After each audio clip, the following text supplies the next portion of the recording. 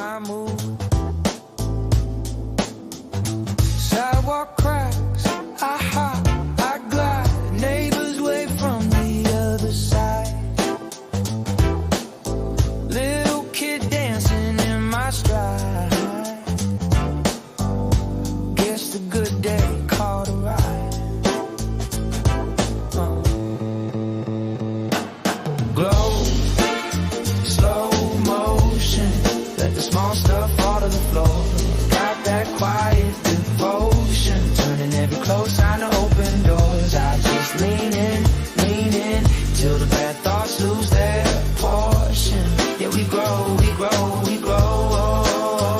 in slow motion. Ooh, in slow motion. Yeah. Miss my train, so I take the next. Read that book I half neglect. Old friend text, you still a mess. I write back less and less. Oh, coffee tastes like first attempts. Sweet mistakes, no accidents. Every scar a tiny lens, making all this color make more sense. Yeah. Glowing, slow motion.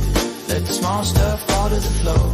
Got that quiet devotion, turning every closed sign to open doors. I just lean in, till the bad thoughts lose their portion. Yeah, we grow, in slow motion. I used to rush through every room, chasing clocks till they chase me too. Now I walk like I got time to lose, and somehow I keep finding you. Yeah. Glow, slow motion. Let the small stuff fall to the floor. Got that quiet devotion, turning every closed sign to open doors. I just lean in, till the bad thoughts lose their portion. Yeah, we grow, in slow motion. We glow in slow motion.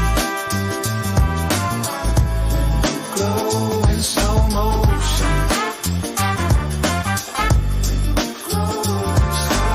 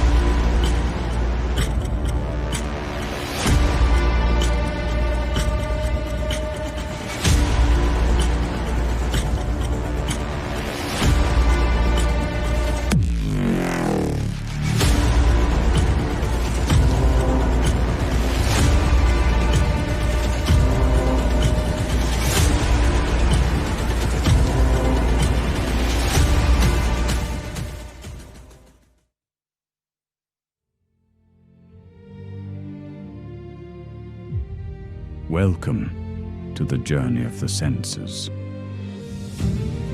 Guided by taste, driven by flavor, a tasteful voyage through innovation.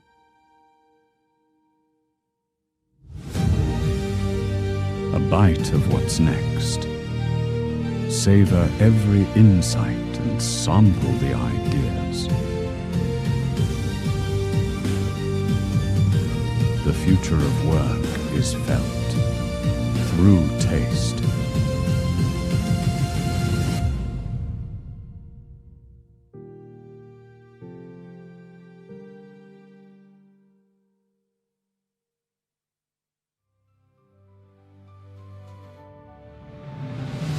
This is how we began.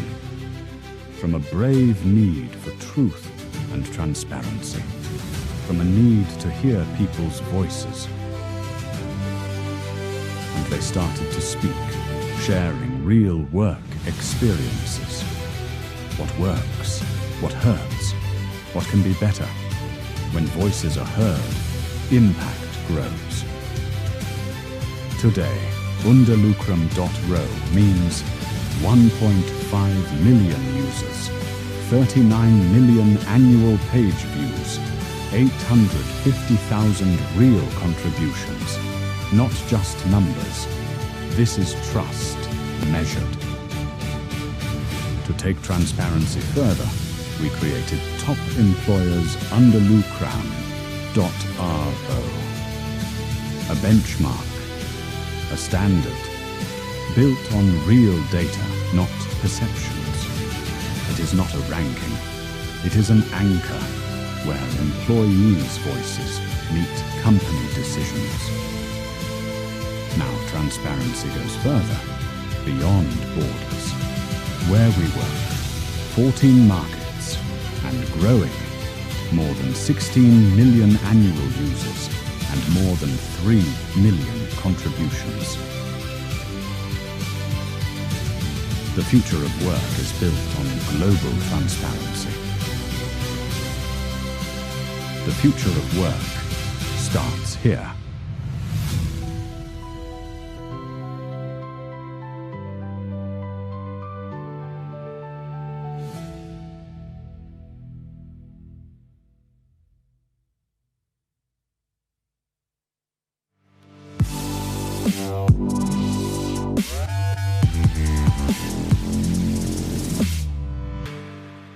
Doamnelor și domnilor, bună dimineața și bine ați venit la conferința Top Angajatori, ediția 2026. Sunt Ioana Matei, sunt jurnalist Business Magazine. Bună dimineața, doamnelor, domnilor, bine v-am regăsit pentru a doua oară. Eu sunt Constantin Opri, jurnalist de televiziune și făceam o glumă mai devreme cu Ioana și ne dădeam seama, zic, să ne dăm seama care este jurnalistul de presă scrisă și care este jurnalistul de televiziune dintre noi doi. Destul de easy to guess, ca să spun așa. Mă bucur să fiu a doua oară și tu ești a treia oară pe scenă. Da, suntem parteneri de mult timp și îmi place să spun că la această conferință pe care o facem unde lucrăm, dăm tonul pieței muncii în anul care abia începe, abia a început. De aceea este foarte important cum ne simțim astăzi și noi sperăm că ne vom simți foarte bine împreună. Ăsta este lucrul cel mai important și de aici încolo, uitându-mă puțin, pentru că noi am trecut de perioada de probă, dacă suntem a doua, a treia oară pe această scenă, am trecut de acea perioadă de evaluare și probă. Deci asta înseamnă că departamentul de HR funcționează exemplar la unde lucrăm. În aceeași ordine de idee aș vrea să văd care sunt cei care participă pentru prima oară la conferința unde lucrăm. Bun. Care Bine sunt ați cei venit. care sunt a doua sau a treia oară? Pentru că voi sunteți de mai mult timp, haideți să aplaudăm și să întâmpinăm cum se cuvine pe noi colegi. The newcomers, welcome! E o zi plină de surprize, o zi care o să vă încânte simțurile, pentru că vom avea un The Journey of Senses total special în această zi. Vor fi foarte multe încercări, competiții, informații noi și premii de cealaltă parte. Îmi place să fiu puțin mai emoțională și să vorbesc despre conceptul acesta al conferinței, care nu este doar despre trenduri din piața muncii, din HR, scriu despre asta aproape zilnic, dar este despre felul în care oamenii se simt. Este de experiența trăită zilnic de oameni la serviciu sau remote, cei care au avut șansa să mai lucreze remote. De aceea, mesajul acestei zile este simplu, puternic, sperăm că îl veți simți cu toții. The future of work is felt. Și așa cum spuneam, agenda zilei este construită între cele 5 simțuri și fiecare moment al zilei o să prindă viață prin cele 5 simțuri și experiențe pe care le oferă partenerii noștri. Primul simț cu care vom defila, să spun așa, este sight, ceea ce vedem în piața muncii cu sprijinul Booking Holdings România. Apoi, nu putem să ignorăm în această epocă în care vorbim despre job hugging, touch, ceea ce recunoaștem și ceea ce simțim, grija și recunoașterea se simt cu ajutorul Kaufland România. Și hear, unde vocile brandurilor și ale oamenilor sunt mai auzite cu ajutorul Radio Guerilla. Și smell, amprenta emoțională, o vom simți cu ajutorul Nespresso. Și experiența senzorială taste, experiență completă cu sprijinul Delicatera și Premier Catering. Bineînțeles, toate aceste simțuri nu ar putea fi experimentate fără sprijinul partenerilor care fac posibil acest eveniment: Plaxi, Master of Senses, LinkedIn, Computer Center, Lidl România, Provident Financial România, Schneider Electric, dar avem și foarte mulți engagement partners care vor simți alături de noi. Interviews Up, Navada Sweet Shop, Tohani România, Hype World Class, Team Up, iBest, MEL, RS Site, Marci Noosfera și cei de la Blue și, desigur, partenerii noștri media cu sprijinul Ziarul Financiar, Business Magazine și, de cealaltă parte, cum spuneam, ne auzim și în mașini și peste tot în toată țara cu sprijinul Radio Guerilla, unde binii învinge.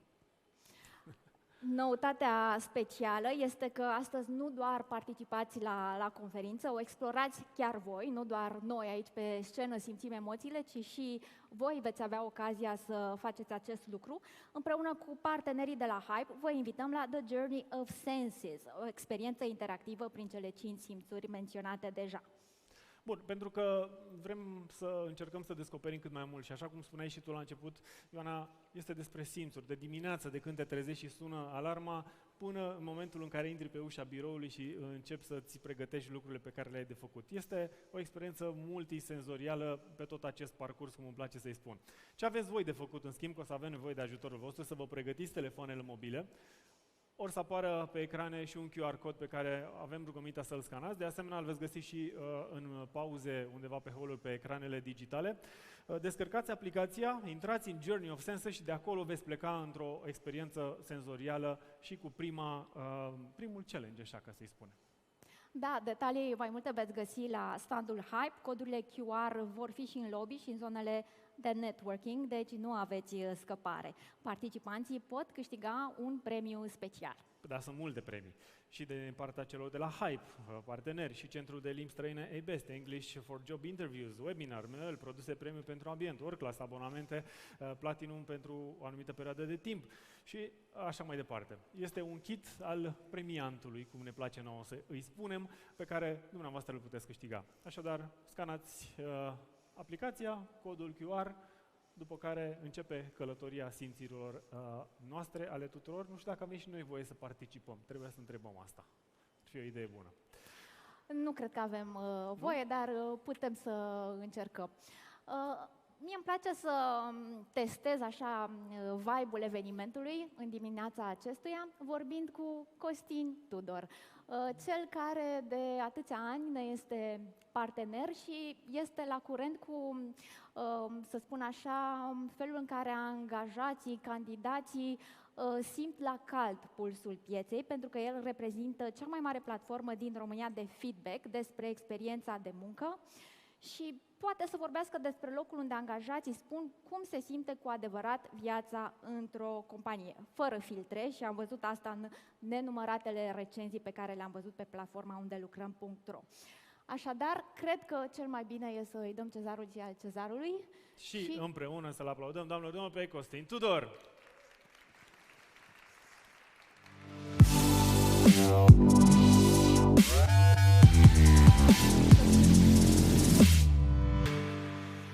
Costin, toată scena e a ta. Mulțumesc frumos. Mulțumim. Am cumva și un clicker la voi.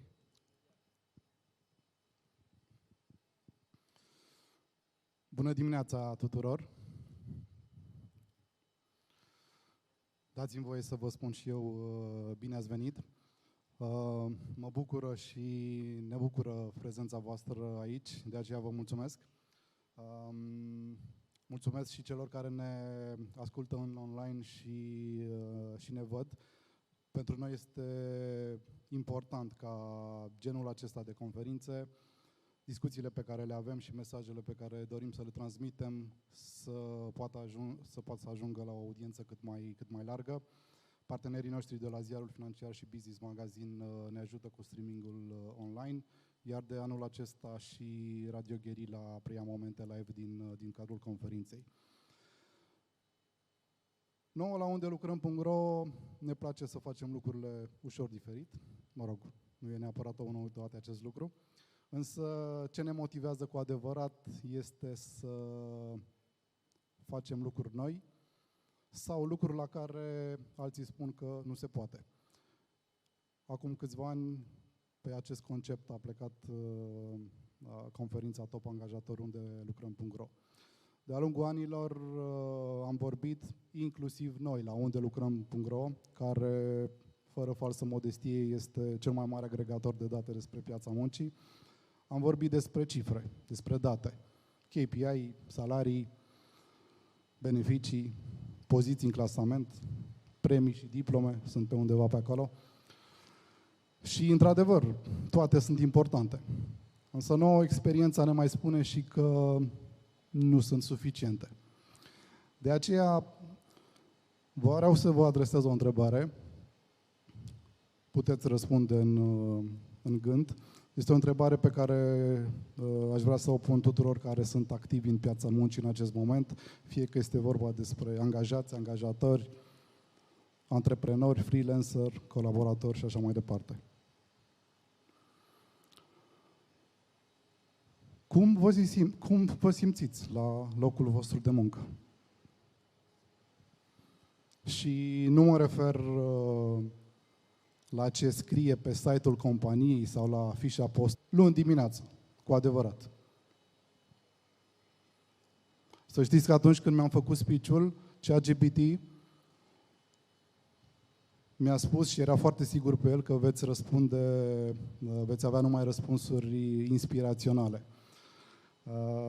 Să știți că eu știu și simt. Câteodată avem zile bune, câteodată sunt zile mai dificile și este normal să fie acest lucru. Pentru că în 2026 nu este doar despre ce faci, este despre cum simți ceea ce faci. Și de aici a plecat conceptul nostru pentru conferința de anul acesta, și anume The future of work is felt. Viitorul muncii se simte. Pentru că noi credem cu tărie că viitorul muncii nu stă doar în strategii, stă în discuțiile cu managerul direct, stă în interviuri, el se simte în zilele bune și mai ales în cele mai puțin bune sau dificile. De aceea mesajul meu este unul simplu: experience the future of work.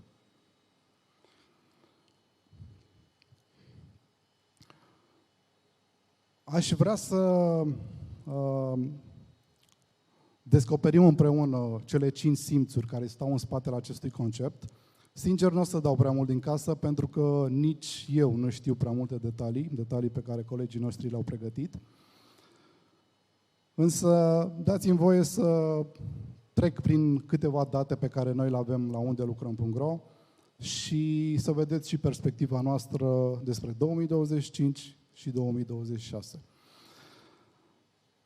În 2025, Undelucram.Ro a crescut în trafic, în număr de utilizatori, avem peste 1,5 milioane de utilizatori înregistrați, a crescut în număr de afișări pe site, undeva la 20%, ceea ce înseamnă că nevoia de informare este din ce în ce mai mare, a crescut în număr de contribuții, fie că vorbim despre recenzii, salarii sau feedback în cadrul interviurilor.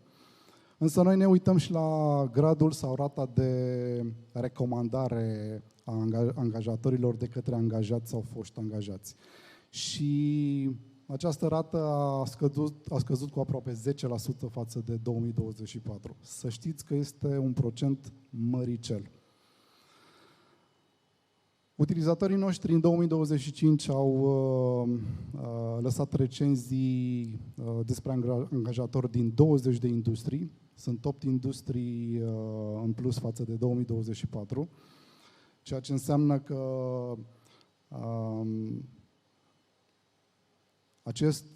această creștere înseamnă, din punctul meu de vedere, că experiența de muncă nu mai este doar o temă de nișă. Este o realitate care afectează toate industriile.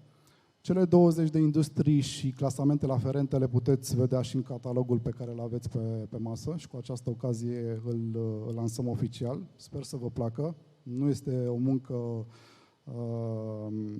tocmai ușoară a colegilor și vreau să le mulțumesc și sunt mândru de ce a ieșit. Dacă ne uităm la cel mai des folosite fraze pe care utilizatorii le-au lăsat în recenzii în 2025, o să vedem un paradox interesant, aș spune eu, și anume cam aceleași fraze se regăsesc și la pro și la contra. Salarii, beneficii, program flexibil, muncă remote și așa mai departe. Cred eu că diferențiatorul nu mai este ce există, ci cum trăiești aceste lucruri. Că vorbim de management, de volumul de muncă, de lipsa de comunicare, aceste lucruri s-ar putea să nu mai fie doar probleme operaționale, ci probleme de experiență umană. Dacă ne uităm la experiența din cadrul interviurilor, să știți că percepția pozitivă, din păcate, a scăzut, iar cea negativă a crescut, ceea ce înseamnă, din punctul meu de vedere, să știți că pentru mulți oameni interviul este prima zi de lucru. Și cred că trebuie să fim foarte atenți la acest lucru. Am și niște date pe care sunt sigur că le veți îmbrățișa într-o oarecare măsură. Evident, date agregate, salariul unui HR în România, că vorbim de un junior, că vorbim de o poziție foarte înaltă. Sunt date, evident, pe care noi le putem agrega și duce într-o granularitate mult mai mare. Însă, ce aș vrea cumva să rămână aici, aveți grijă pentru că urmează această transparență salarială pe care trebuie să o implementăm, să nu avem un minim și un maxim cum este pe ecran, că s-ar putea să nu ne spună nimic. Bun, dacă ne uităm la ce își doresc angajații pentru 2026 și cumva în perspectivă să calibrați strategiile voastre cu dorințele candidaților și angajaților, evident, lesne doresc un salariu mai mare, undeva la 80%. Eu aș adăuga și stabilitatea, mai ales în contextul trendului actual de job hugging. Dar mai departe, programul flexibil, avansarea în carieră și proiectele motivante, care, apropo, țin de zona educațională și insist să continuați să o faceți, chiar dacă au un procentaj mic în ceea ce privește dorințele lor. Acum am vorbit despre date, am vorbit despre ce își doresc angajații, ce spun, însă să știți că în 2025, care a fost un an interesant, să spun așa, puteți auzi și pe la alte conferințe și sunt sigur că vor fi dezbătute în detaliu, inclusiv aici, experiențele pe care cu toții le-am avut în 2025. Să știți că au fost și sunt companii care chiar și atunci când nu se poate sau nu au bugete, au dat din coate și le veți vedea aici pe scenă, le veți vedea inclusiv în prezentări, paneluri și chiar premii și evident în catalog. Pentru că, din punctul meu de vedere, experiențele pe care voi le veți crea astăzi vor fi recenziile de mâine. Și aș vrea, pentru că suntem în preajma zilei de Valentine's Day, să spun că datele pe care le avem și cu empatia de care putem dovadă pot fi un matching foarte interesant. Vreau să dau un pic din casă. Suntem pe punctul de a lansa un nou produs, un produs care personalizează date pe fiecare companie, fiecare industrie, fiecare rol și le puteți interpreta inclusiv în zona de sentiment, inclusiv în zona de simț despre care vom vorbi astăzi. Am început prin a vă întreba cum se simte locul vostru de muncă. Aș dori să vă întreb de asemenea, la final, și de asemenea, evident, vă puteți răspunde în gând, cum se simte munca pentru oamenii voștri. Și eu vă mulțumesc. Sunt sigur că veți avea parte de o experiență, spun eu, unică, cel puțin în România. Aș vrea să fac un pic o schimbare în engleză pentru a introduce următorul speaker pe scenă. So, if you allow me, I would like to introduce Gabor Olaios, who is Country Managing Director for Plaxi, Romania and Bulgaria. Plaxi is once again with us, and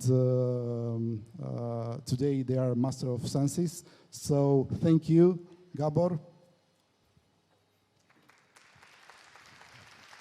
Thank you, Costin. Master of Senses. Yes. No one called me so far Master of Senses. So thank you for the invitation, and we are happy to be here the fourth time in a row. Second for me on the stage. And it's always pleasant to see so many HR professionals interested in improving practices, improving the performance of the organization, and therefore the life of, and also the life of the individuals. Today's topic, work and senses, I think it resonates very well with everything we experience. If I talk about myself, my senses are super full, considering the last year events. If you think of what happens around us just in our country, right? Inflation, rising taxes, jobs moving abroad. If visited recently Timișoara, and 3 companies are seen moved jobs outside of Romania, right? And it affects us greatly. And then we don't talk about the change of technology. Plus, if you look outside, we hear that Europe is actually on the menu for the big powers. Then is AI taking our jobs? Someone told me last week that in 3 years, 60% of jobs are going to be gone. So thinking myself, is my job will be gone in 3 years? Laura is here, she says, no, I'm fine. So, okay, but it affects us, right? And affects our emotions, affects how we respond to the daily challenges. Our decisions are driven by emotions, but also these emotions drive our rationales. And then, when it comes to rationalization, at Plaxi, we try to, help through our thought leadership initiative to give you some insights. So how your employees think, what are the trends on the market? Maybe a year and a half ago, we shared our study on 4 generations at work, right? So this is the first time when the baby boomers and the Gen Z are together. And we, discovered or explored what are their expectations, how do they like to be led, what do they expect from an employer. Then in this very stage, I think in the very same spot, we welcomed Matt, who shared the results of the happiness barometer. And if you remember, the Romanian employees, and we collected 11,000 data points, claimed that on a scale of 10, their happiness and engagement stands at 7.2, which is, I think, is a great result. But half of them would not recommend their employer, which is quite alarming. Then we moved to resilience. It was 1 year ago, let's say, when even the situation was much calmer than today. And we can claim that, and we found that most employees, they like and love their employers, but they still would not recommend to a friend. So it's some job needs to be done. Then we offer you tools. We offer, as I mentioned, the happiness index, so you can get a diagnosis, what's going on within your organization. Recently, we acquired a multi-benefit platform. So if you have some challenges on the compensation and benefits, we can also help you with that. Then we have our core benefits, which has been on service for almost 30 years in Romania. And also we offer a cashback solution, which in an inflation environment helps you to increase the purchasing power of your employees. So we have many to offer, but we wouldn't be true to ourselves if we had not tested this on ourselves. And yes, we do engagement polls every second week in our organization, and we try to see what's going on. It's just a temperature. Then we offer flexible benefit for our employees, and apart from the fixed benefits we offer. And then we offer a work-from-home policy. We have very solid HR procedures. We pay attention how the peer-to-peer relationships occur within our company, how employees see the leadership. Do we communicate well enough about the strategic goals? And the interesting thing is that as a result of this, I can share with you that we got certified the 3rd time in a row as best place to work. And what is unique this year is that we got the 1st place in Romania as best place to work and 3rd in Europe. So I believe we have the credibility through these results that we can help you and guide you on this journey. So as I mentioned, this combination of experience, know-how, and credible results will make us to be a good partner. And if I talk about know-how, I would like to share with you the latest study we conducted, and it was conducted by Pluxee Group, the new rules of engagement, which had been run in 10 countries, and we created a great comparison. And who would be more suitable to present this for you than the Chief Human Resources Officer of Pluxee Group, Laure Porageau, who came from Paris to share the insights of our latest study. And this is not your first time, Laure. This is your 3rd time, we calculated. So you're quite a frequent traveler to Romania. So happy to welcome you on stage. And please share the insights. Thank you. Thank you. Bună dimineața. And that's all. I'm sorry. Hi, everyone. Hi, dear HR colleagues. I really want to insist about the fact that we are all HR colleagues. I am an HR person, so that's why I have notes, because I'm not a professional speaker. But I am an HR person at Pluxee, and Pluxee is talking to HR, so that's why I will talk to you today. And I'm very lucky also to be an HR leader at Pluxee, because I'm leading an amazing people team. Just remember, Pluxee Romania, 1st best place to work, and 3rd best place to work best place to work in Europe. So really, congratulations, you rock, guys.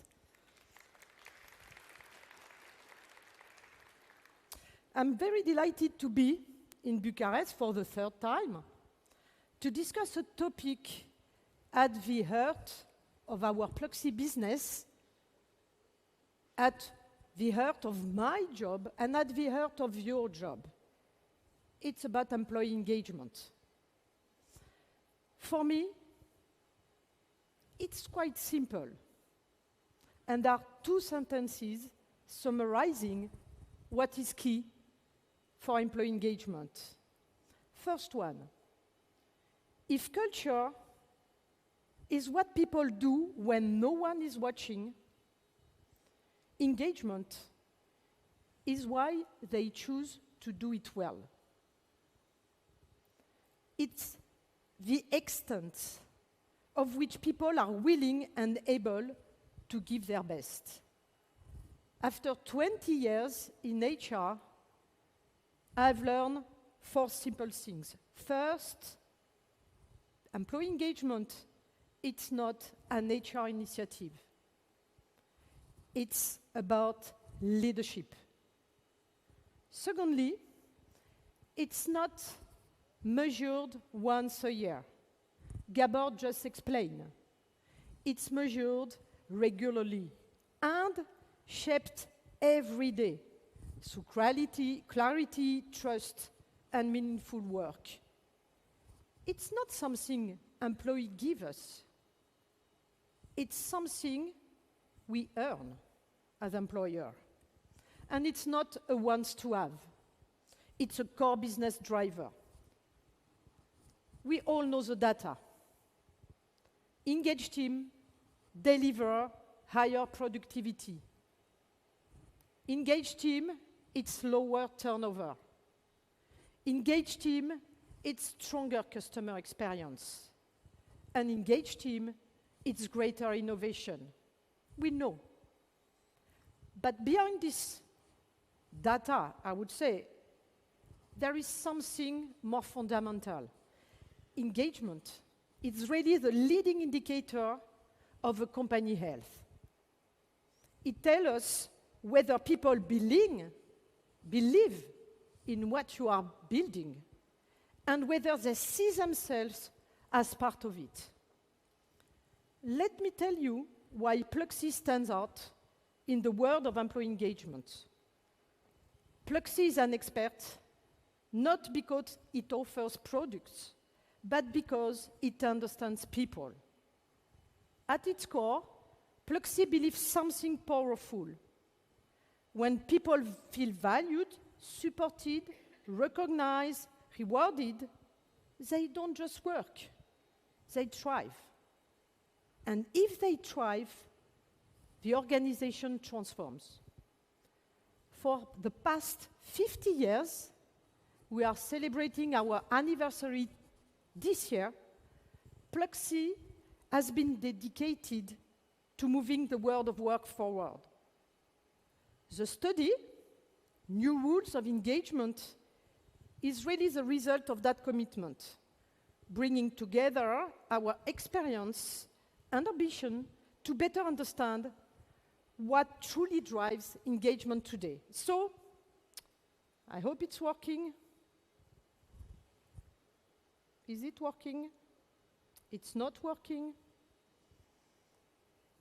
Yes, here we are. I hope I did not move too far, but I think it's good. Let's see what the study is about. Pluxee conducted this survey mid-2025 to explore employee experience and expectation at work and beyond the office. I did focus in my introduction about employee engagement, but the interest of this survey is that we consider engagement for individuals also. Not only their role in the company, but also how do they engage as citizens and members of society.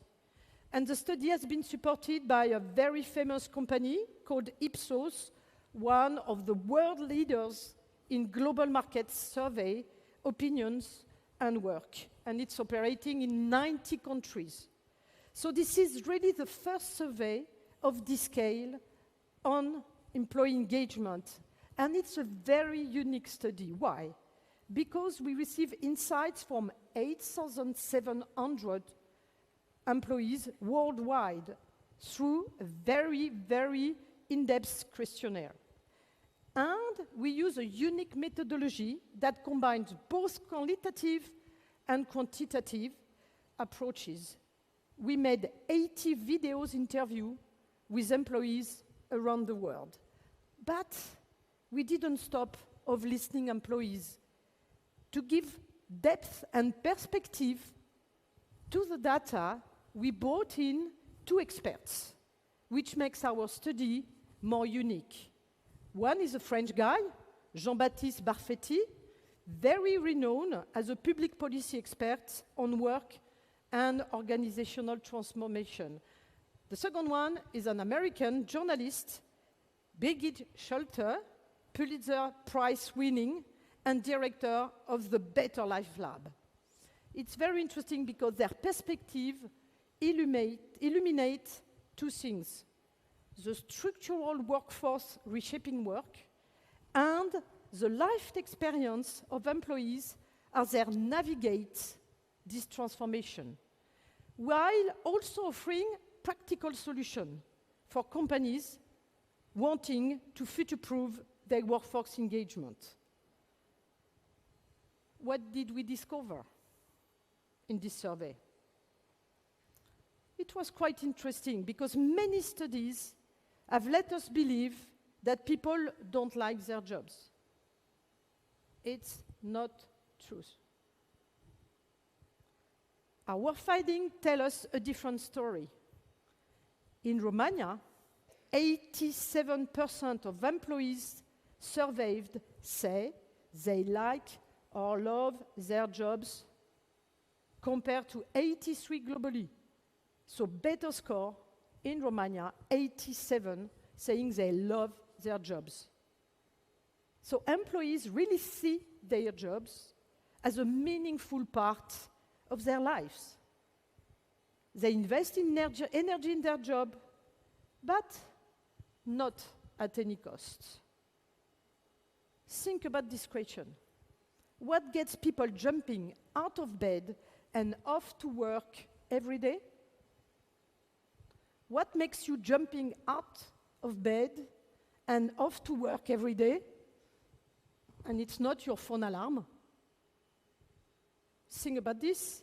Over half of the people we interviewed are motivated by either their role or the place where they work, not just the security of the paycheck. However, their affinity with their company goes deeper, involving an emotional aspect too. When asked to describe how they feel about their organization, a remarkable 83% use words like love or like.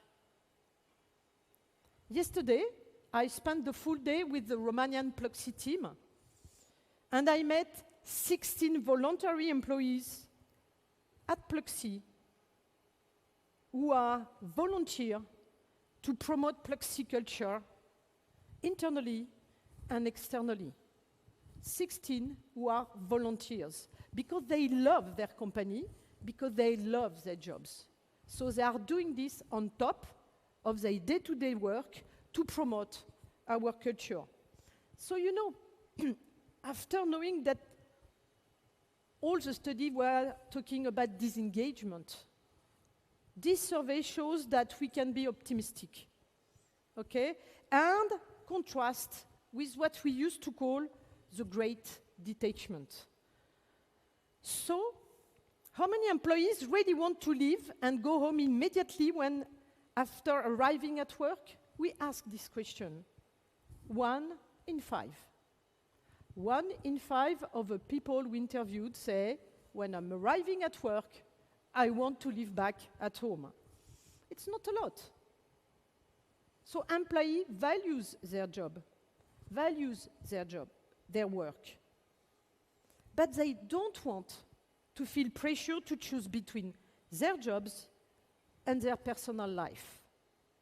A vast majority of them, 71%, say work is essential, but not the sole focus of their existence. And this is mainly the opinion championed by young people. You know, the Gen Z, 28, 24-year-olds. So it's challenging, the common belief that this generation is disengaged at work. They are engaged, but they don't want their job to be the sole focus in their life. One of our experts, Jean-Baptiste Barfetti, said, employees cannot divide their life into two separate parts. They seek to blend various aspects of their life into a unified whole. I will tell you a story, a personal and professional one. I joined Pluxee 6.5 years ago, and I did it after, I can say, a pause in my career, where I was very engaged in the communities. I was teaching French to refugees in Paris. I was at the board of a cartooning association, a famous one. I was managing my own foundation for creating entertainment shows, and as a board of a theater. It was a lot of activities. And when I joined this company, I was clear, and I did negotiate with my employer at this time, it was Pluxee. I need time to follow up on my community engagements. So I negotiated 10 days without salary for me to be able to not work, but to engage in my community's activities. And it was okay. The company said, yes, Laure, because what you are doing, it's part of you. And if you are engaged this way, you will be engaged at work too. So the true challenging for us, it's not balancing work and life, but finding synergies between both work and life. Employees clearly see work as a meaningful part of their life, but the ways in which they choose to commit are changing. Currently, employees are on their own when it comes to currently balancing their priorities. For the moment, there is no techno you can use to find the right way to balance between your personal and professional life. And this influences their levels of engagement, professional or not. Our study confirms that there are many different types of engagement. This can mean, for example, extreme engagement, putting in as much effort as possible. In the survey, 46 people we interviewed are extreme engaged. When you say that you are doing what is expected from you and setting boundaries when necessary, it's what we call measured engagement. And it's about globally 34% of the people we interviewed who are measured engaged. In Romania, it's 35, very close. 34% globally measured engagement, 35 in Romania. So while people are engaged, they also want to save energy and time for life outside the office. The feeling that work is essential, but not all that matters in life, is consistent across age groups and countries. Jean-Baptiste Barfetti points out that our research, the study I'm presenting, is among the first one to highlight this concept of measured engagement. So it means that people are engaged, but they want to be able to balance their life. And this is consistent across all employees and generation. So what does it mean? It means that regardless you are 18, 24, over 50, living in US, in France, in Romania, you're just as likely to meet your boss's expectations while also controlling your level of efforts. It means that you can be ultra engaged at work and climbing the career ladder without letting your children, your kids, down. So measure engagements intentionally emphasizes the mismatch of the traditional one-size-fits-all approach to commitment. In today's workplaces, each employee's journey is unique and personal as their life. However, engagement is shaped by life stage, personal priorities, and community involvement.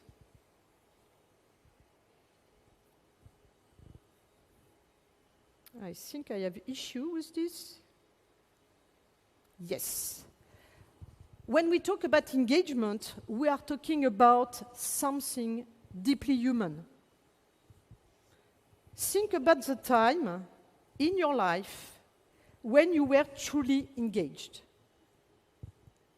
Maybe it was a project that lit you up. Maybe a team that made you feel unstoppable. A cause that stirred something in you. But in those moments, you were not counting hours. You were not waiting for permission. You were driven by meaning, purpose, connection. Yesterday, and I met him several times, I spent time with Romain. Okay, he's a Pluxee Romania employee, and he joined the company a few years ago with a background of marketing and event organization. And this guy was fully passionate by CSR and sustainability. And today, he is our manager at Pluxee Romania for CSR and sustainability. So we find a way to combine his personal commitments with his role in the company, and he's doing an amazing job. For example, he's managing a project called XGrow, supporting SMB, small companies, to develop themselves in Romania. He's also leading a project called Culinary Horizon to train 20 young people coming from very difficult situations to learn how to cook, to become chef. So the real question is not how to get people to engage, but it's how to create spaces where people feel alive, connected, and inspired. And that's where is the real change. Engagement is as individual as we are. Our research allowed us to identify 8 distinct engagement profiles. We call them shades of engagement, reflecting the different ways people engage at work over the course of their careers. These profiles are shaped by 2 key factors. The first factor is about how individuals balance between the importance of work and the importance in their life, and whether their focus is primarily personal or collective. So employees adapt their engagement based on these 2 priorities. They commit to either their work and, when possible, engage in social or communities causes. Example, volunteering, politics, sports, whatever. Commitment outside the workplace varies significantly between the countries. Globally, in our survey, 17% of employees report being actively involved in their community. It's just 10% in Romania. It's the lower score in all the countries we survey. I like a lot this sentence in our survey from Jean-Baptiste Barthéfi. He said, "Our analysis paints a picture of employees who fluctuate depending on their stage of life and priorities. They commit to their work while setting boundaries. The work boundaries is key. They dedicate time to social cause when they can, and conversely, they recharge their batteries within their close cycle, but also through their work and social community when they feel the need. As a result, commitment outside the company varies greatly. 26% of employees are not committed, 17 are actively committed, and 25 are committed when they can be. At Pluxee, we decided to give time and to propose activities to our employees to show them that they can be committed outside the work they are doing every day. So we offer a day per year where they can do externally and do their commitments in the communities, but we also propose activities like small acts for goodness, where we are collecting some gifts for people who won't have gifts at Christmas. We have also an event called Servaton we are managing globally. At Servaton, we collect food, for example, for people who have issues to find food by themselves. So we have the opportunity in a company to organize such activities to support, I would say, engagement outside the day-to-day work. So commitment is not seen as a permanent community duty, but an option that can be activated depending on the circumstances.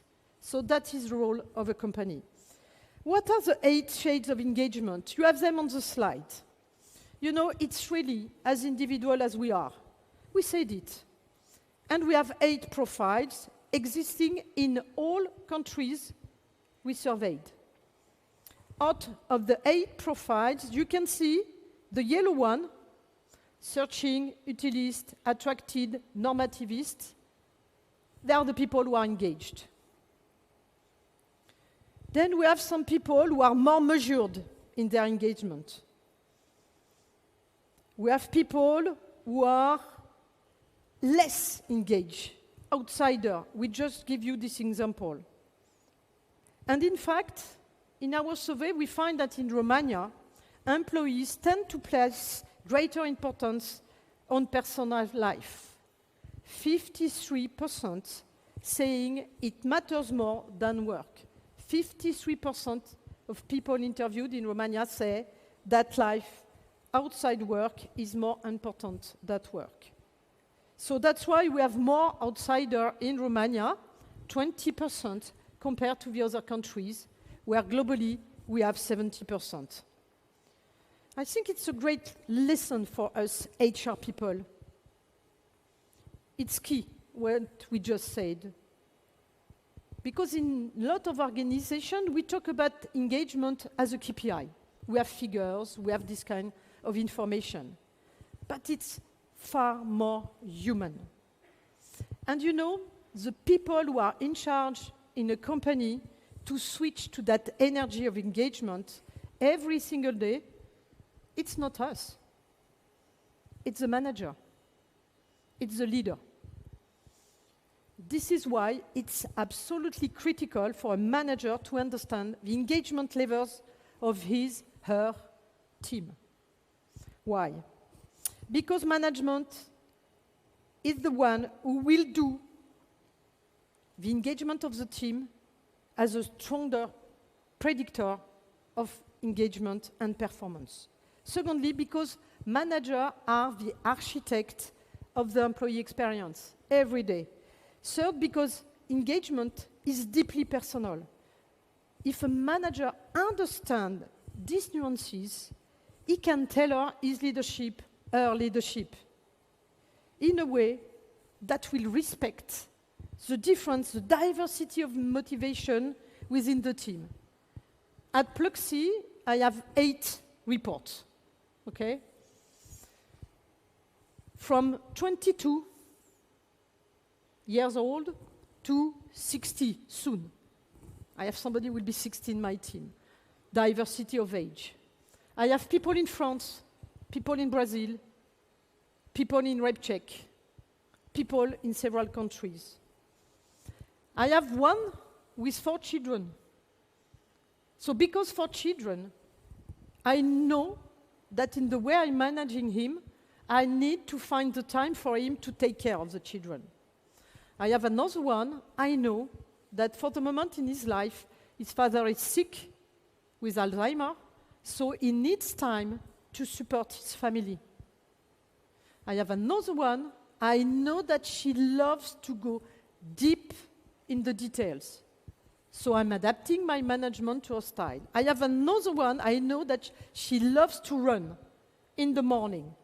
So I know that this is key for her, and that's why also I adapt my management to her. And I can give you many, many examples of the way we have, if we want to manage our team, to think about the diversity of this team.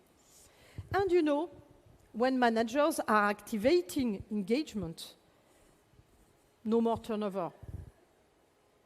We protect the company knowledge with no more turnover. And engagement is contagious. If a manager is engaged, he will create engaged team. If a manager is not engaged, he will have not engaged team. So, as HR, we have a clear role. We HR must equip managers, must equip the business, the company, with the insight, the tools, and the confidence to understand what truly drives their people.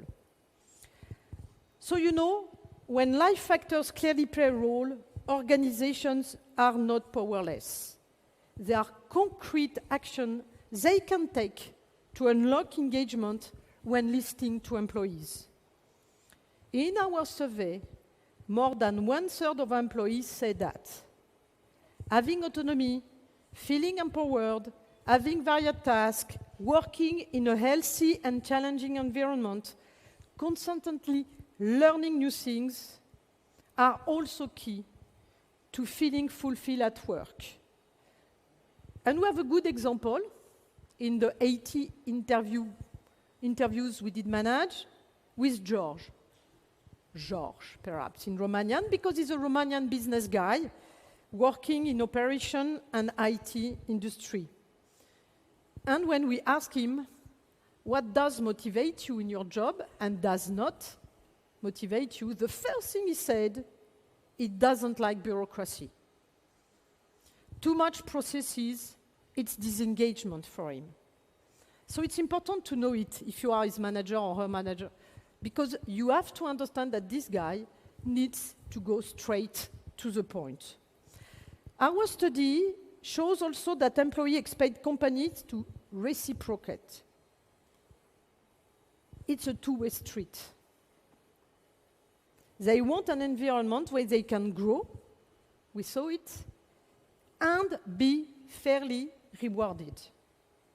When asked what makes a company most attractive, respondents first point to good salaries, with employees' benefits emerging as the second key drivers. So first, good salaries, and then great benefits. This doesn't mean that reward is the driver of engagement, but it's surely the first one for attractiveness. 41% of Romanian people we did interview rank benefits that fit my needs as a top driver of company attractiveness compared to 36 globally.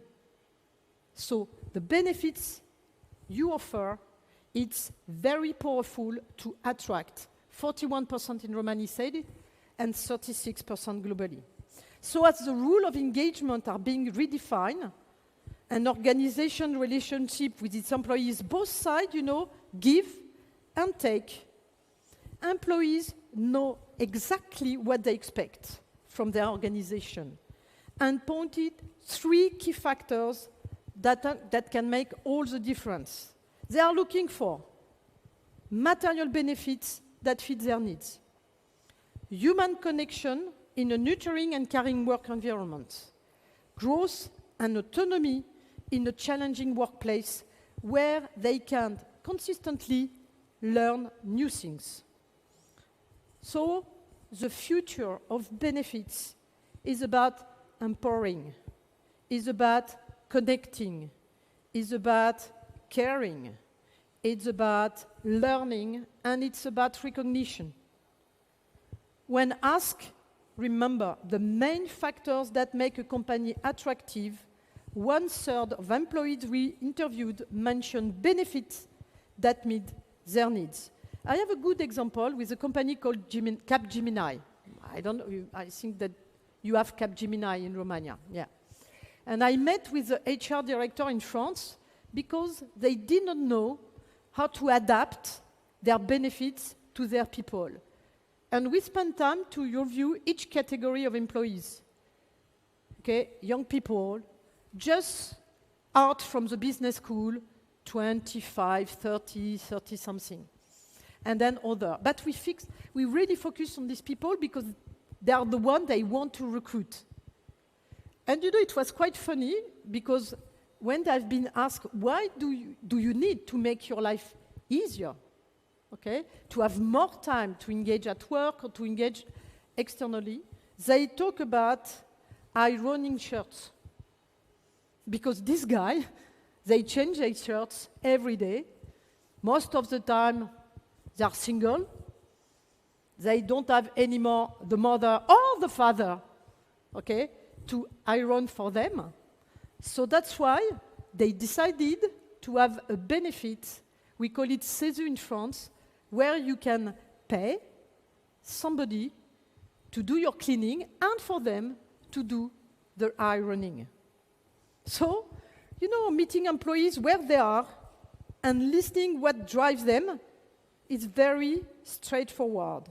A very straightforward way for company to unleash employees' full potential. I'd like to leave you with one final thought. We spoke today about individual engagement. The savvy employers no longer impose a catch-all solution, but instead adapt. Adaptation to individual needs is key. Both our experts, Birgit Schulte and Jean-Baptiste Bartefli, use the same term to describe this blueprint: a crucible where potentials, personality, and trajectories converge. Forward-thinking employers know that engagement is not forced, but rather promoted. By offering personalized experiences, they enable employees to define their own purpose and fulfill their personal journey. You know, an exploration of employee engagement would not be complete without a brief word on purpose, one of the main reasons many of us see work as meaningful. You know, traditionally, employees find a purpose when companies invest significantly time and effort in creating collective purpose that go beyond slogans. This sense of purpose is very key because it influences employees. Why do they choose to work in this company? A quarter of workers cited ambition and purpose as a key factor, making companies appealing. However, our research shows that people are also motivated by connecting their work to personal growth and meaning. I will tell you a secret because we use it only internally. This is the Pluxee culture. We call it life at Pluxee. I think that the word life is important. And we build it in the mindset that it's not something alone. We build it as a starting point for employees to be able to explore their own path, their own way to be free in this culture. That's why we have 4 pillars. The first one is that we are passionate about employee experience. The second one is the fact that we have a beating heart for our community. The third one is that we are looking the world of work forward. We are always making a way to think about the world of work forward. And the fourth one is about global performance. So this is really the way we build it as a starting point for employees to be able to explore their own way in our culture. So I talked with you about, and now I need the sound. We don't have it? Because I spent, I think, 20 minutes to talk. There are a video of 1 minute who can summarize, but the sound is not working. It's just confirming the figures I showed you. But if you want to have more time, if you want to spend, I don't know, 1 hour perhaps, to review our survey, don't hesitate and scan. Can we go back? Because we have the QR code to access. I don't know if we can come back to the previous slide, please. And if you can't scan the QR code, you can do it now if you want. You will find, no, don't take a picture of me, scan, please. And you will find the amazing Pluxee team on its stand just after the door. So thank you. Thank you for joining us today.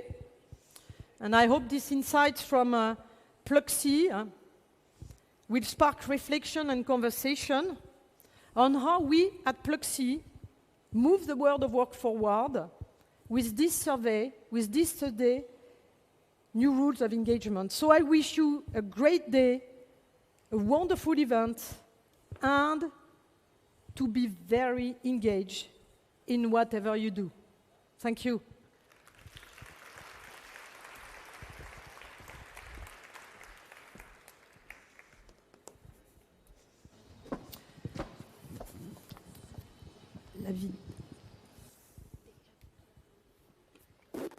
Our senses guide us. We touch and we taste. We see and we hear. We take in the scent of life and know more and more every day. Because we feel everything.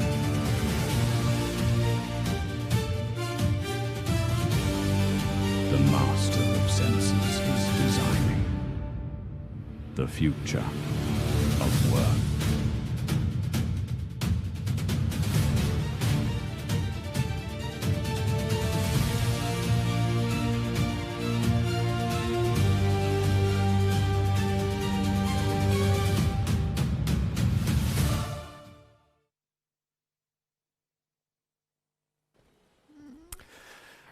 Well, mersi Laure, mersi Pluxee. Doamnelor, domnilor, lucrurile stau cam așa. Înainte de a-l introduce pe următorul invitat, mă gândesc câți dintre voi, cei din sală, v-ați făcut update la profilele de LinkedIn în ultimele 30 de zile, să zicem. Dar în ultimele 6 luni sunt ceva oameni. The Digital Era, o eră digitală în care trăim cu toții, în care nu mai este doar, să spunem, o necesitate ocazională, ne reprezintă peste tot. Era digitală, imaginea digitală a fiecărei persoane, care este într-o continuă schimbare. Stăm pe LinkedIn și știți acele momente în care intri 2 minute pe LinkedIn, dai un scroll timp de 40 de minute, pleci de acolo cu 4 idei de business, te vezi deja antreprenor și ai și o mică criză existențială, așa că nu știi exact care sunt direcțiile în viață, dar sunt răspunsuri, pentru că sunt oamenii perfecți care dau răspunsurile de care noi avem nevoie, a ceea ce se întâmplă în acest moment, cel puțin cu LinkedIn. Și în aplauzele dumneavoastră vreau să invit pe David Whelan. Hi again, welcome, pleasure to see you. Bună dimineața! Bună dimineața! Bună dimineața! That is all the words I know in Romanian, so please give me a round of applause. It's so wonderful to be back here in Romania. Thank you, Costin, for the invite. My second time here, so I'm very, very grateful to meet you all again. Great presentation from all the team in Pluxee. I love that theme around autonomy and growth. Now, my conversation with all of you today, I must admit, I am excited and nervous. Excited because I'm back in Romania. I love the food. I'm a real foodie. Hands up, who likes food? I like hands up. I like hands up. There's going to be a conversation here. But I'm also nervous because I don't know everyone here. So let's start there. So my name is David. I can't ask everyone. Hope to meet you afterwards. But I want to get to know everyone. So let's make this interactive. Give me some energy. Hands up, who's had your coffee this morning? Okay, good. Hands up, who needs more coffee? Okay, so I need to raise the energy. That's what I'm hearing. Hands up, who here works in hiring, in recruitment? Okay, very good. These ladies, hands up. Yeah, I'm definitely 2 hands. Okay, I like it. Hands up, who's in maybe employer branding? 2 hands up here. This lady's very keen. Okay. Hands up, who's here in learning and development? Okay, great. So we're getting to know each other. Now, can you guess where I am from my accent? Now, I'll give you a clue. I'm not Romanian. So I want some interaction here, folks. You've had your coffee. Moldovan. Who said Moldovan? This table here. Where am I from? Oh, UK. No. USA. No. Maybe I'm speaking too fast. So I'm from Dublin in Ireland. I'm Irish. And I'm really excited to be here because I'm very passionate about hiring, learning development, and actually employer branding. I actually packed my bag from Dublin, Ireland on Tuesday. Caught that flight, that famous Ryanair flight. You know where you have to pack your bag to fit in the, nodding heads. I like the nodding heads. And, nothing fits in the bag, but you're in a rush. The taxi's outside. And my little boy, he's like, where are you going today, son? And I said, well, actually, I'm going to Romania. And he said, oh, where's that? Now, he's only like 7 years of age, okay? Not great at geography. But he asked me, what are you doing there? Sometimes it can be quite complicated to explain to a small child what you do. AI, social media, recruitment. It can be difficult. But in a moment of brilliance, just before I jumped in that taxi, I said, well, I'm going to meet some people just like me who help recruit and hire and develop people. And you know what he said? He said, that sounds cool. Now, for any parents in the room, being called cool by your children is about as good as it gets. I see a thumbs up here. Lots of interaction from this table. Costin, this is a special table over here. I love my job. I love all the themes from Pluxee. But my conversation today is really going to be about 3 things. Number 1, I'm going to share some data and insights from our platform about what's happening in talent in Romania and globally. The second thing I'm going to talk about is how companies are evolving in this new age of AI in the short, medium, and long term. And then I'm going to finish our conversation focusing on what you as leaders can do to navigate in this new world of work. So, are we ready? I need to hear some energy. Are we ready? Okay, let's get started. Now, show of hands, who's on LinkedIn? Who has a profile? Okay, very good. So I'm going to do a bit of a fun icebreaker and maybe look at people who are not in the professional space, who do not work in HR. And I'm going to ask you a question. Do you think they're on LinkedIn? How many football coaches in Romania are on LinkedIn? Do you think there's any? This man is shaking his head. Well, the good news is there is. There's 176. Now, I'm a big foodie, so let's look at this. How many Kozanac bakers are there on LinkedIn? How many do you think?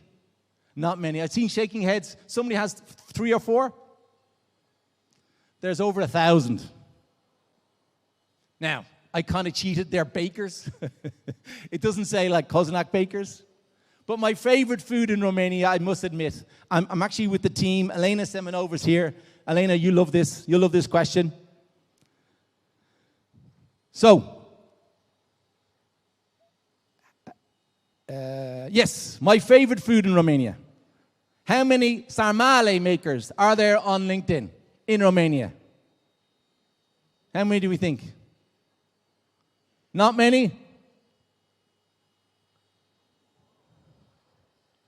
Now, I kind of cheated a little bit. It's more like chefs, cooks, but we're all on LinkedIn.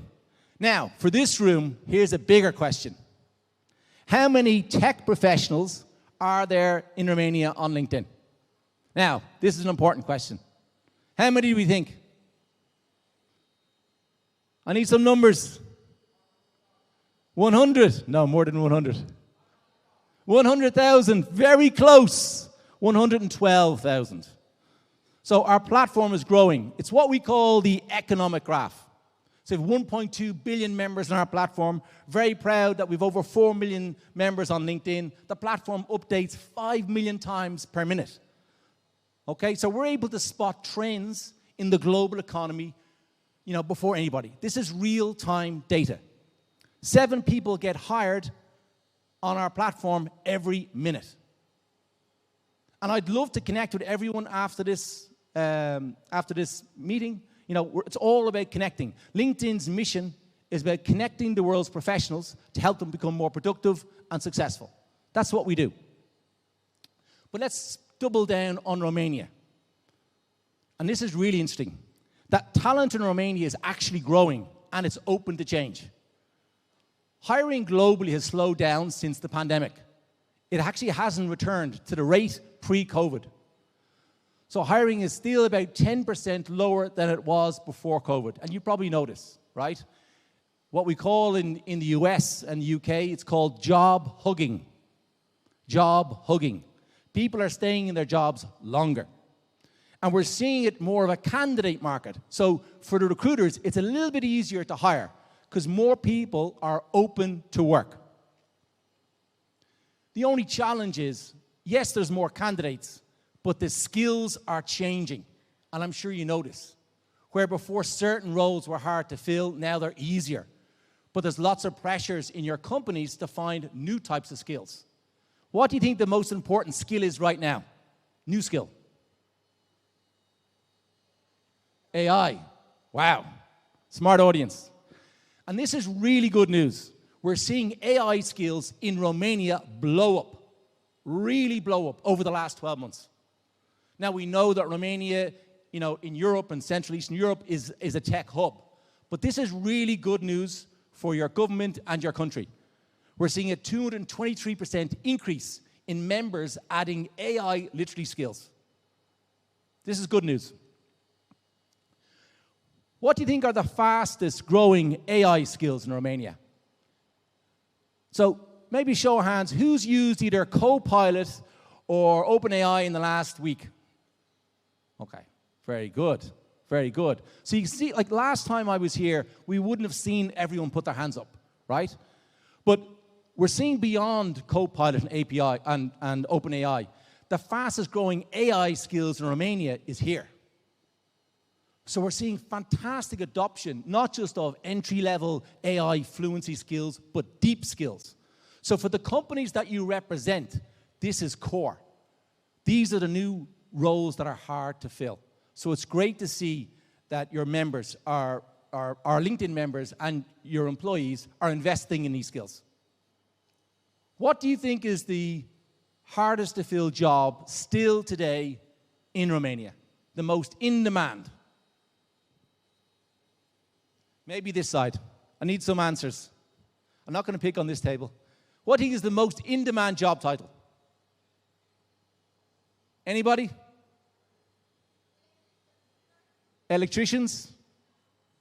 Yeah? Anything else? This is the list. So according to our data, the most in-demand members on our platform have these jobs. And we measure this by the number of in-mails that they receive and how targeted they are. So it's all about, in demand, low supply. So these are the most important roles. So software engineer, same as last year, is still the most in demand. So the big theme in all of this, when you look at talent trends in Romania or globally, it's all about AI. AI is at the center of everything. And according to our research, 84% of HR leaders, people like yourself, are saying that it's essential that they build these skills in their organization for the success of their company over the next 5 years. So this is the opportunity. But there's a big challenge. Do you know what the challenge is? Even though everyone's very excited about AI, they're not ready. So 3 in 4 CHROs say their organizations are not prepared for AI. 61% admit they need help implementing it effectively. So AI is both a challenge and an opportunity. So let me close off on the big topics for 2026 for HR leaders. Number 1, how do we bring in AI to how we hire? 2, how do we build skills in our organization for the future world of work? How do we upscale our leaders? How do we showcase our brand? And how do we think about how jobs get done?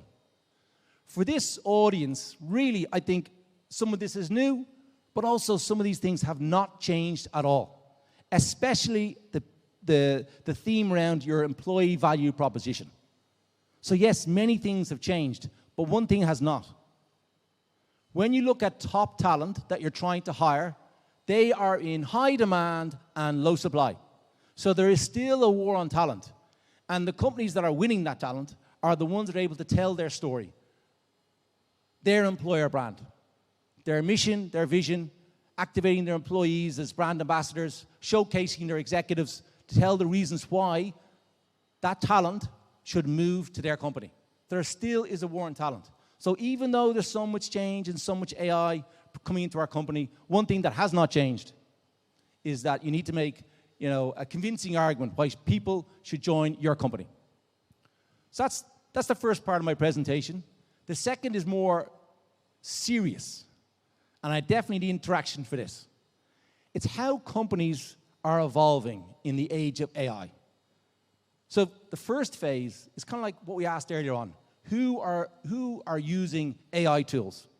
So every employee has an AI assistant that helps them work better and faster. Who's in phase 1? See a couple of hands, right? I'm not sure if, I might be using Copilot, that's fine, but am I really, really in phase 1? Probably not. Phase 2, AI as a digital colleague. It's like a personal assistant. Phase 3, I'm basically an agent boss. So I manage employees and I manage agents. So this is how the world is evolving in the short, the medium, and the long term. Let's double down on phase 1. So basically, AI assisting humans. So show of hands, who's in recruitment again? Show of hands, who's in recruitment? Okay.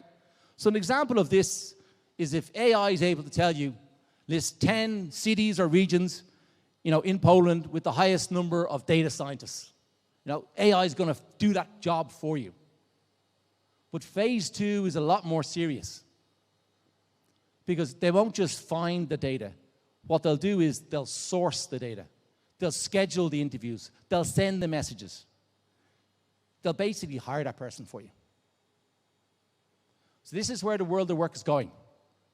You now have basically AI as a colleague, as a team member. So instead of working with your colleague, Marius, you're now working with an AI agent. Okay? The third phase is even more sophisticated. So phase 3 is actually about being a boss for these agents. And using a simple analogy, if you think about hiring, you're giving the task to that AI agent to hire and onboard 5 data scientists in Krakow or Budapest or Bucharest to start next Monday. So this is a lot of change, okay, for all of us. And it is a bit scary. The obvious question when I present these slides is What phase are we on now? When do we get to phase 3? There's no answer to that question. Every country, every company, every vertical is going to be different. Most companies are starting to get into phase 1. When we get to phase 3, who knows? The headline here, it's change. That's the real piece. Now, when I started my career 20 years ago, the technology that I used to use when I wanted to communicate to a customer was things like letters, fax machines. Does anyone remember a fax machine? Okay, thank you. Thank you for putting your hand up. And then, you know, I found out this new tool called a BlackBerry, a desktop laptop, an iPhone. So ultimately, we've all had to adapt to changes. We've all had to adopt to changes. Change is not new. The only thing now is the pace of change is faster. And my skill and my career has not been built on, can I use a fax machine, a BlackBerry, or an iPhone? It's, yes, I need to be able to use those tools. But ultimately, I'm a human. How do I communicate to people? How do I build relationships? That's my superpower. So when you look at these phases, you might be intimidated. But really, the answer here, it's all about adapting to change. And there's a great quote here from Alvin. And it's basically, the illiterate of the 21st century will not be those who cannot read and write, but those who cannot learn, unlearn, and relearn. That's the business we're in. Sorry, the slide is not working. That's basically what we need to do. We need to change and adapt. There we are. Okay, so that's, when you think about how companies are evolving, what does it mean to us? We need to unlearn, relearn. This is the future world of work. So let me finish on my last part of my conversation, which is for all of you as leaders. How do you navigate change? What should you do different? Okay? So there's 3 transformations happening right now in the future of work. Basically, if you've been in your job who's been in your job more than 3 years? More than 3 years, most of the room, right? So if you were to go for a new job today, for the same role that you have in your company today, the job description will have changed because of AI. So even if you have not changed your job has changed. The second thing is about skills. Even if you have not changed your job itself, the skills needed to be successful in your job has changed. And the last one is about a culture of learning.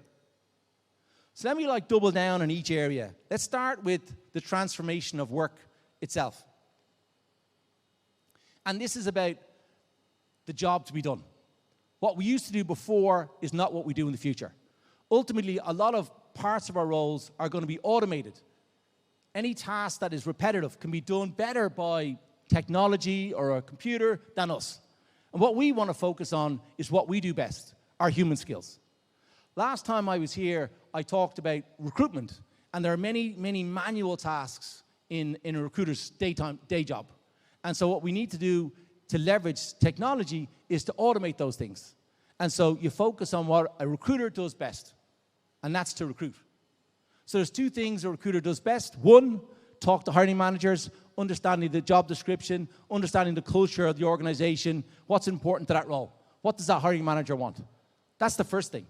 The second thing a good recruiter does, talks to the market, talks to candidates, and it finds that great talent. They're the 2 things that a recruiter should be doing all the time. But we know they don't.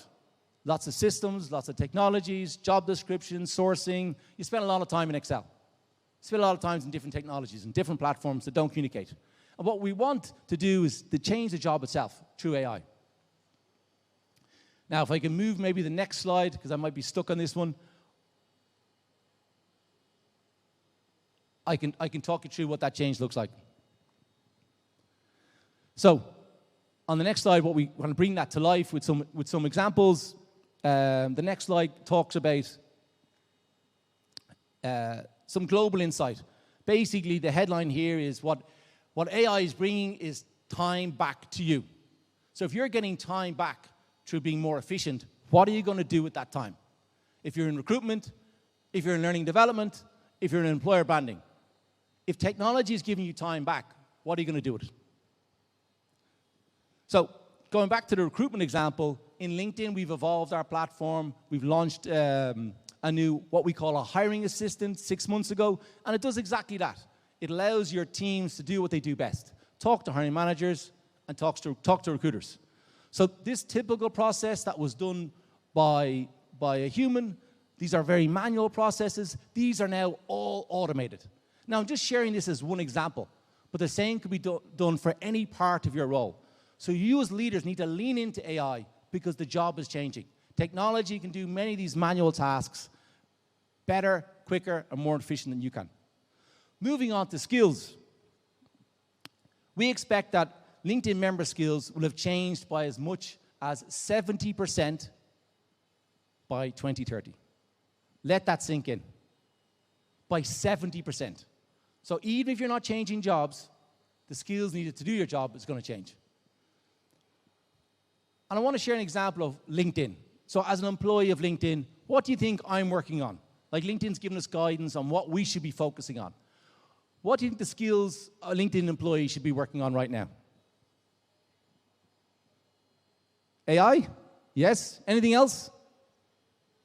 For the future world of work? 2 things. Adaptability, so that we're able to navigate the new world of change. And 2 is AI skills. Adaptability and AI skills. And we think these skills are going to be core to basically my career and the success of LinkedIn into the future. So our skill prediction, maybe on the next slide, will show is adaptability and AI. And in terms of human skills, communication, critical thinking, compassion, and courage. So that slide there is the blueprint for all LinkedIn employees globally. They're the things we're working on. Adaptability, AI skills, and these human skills.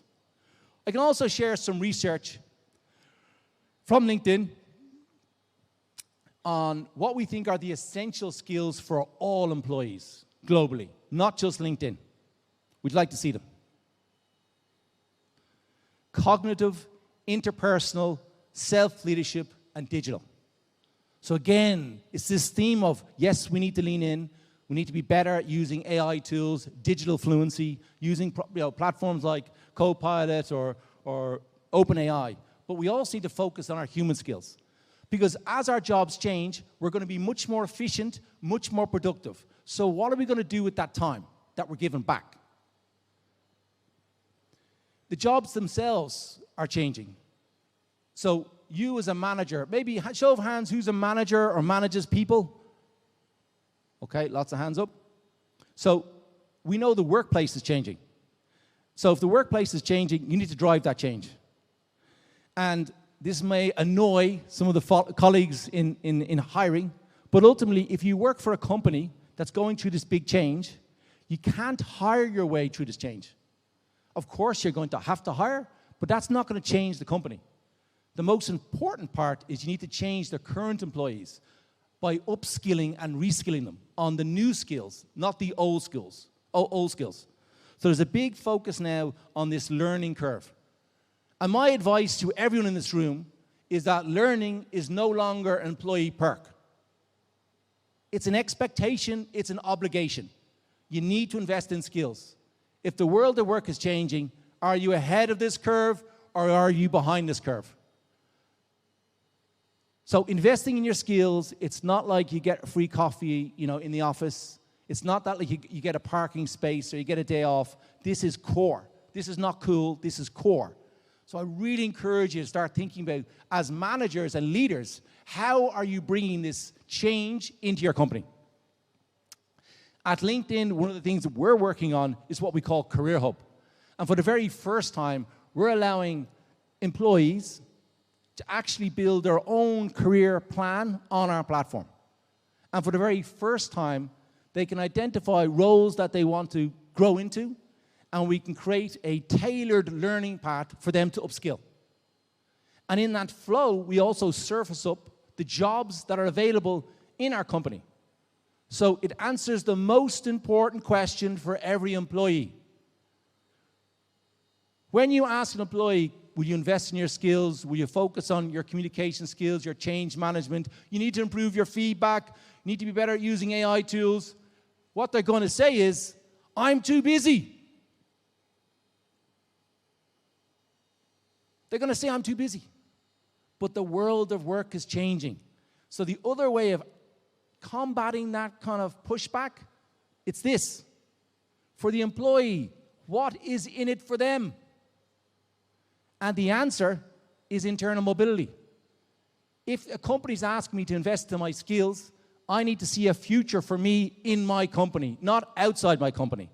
So with Career Hub, they're able to build their career plan on LinkedIn. They have a learning path to support that, and they'll also see jobs available for them that match their career ambitions. So that your best next employee may already exist in your company. So to close the loop, these are the 3 themes. For you as leaders, be AI savvy, focus on skills, and really lean in to developing a culture of learning for the organizations that you support. So to double down, experiment with AI tools, focus on hiring and developing for skills, and embrace a culture of learning. Embrace a culture of learning. And this is my favorite quote of all. I love this quote by Andrew. So in closing, I encourage you all to really double down on your human skills, your soft skills, whilst also investing in your AI skills.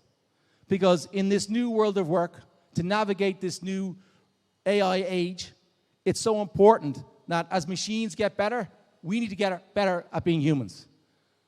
If we focus on our AI skills and our soft skills, the future for all of us and the companies that we lead is bright.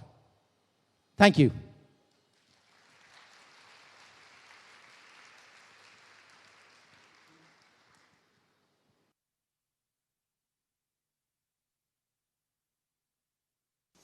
So, interesting. I had one question in my mind. So, David, you left so fast from the stage because I have a question, and I think it's really important. We should balance this because it's an answer that could change the entirely situation upon what's happening on the stage.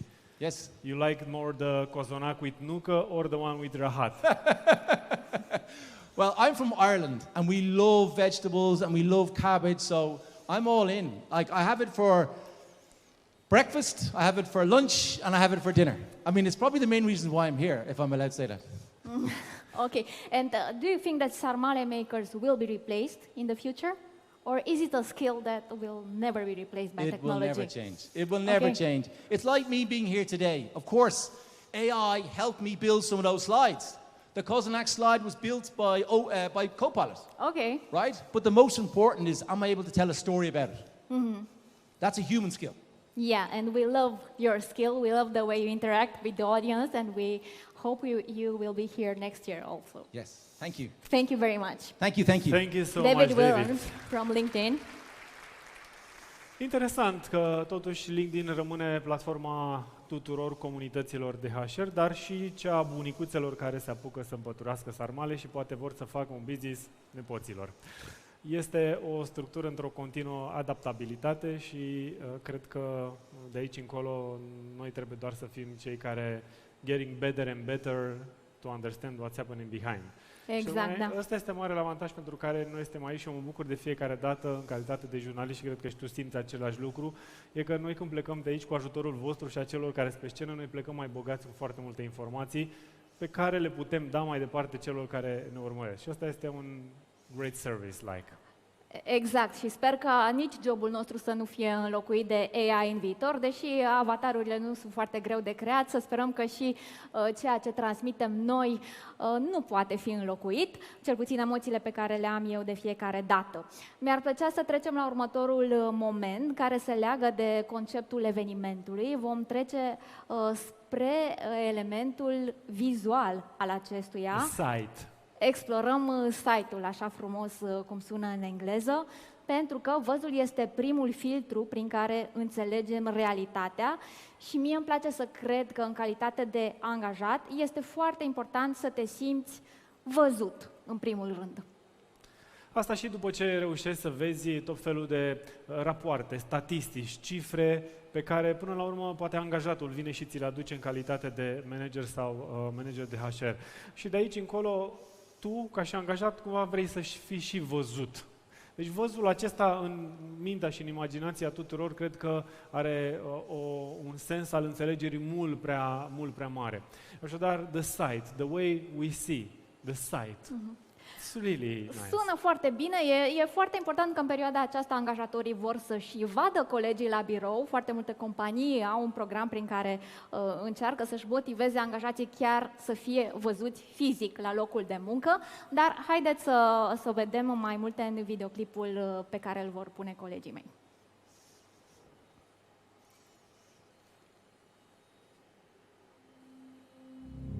Every day,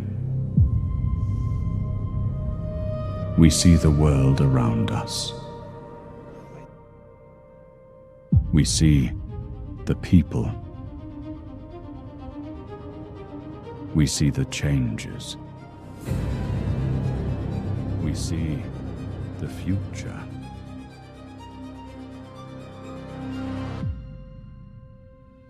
Every day, we see our dreams come true.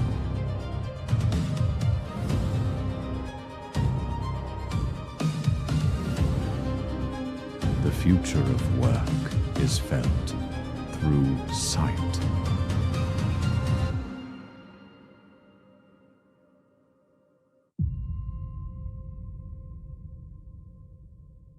The sight. Prinde viața astăzi cu sprijinul Booking Holdings România și o invităm pe scenă pe Anca Fotache, General Manager.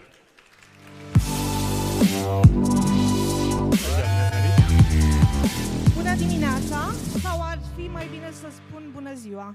Suntem în acel moment al zilei în care nu știm exact dacă e dimineață sau deja este prânz. Cam așa este și cu excelența. Vorbim mult despre ea, dar uneori nu știm cum să o definim. Aș vrea să încep prezentarea prin a spune că un mod foarte bun de a defini excelența are legătură cu citatul ultim pe care l-am văzut în prezentarea anterioară. Mai bine, mai umani. Numele meu este Anca Fotache și reprezint Booking Holdings. Și este o deosebită plăcere pentru mine să fiu aici, alături de dumneavoastră. Este despre o călătorie a excelenței. Și după cum știți, sunt sigură că mulți dintre dumneavoastră deja au călătorit folosind unele din brandurile noastre, precum Booking.com, sau Priceline, sau Agoda, sau Kayak. Știți deja că atunci când vorbim de călătorii, noi vorbim mai mult decât de o destinație. Vorbim de o experiență care uneori înseamnă un vis împlinit. Pentru noi, călătoria a început în România undeva în 2021, în septembrie, dar abia după un an ne-am mutat în sediul nostru permanent și am deschis ceea ce se numește oficial Centrul de Excelență din România. Astăzi mă bucur să vă spun că suntem undeva la 450 de colegi, iar 12 dintre ei, colegi minunați, sunt aici cu mine în sală. Și dacă vă întrebați dacă această prezentare este făcută de ea, nu. Este făcută de Cătălina, care și ea este aici cu mine în sală.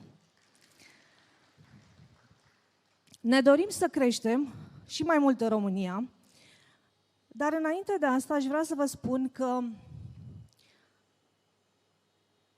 pentru noi, un lucru extrem de important și dacă vreți, unul din acele elemente de care suntem extrem de mândri, este faptul că anul trecut am fost desemnați ca cel mai admirat angajator.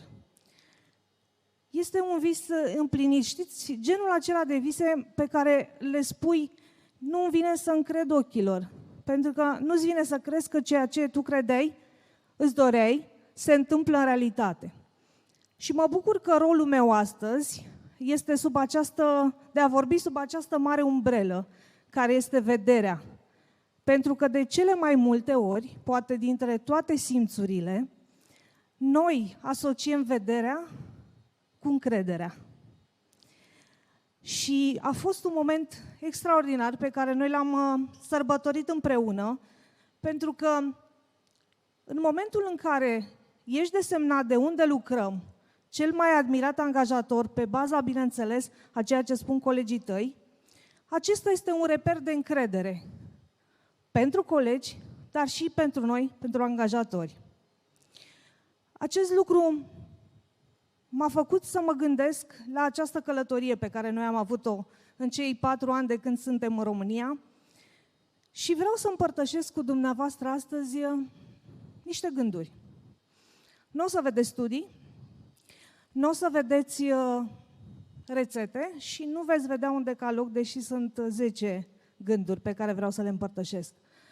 Pentru că eu cred că, așa cum engagementul oamenilor, motivația de care vorbim, este diferită de la fiecare om la altul, așa și călătoria fiecăruia dintre noi este unică în felul ei. Dar cred că reflectând asupra ceea ce ne face unici, a ceea ce ne face să fim mai buni, a ceea ce ne face umani, dacă vreți, este poate cel mai important lucru pe care putem să-l facem astăzi, pentru că, da, AI este în centru, dar poate că în centru, de fapt, suntem noi, oamenii, și AI este acolo să ne ajute. În momentul în care o companie ca Booking Holdings a ales din toate locațiile posibile Bucureștiul ca locație pentru primul centru de excelență, sigur că în spate, vă dați seama, a fost un Excel foarte detaliat. Dar ce este cel mai important este că elementul principal au fost oamenii. Am auzit și astăzi, vorbindu-se de talentul pe care noi îl avem în România, pe care îl avem în București, dar nu doar. Și prima lecție pe care eu am luat-o este că e foarte important unde este greutatea în acel fișier Excel, acel business case, cum îl numim. Dacă greutatea este în zona oamenilor, acest lucru va influența foarte mult modul în care faceți construcția mai departe, cum este construită organizația. Și așa a fost și în cazul nostru. Nu a fost doar motivul pentru care am ales România, a fost și modul în care am construit centrul de excelență. Mergând mai departe, una dintre întrebările pe care le-am primit a fost: de ce București? E deja o piață competitivă, nu vă este teamă? E firesc să te gândești, normal, trebuie întotdeauna să analizezi riscurile. Doar că riscurile pot fi văzute și ca oportunități. Iar atunci când visul tău este să fii printre cei mai buni, trebuie să îmbrățișezi această competiție. Este ca în sport. E o diferență fundamentală în a intra pe teren cu teama de a nu pierde și a intra pe teren cu intenția de a da tot ce este mai bun. Și o să-mi spuneți că da, sunt unele sporturi în care remiza nu există. Deci e același lucru. Ca un mare admirator al tenisului pot să vă spun că există o diferență. Pentru că, într-un caz, să spunem, acționezi din frică, iar în celălalt îți depășești niște limite. Și de multe ori în viață este vorba despre o tensiune între limită și depășire, iar eu cred că asta a fost pentru noi. Ne-am depășit o limită și am luat o oportunitate. Mergând mai departe, un alt lucru important pe care l-am învățat este că obiectivele sunt foarte importante și ordinea în care așezăm lucrurile este extrem de relevantă pentru tot ceea ce facem. Am văzut de multe ori obiective de tipul să reducem rata de fluctuație de personal. Retenția, da? O știm cu toții.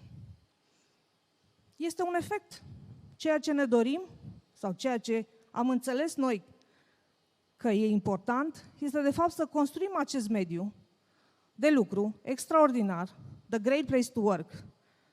Sigur, modul în care măsurăm engagementul angajaților, rata de retenție, aceste minunate lucruri pe care le obținem, cum este recunoașterea de care v-am spus-o, faptul că suntem certificați Great Place to Work, toate sunt lucruri extraordinare, ne mândrim cu ele, dar sunt toate efect.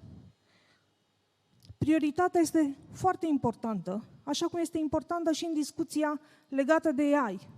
Dacă punem AI in the middle, unde sunt oamenii? Dacă punem oamenii, atunci știm că vom putea folosi AI pentru ca ei să aibă o viață mai bună. Este important și cuvântul place din The Great Place to Work. Și n-am să vă vorbesc de întoarcerea la birou sau de modele hibrid. O să vă spun doar că locul este extrem de important în ceea ce înseamnă, dacă vreți dumneavoastră, comunitatea, identitatea. Și mi-amintesc că atunci când am avut deschiderea Centrului de Excelență, unul din titlurile ziarelor a fost Sufrageria Booking Holdings. Pentru că, da, noi avem un birou cu ovoare. Și nu este vorba de a avea un birou frumos. Este vorba de a avea un birou cald, în care să te simți bine. Nu vreau să zic să te simți ca acasă, dar este important să te simți bine, să simți că ai o voce, să simți că ești acceptat, să simți că ești văzut. Mergând mai departe, experiența este holistică.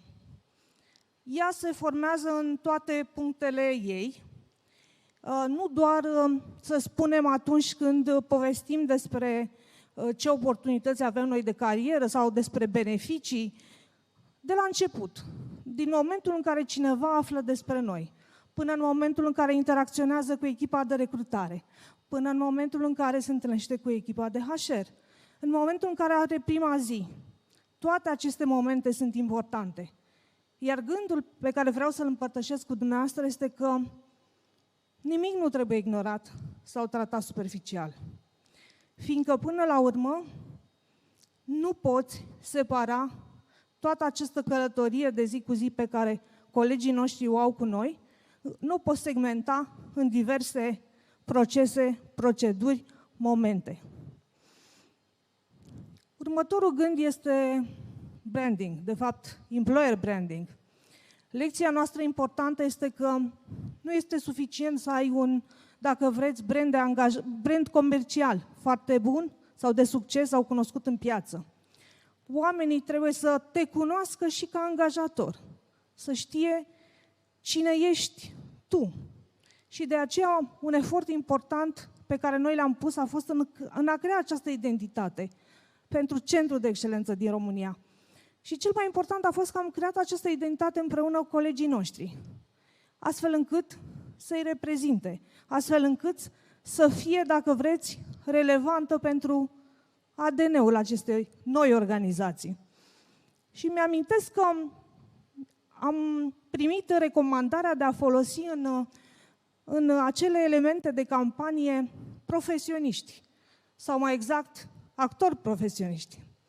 Iar noi am spus, da, vom folosi profesioniști. Colegii noștri, ei sunt profesioniști, ei sunt cine suntem noi, ei sunt ambasadorii noștri și nu ne poate reprezenta nimeni mai bine decât ei.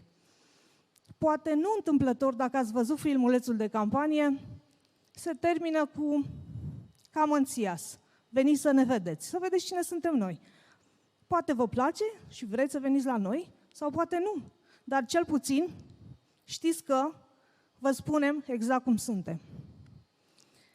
Mai departe, e vorba de dezvoltare. Și aici aș vrea să ne uităm la dezvoltare din două perspective. Dezvoltarea centrului, și v-am spus puțin despre perspectivele noastre de creștere, dar faptul că este foarte importantă dezvoltarea oamenilor. Am văzut mai în prezentarea anterioară, vorbindu-se despre cultură de learning, cultură de învățare și noi credem în acest lucru. Credem că este nevoie nu doar să existe o astfel de cultură de învățare, să existe un mindset de învățare, un mod de a gândi, care înseamnă că ajungi să prețuiești foarte mult întrebările. nu crezi că ai tu toate răspunsurile. Și credem de asemenea că învățarea are și ea unicitatea ei în funcție de om și de aceea mă bucur să vă spun că avem un beneficiu care se numește Learning Wallet, prin care colegii noștri își pot folosi bugetul pentru a învăța ceea ce îi interesează, dar există și multe alte metode de învățare, inclusiv comunități de practică, pentru că învățarea poate să vină din orice moment, atât în cadrul formal cât și în cadrul informal. Mai mult decât atât, de multe ori în organizații spunem că managerii sunt cei mai vizibili. Comportamentele lor sunt cele mai analizate și am văzut și în studiile anterioare, ei pot avea un impact foarte mare organizațional și pozitiv și, din păcate, și negativ. De aceea, nu ne-am dorit să fim una dintre companiile pentru care vedem frecvent comentarii de genul depinde la ce manager ești. Și atunci ne-am propus să avem un limbaj comun al leadership-ului care să ofere companiei predictibilitate și încredere. Se numește The Center Leader, care este echilibrat, care este, dacă vreți, cu picioarele pe pământ. Și cred că este important asta, pentru că uneori managerii cred că ei sunt pe un piedestal, când de fapt sunt chiar acolo, pe pământ, printre oameni. Și mai mult decât atât, ne dorim ca acești lideri să fie orientați către viitor sau către viitorul. Dacă este Diana aici, așa am învățat de la ea, că viitorul este de fapt mai mult un plural. Mergând mai departe, excelența este o chestiune de alegere. Și poate pentru cei dintre dumneavoastră cărora le-au plăcut legendele Olimpului, din generația mea cel puțin, este acolo o poveste simbolică despre un erou grec, Heracle, care are de ales la un moment dat între arete, care reprezenta excelența și virtutea, și un drum care ar fi în terminologia noastră modernă de instant gratification. Și alege excelența, care înseamnă un efort lung de durată, care înseamnă că înainte să fie mai bine este mult mai greu, care înseamnă că acea fericire, acea bucurie vine, dar după mult timp, însă este de durată. Și cred că este foarte mult despre alegere când este vorba de excelență, pentru că lucrurile nu se întâmplă pur și simplu, doar că vrem noi și lucrurile nu se întâmplă întotdeauna foarte repede, nu se întâmplă întotdeauna foarte ușor, poate nu ne ridicăm nici noi la înălțimea lor, greșim și așa mai departe. Dar având această alegere conștientă, înțelegi că excelența este despre un drum lung în care la început depui foarte mult efort și rezultatele uneori întârzie să apară. În final, aș vrea să împărtășesc cu noastră una dintre valorile companiei noastre, care este The sum is greater than our parts. În acest context, din perspectiva mea, excelența este vorba despre suma tuturor lucrurilor, lucrurilor mici și lucrurilor mari, proiectelor strategice și rutinei de fiecare zi, pachetelor salariale beneficiilor, dar și comportamentelor managementului, interacțiunii noastre de fiecare zi, lucrurilor spuse și lucrurilor nespuse, lucrurilor vizibile și mai ales lucrurilor invizibile. Pentru că de multe ori, între un mediu de lucru și altul, diferența nu este dată de ceva foarte tangibil, ci mai degrabă de ceva invizibil. Spunea cineva dimineață, cum te trezești luni dimineața gândindu-te că începe o săptămână de muncă? Acolo e răspunsul. Și în același timp vreau să vă spun că am început prin a asocia vederea cu, dacă vreți, încrederea. Dar există și reciproca. Înainte să începi orice călătorie, trebuie întâi să crezi. Apoi îți desenezi vizual imaginea pe care ochii încă nu o pot vedea.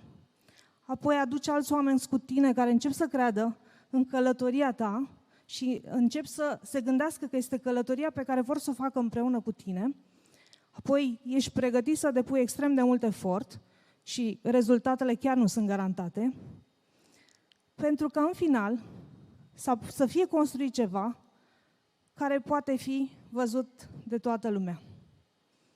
Și acest lucru se întâmplă pentru că excellence is never ordinary.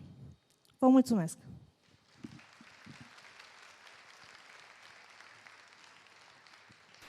Mulțumim pentru această prezentare. Avem vreo întrebare din sală, poate e o curiozitate din sală și am vrea să nu omitem acum cât e caldă informația, dacă avem. Nu? Dacă nu, v-aș întreba eu de câte ori plecați în vacanță pe an. Plec de mai multe ori în vacanță și timpul de vacanță mi se pare extrem de important pentru oricine, indiferent de călătoria pe care o face. Am înțeles. Și ce calitate ați căutat pentru cineva care vrea să lucreze la Booking? Pentru că, bineînțeles, sunt mulți tineri, cred, atrași de compania pe care o reprezinți. Îmi place un citat din Oscar Wilde, "Be yourself because everybody else is taken." Asta aș recomanda oricărui om, pentru că noi nu căutăm șabloane în Booking Holdings. Să fie el însuși și sunt sigură că ne putem întâlni. Și evident pasionat de călătorii, bănuiesc. Poate să fie pasionat de călătorii de orice fel. Important este să fie pasionat. Cine este pasionat de călătorii din sală? Bun, aveți o grămadă de candidați. Mulțumim frumos! Mulțumim foarte mult! Bun, am creat acest moment pentru că viitorul muncii nu se construiește de sus în jos, se construiește împreună. De asta suntem aici astăzi, de asta suntem împreună și tot împreună vom participa și la următorul moment, pentru că este și un moment de engagement, așa că atât noi cât și invitatele ce urmează pe scenă vor avea nevoie de ajutorul vostru și al telefoanelor mobile, desigur. Da, așa că dacă până acum ați fost spectatori, acum e momentul să vă implicați puțin mai mult și să contribuiți, să vă spuneți punctul de vedere. Nu se caută răspunsuri perfecte, ci o imagine cât mai adevărată a pieței muncii, văzută prin ochii voștri. Iar pentru că această conversație să decurgă cât mai natural, avem vor veni alături de noi două persoane care știu cum să transforme perspectivele individuale într-o imagine de ansamblu. Le invităm așadar alături de noi pe Mihaela Roșu, co-founder și CMO, Interviews Up, My HR Lab. Și alături de colega Beatriz Galățanu.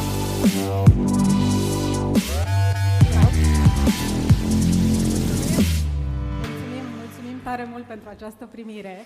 Ne bucurăm să vedem astăzi foarte multe persoane pe care le cunoaștem. Misiunea noastră astăzi aici este să vorbim împreună despre piața muncii. Și cred că înainte de a vorbi despre piața muncii, e important un pic, până să ne gândim la oameni, la skill-uri și la procesele din organizație pe care voi le aveți, să ne uităm la macro-trenduri. Care sunt forțele care ne impactează astăzi ceea ce facem în organizații și ne impactează și viitorul. Așa că ce vă propun este să vă uitați, pentru că împreună cu Undelucram avem această opțiune de a vedea. Ni s-a oferit posibilitatea să moderăm această discuție fix prin viziune și prin acest simț pe care mulți dintre noi, sau o parte dintre noi, avem posibilitatea să-l experimentăm, să ne uităm la trenduri. Și știu că de foarte multe ori presiunea pe care o aveți în organizație, fie ca lider de business, fie ca profesioniști în HR, este să fiți acolo la firul ierbii, să schimbați în organizație procese. Însă cât de conștienți suntem de ce se întâmplă în lume, cred că în ziua de astăzi foarte. Și știu că o parte dintre voi ne-ați zis că 2025 nu a fost un an ușor pentru voi și cred că pentru niciunii dintre noi. Dacă sunteți în asentimentul ăsta, cred că are sens să ne uităm acum dintr-o perspectivă pozitivă. În primul rând, aș vrea să vă felicit pentru că ați făcut programe de well-being, pentru că ați vorbit despre skill-uri, pentru că știm că suntem alături de voi în procesele, organizațiile pe care voi le creșteți. Și astăzi n-aș vrea eu și Mihaela să primim aplauze, ci să vă aplaudați pe voi pentru toată munca pe care ați depus-o. Și vă invit să oferiți un rând de aplauze în primul rând vouă, pentru că mai cu energie, pentru că știm că ați muncit foarte sunteți minunați. Sunteți, da. Ați muncit foarte mult la toate lucrurile astea. Cum povesteam, putem să ne uităm dintr-o perspectivă pesimistă la lucruri, însă noi ne-am ales astăzi optimismul. Departe de ce se întâmplă în lume, știm că fiecare dintre voi faceți lucruri minunate și poate treceți așa cu privirea prin aceste macro-trenduri și vă gândiți mai departe ce puteți să faceți fain pentru colegii voștri din organizații. Și pentru că nu este doar despre aceste forțe care vin către noi, este și despre percepția voastră, vrem să vă invităm așa să ne spuneți care sunt ideile voastre despre piața muncii. Drept urmare, ce vă invităm să faceți este să scoateți telefoanele. Da. Și să aveți în vedere următorul lucru. Ținând cont de impactul acestor macro-trenduri în business, așa cum l-anticipați voi, de industria în care activați, de obiectivele pe termen scurt și mediu ale companiei din care faceți parte, ce ne dorim eu și Beatrice este să construim acum împreună o imagine a pieței muncii pentru anul acesta. Și așa cum spunea și Beatrice, dacă aveți telefonul la îndemână, vă invităm să scanați. A apărut și QR codul? A apărut și QR codul, căutam și nu-l vedeam și zic ce să scanăm, ce să scanăm. Să scanați acest QR code și să răspundeți la întrebarea care apare în aplicație. Dacă sunteți lipsiți de inspirație sau nu aveți acum la voi viziunea asupra acestui an, aveți și câteva opțiuni din care puteți alege. Iar noi suntem mai mult decât curioase să aflăm cum vedeți voi anul acesta, mai ales că acum la început de an e o ocazie poate unică să fim atât de mulți profesioniști în HR la un loc. Și cred că ce va ieși, portretul care va reieși, chiar exprimă ce se arată în 2026. Deja apar cuvinte, da. Super. Dezvoltare, experiență. Văd și colaborare. Incertitudine. Oare? După QR code?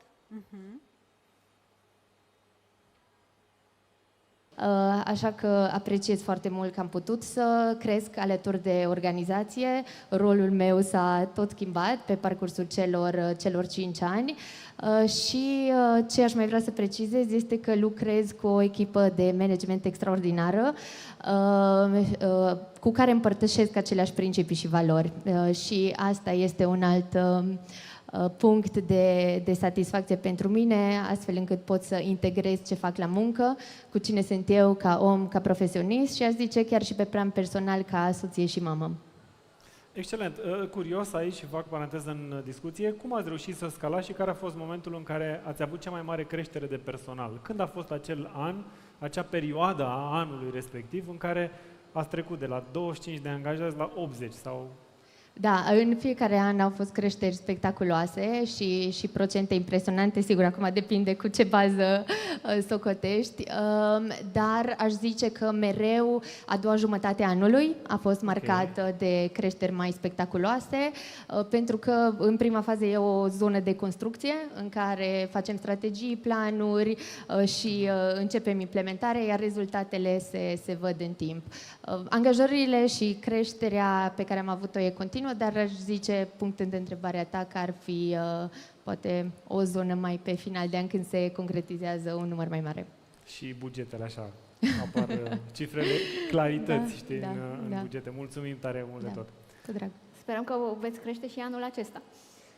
Cu siguranță. Avem planuri mari de creștere. Ați fost votați în acest clasament al top angajatori pe baza unor criterii. Fiecare dintre companiile pe care le prezentați au primit mai multe puncte în diverse categorii. Am să încep din stânga mea. Voi ați fost apreciați pentru timp la birou versus timp liber, proceduri și valori, management. Spune-mi, te rog, care sunt acțiunile și deciziile care au făcut pe colegii tăi să aprecieze aceste lucruri. Cât timp liber le dați, cu alte cuvinte? Aici aș zice că această dimensiune e apreciată pentru că noi am fost nevoiți să o transformăm cumva într-o strategie de business și un avantaj competitiv, nu doar parte din pachetul de beneficii.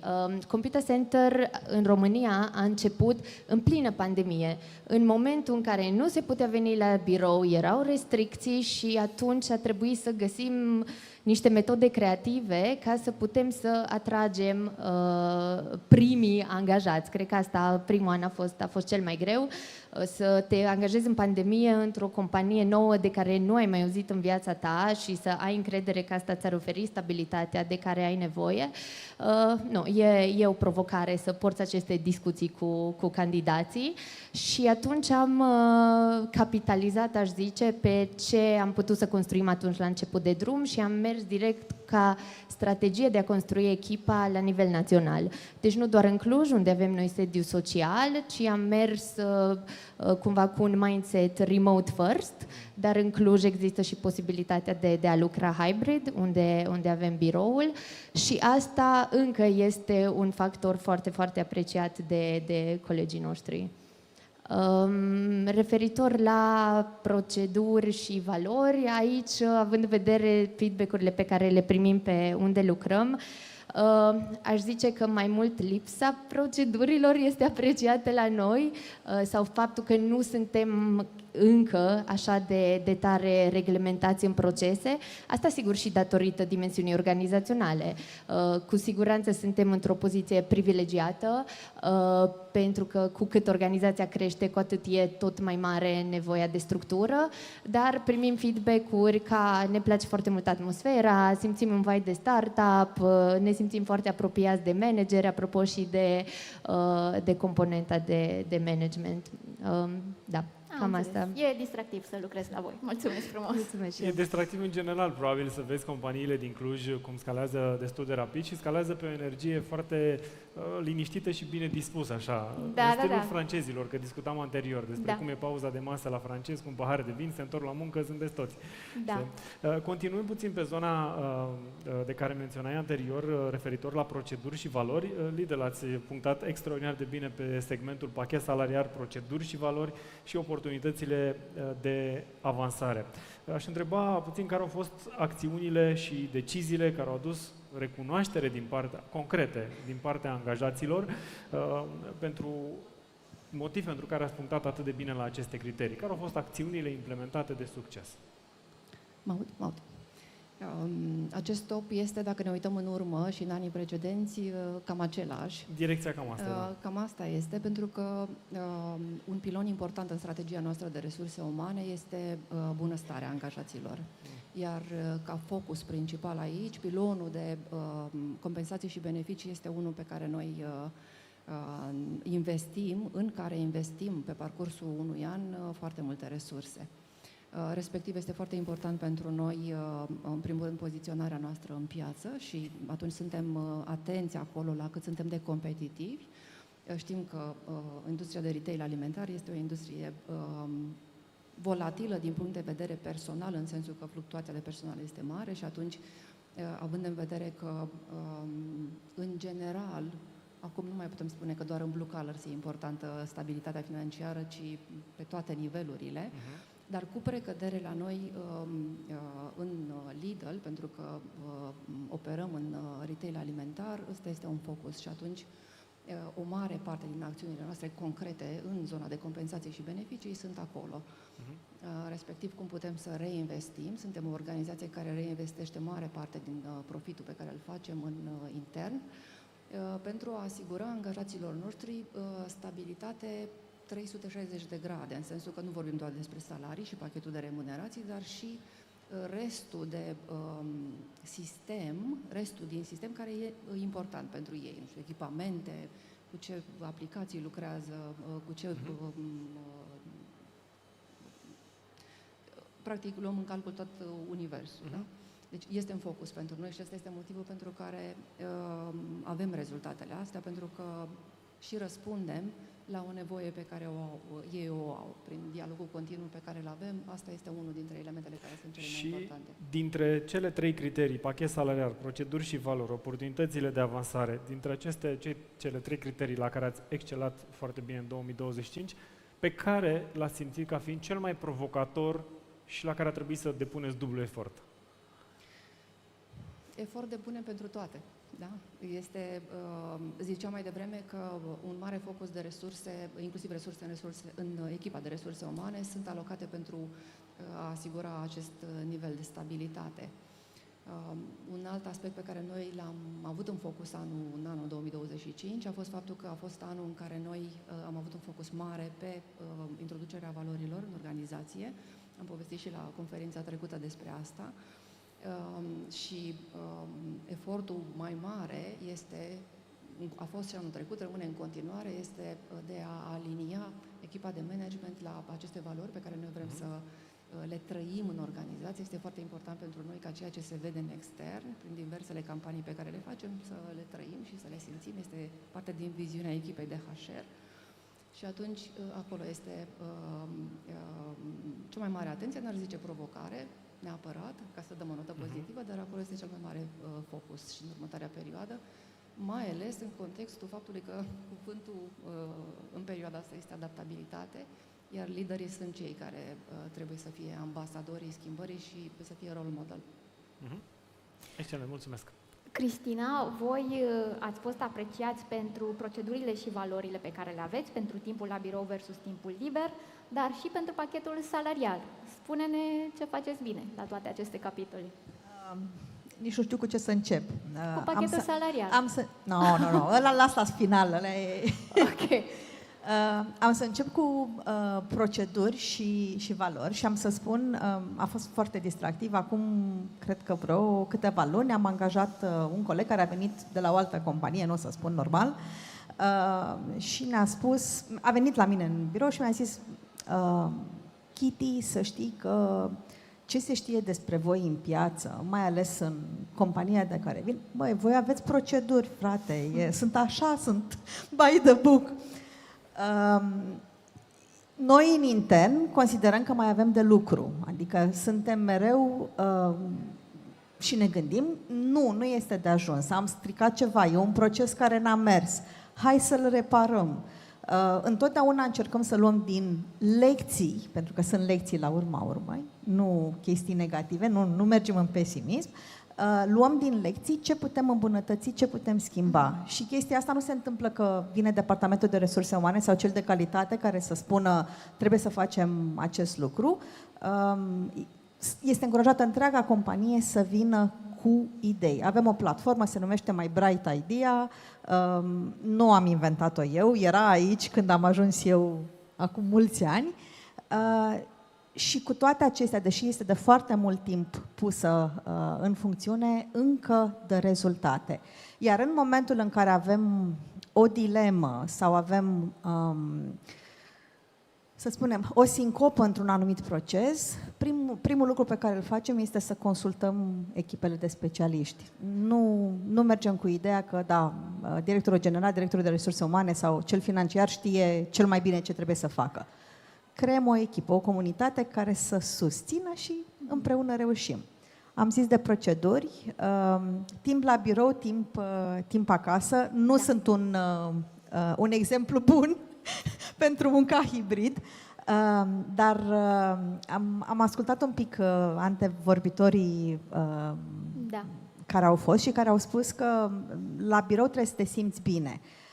Cam asta am reușit noi să creăm, tocmai ce ne-am mutat într-un nou sediu, arată foarte cool și tot așa, am primit o vizită de la o companie de training acum câteva zile și ne-a zis, la voi e fain, aș veni să lucrez de aici dacă se poate. Și ca să închei, vis-a-vis de pachetul salariar, nu e numai vorba de salariu, e un întreg pachet, vorbim de salariu, dar vorbim de toate celelalte beneficii pe care le-am pus pe lângă. Am mai zis și în alte conferințe, dăm posibilitatea angajaților să investească în acțiunile Schneider. și de când am lansat acest lucru, UESOP se numește programul, suntem pe locul întâi în Europa la participarea angajaților în cumpărarea de acțiuni Schneider.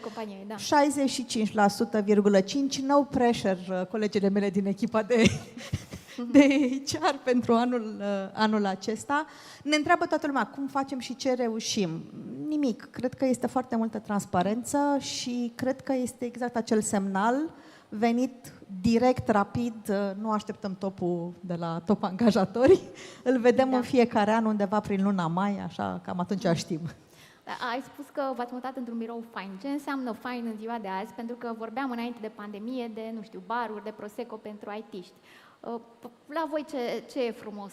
N-avem bar cu prosecco, okay. Și n-avem atât de multe IT-ști în România cât mi-aș dori eu să avem, dar cine știe, vedem cum facem și chestia asta.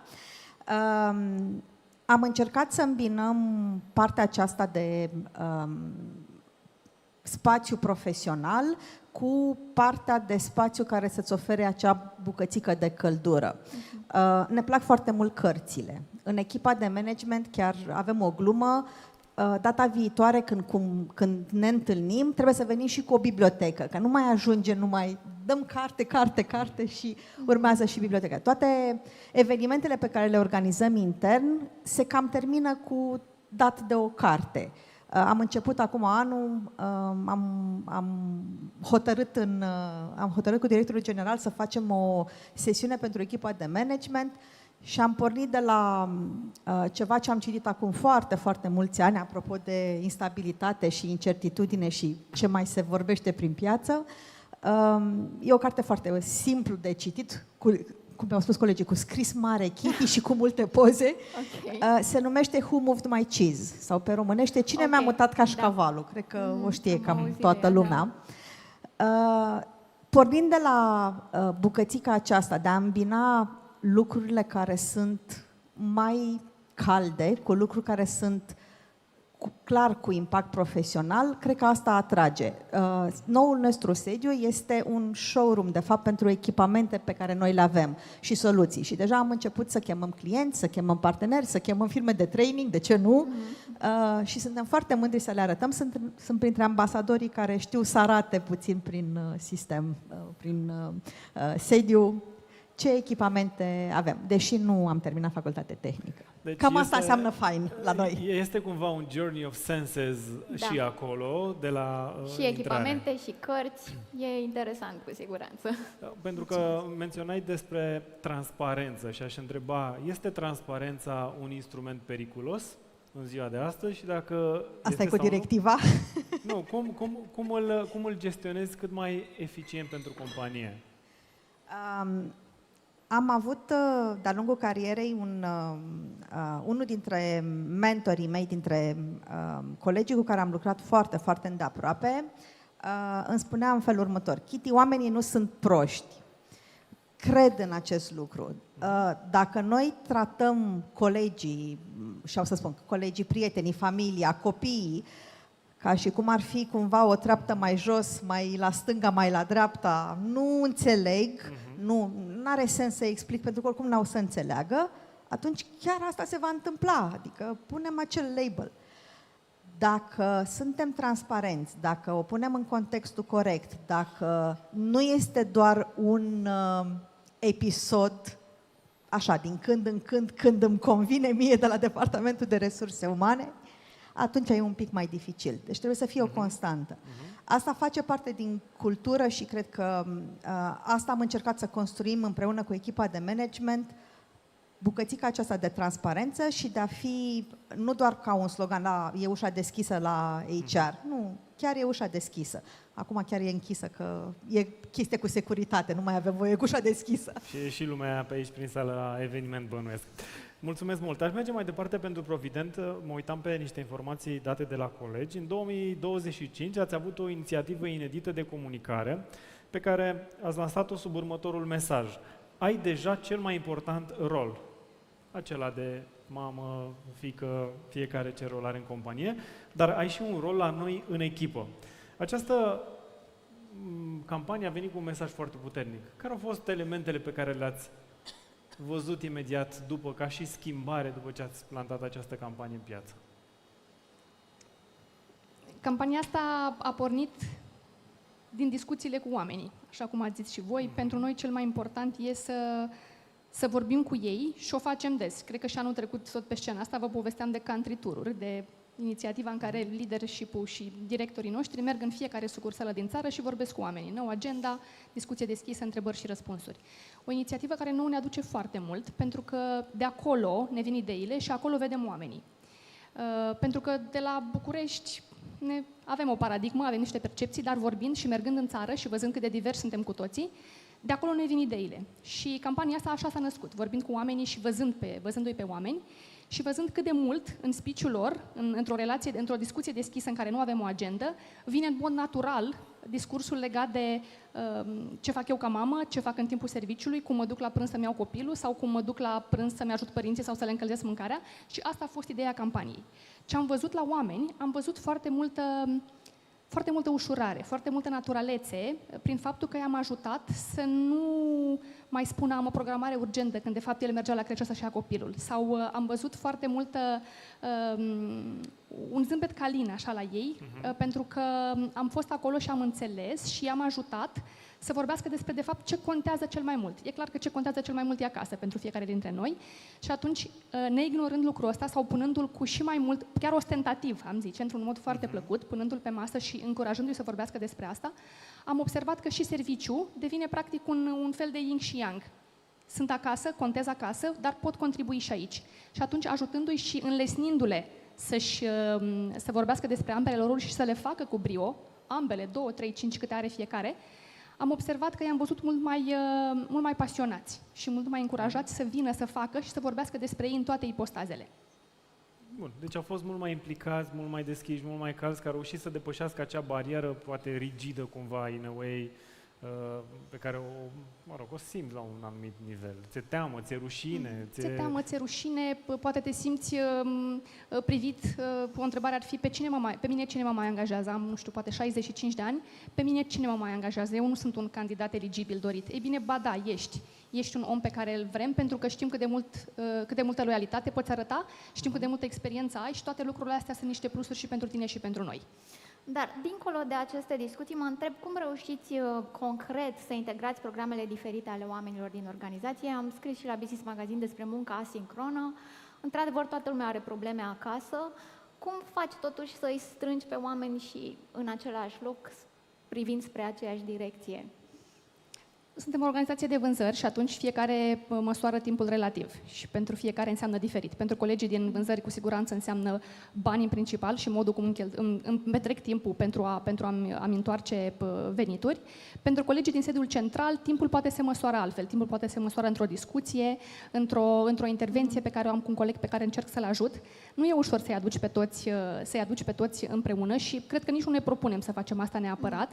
Tocmai de aia mergem noi către ei și încercăm să-i adunăm, să-i aducem împreună în locurile în care lor le e cel mai favorabil să fie ei înșiși. Mergem foarte des cu ei în teren, asta este practica noastră pentru fiecare coleg din sediul central și nu numai, să mergem cu ei în teren, să-i observăm și de acolo să ne luăm lucrurile care contează pentru ei. Deci pentru noi field visit-ul este un must pentru că de acolo vin cele mai multe insight-uri. Ok, mulțumesc. Pe Alexandra aș vrea să o întreb, pentru că eu sunt pasionată de AI în sensul neprofesional, la modul că vorbesc ca toată lumea cu ChatGPT și poate uneori și cu Claude și foarte puțin și cu... Îți faci amenajările de interior cu Gemini acum? Nu sunt chiar atât de avansată, tot cu ChatGPT le fac, da. Glumesc, dar aș vrea să întreb o companie de tehnologie ce înseamnă AI în viața voastră, cum o implementați, cum vă raportați la ea și ce părere aveți despre această discuție legată de AI ne ia joburile. Ni le ia sau nu ni le ia? Eu zic cu siguranță că le multiplică, nu le ia, dar așa ca să cadrez un pic răspunsul, aș vrea să menționez că Computer Center în România este o organizație care activează în sectorul tech și ce facem noi mai exact, ca și domeniul de activitate, este dezvoltarea de aplicații software și servicii în zona asta de infrastructură și cloud, mai nou chiar soluții de AI. Și aș zice că zona asta de AI vine puternic să capitalizeze pe domeniul nostru de activitate, așa cum ai zis și tu, și mă simt foarte privilegiată să fiu printre colegii noștri tehnici care vin în fiecare zi cu noutăți și testează rapid, implementează și am trecut această zonă de experimentare și în business, în sensul în care anul trecut a fost chiar un an de experimentare în care am tot testat, am creat prototipuri folosind AI-ul și ne dorim să ducem toate aceste inițiative anul acesta și mai mult într-o zonă comercială. Deja avem proiecte pentru clienți din diferite părți ale lumii. Una dintre geografiile pentru care facem soluții de AI este Statele Unite. Dar ne dorim să maturizăm și mai tare partea asta de business și să mă duc mai mult într-o zonă personală și non-tehnică, așa cum ai început tu pe întrebarea. Ambiția noastră în Computer Center este să integrăm AI-ul în cultura organizațională, în cum facem lucrurile și ne-am dat seama că e foarte mult o chestiune de mindset, e foarte mult o schimbare de perspectivă, nu e doar o adoptare de tehnologie nouă, trebuie să lucrezi și pe partea asta de, ne uităm diferit la cum se construiește o soluție de automatizare sau cum arată un proces, un workflow de muncă și asta facem inclusiv în zona de business support, aș zice, în operațiunile de HR, recrutare, onboarding, chiar încurajăm colegii noștri să folosească aceste tool-uri de AI și mărturisesc personal și eu folosesc în fiecare zi, aproape în fiecare oră, aș putea să spun și încă simt că, nu știu, sunt în spate față de media, auzindu-l astăzi și pe reprezentantul LinkedIn vorbind de skill-urile de AI, care e cea mai cerută competență sau skill-urile de AI sunt cele mai cerute și pot să confirm asta. Deci, în concluzie, AI-ul nu vine să ne ia joburile, ci vine să îi ajute pe colegii noștri ca să scape de task-urile repetitive și să se concentreze mai mult în zone cu mai mare impact și strategice.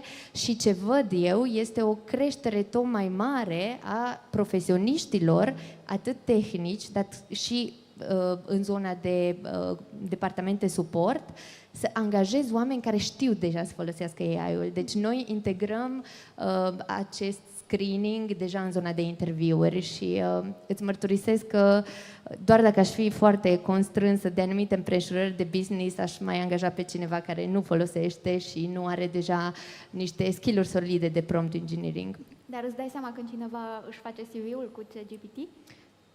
Da, și le-aș încuraja să facă asta. Da, okay. Eu un sfat pe care îl dau inclusiv colegilor noștri, absolvenților din internship, care unii rămân alături de noi, alții merg spre alte oportunități. Cred că este un tool fabulos să-l folosești pentru a-ți creona CV-ul. Sigur că asta nu înseamnă să minți sau să pui lucruri în CV care nu sunt adevărate, dar să poți să te prezinți într-o manieră cumva mai atractivă, care să scoată calitățile și experiența pe care o ai deja în evidență, cred că este extraordinar de folosit. Perfect. Deseori poate să identifice o structură mult mai sănătoasă și mult mai rapidă de asimilat psihologic, să zic, și optimizează, cred că, și timpul din spate la analiză. Pe lângă faptul că îmi va ușura mie munca în crearea CV-ului cât mai rapid, cât mai succint, cât mai detaliat și corect informat, cred că vă ușurează vouă munca în spate în momentul în care lucrați pe șablon, când îmi povestea cineva din Marea Britanie că la ei cumva structura așa funcționează. Au un șablon, pun matricea peste și dacă nu se potrivește și nu se aliniază fiecărui punct, you're denied, like. Și atunci, cred că șabloanele astea, mi-e teamă să nu se ajungă cumva în direcția asta și la noi, că va fi din ce în ce mai complicat. Dar în aceeași notă, mă uit, Ionela, la voi la Lidl, vreau să vă întreb cum gestionați diferențele naturale dintre roluri în ceea ce privește beneficiile, accesul la informații și oportunitățile de dezvoltare. Aici, astfel încât fiecare angajat, indiferent de locație, din țară, din magazinul din care lucrează sau rol, să simtă că are parte de echitate și perspective reale de creștere. Apropo că vorbeam de provocări mai devreme, asta este o provocare care vine, în primul rând, din dimensiunea organizației și din faptul că suntem prezenți în toată țara. Sediul central este în București, dar avem sedii regionale absolut în toate orașele. Iar din punct de vedere diversitate demografică, nu vreau să intru acolo, pentru că avem o paletă foarte largă de... care vine, cum ziceam, din felul în care este construit business-ul. Sunt foarte multe de spus aici. Aș începe așa. Pentru că suntem atât de mulți, un aspect foarte important, un lucru foarte important, asta ca să fie și, nu știu, ca insight important, este să ai un sistem foarte bine pus la punct, un sistem pe care să-l pui în practică de fiecare dată, adică și consecvența este importantă, nu doar să-l ai. Iar noi avem un astfel de sistem care stă la baza tuturor proceselor de resurse umane. Dacă vorbim de compensații și beneficii, avem un proces extrem de riguros de evaluare a pozițiilor, ținând cont de toate elementele care sunt într-un job și care așează astfel fiecare membru al echipei pe într-un anumit rol. Din punct de vedere aspecte de dezvoltare, asta este din nou un aspect foarte important pentru noi, pentru că vrem să oferim, ne dorim să oferim exact acele intervenții de dezvoltare de care are nevoie fiecare coleg și să putem să ajungem să identificăm exact care este nevoia fiecăruia și facem asta din nou printr-un sistem. Avem sistemul de evaluare care ne ajută consistent, desigur, și care se întâmplă an de an. Dar în afară de asta avem platformele noastre interne pe care comunicăm foarte mult cu angajații, unde primim feedback de la ei pe toate aspectele, inclusiv pe această zonă. Iar acest sistem și procesele pentru care noi suntem recunoscuți ca organizație, că le avem foarte bine puse la punct, este și unul dintre motivele, unul din al doilea motiv pentru care am luat premiu, dar aceste procese puse cu consecvență de ani de zile ne arată și cum stăm în momentul de față în organizație și spun doar o cifră, peste 80% dintre managerii noștri sunt oameni din intern. Deci, paleta de cursuri pe care o oferim și oportunitățile de carieră pe care le oferim trebuie să plece de la nevoia fiecărui coleg, astfel încât să ne asigurăm că găsește aici, într-adevăr, nu doar salariu, cum spunea Kitty mai devreme, dar găsește și celelalte elemente care sunt importante pentru noi, pentru fiecare dintre noi, dezvoltare, cum mă simt la job, cum lucrez, dacă pot să lucrez de acasă sau nu. Deci toată această paletă să o găsesc și să vin cu, poate nu cu extaz la muncă, dar să vin cu bucurie și să simt că aparțin. Știți cum e acum? Pentru că suntem în the journey of senses și avem sight, chiar și smell în același timp, dar mă uit pe sight, pe zona văzului și mă gândesc în era imaginilor perfecte, poate a candidaților perfecți, poate a companiilor perfecte. Ce îi mai atrage cu adevărat pe candidați să vină către companii într-o eră a unei imagini perfecte, creată sau nu cu AI, ale unor campanii, strategii create perfecte? Ce îi mai atrage pe angajați, pe candidați să vină către companii în această era a imaginilor perfecte? Feel free. Aș putea să răspund scurt. Cred că autenticitatea. Deci asta este, apropo de faptul că vezi imagini perfecte și totul pare că nu e real și câteodată chiar nu e, dacă e generat de AI. Și aș zice că în acest context oamenii caută autenticitate.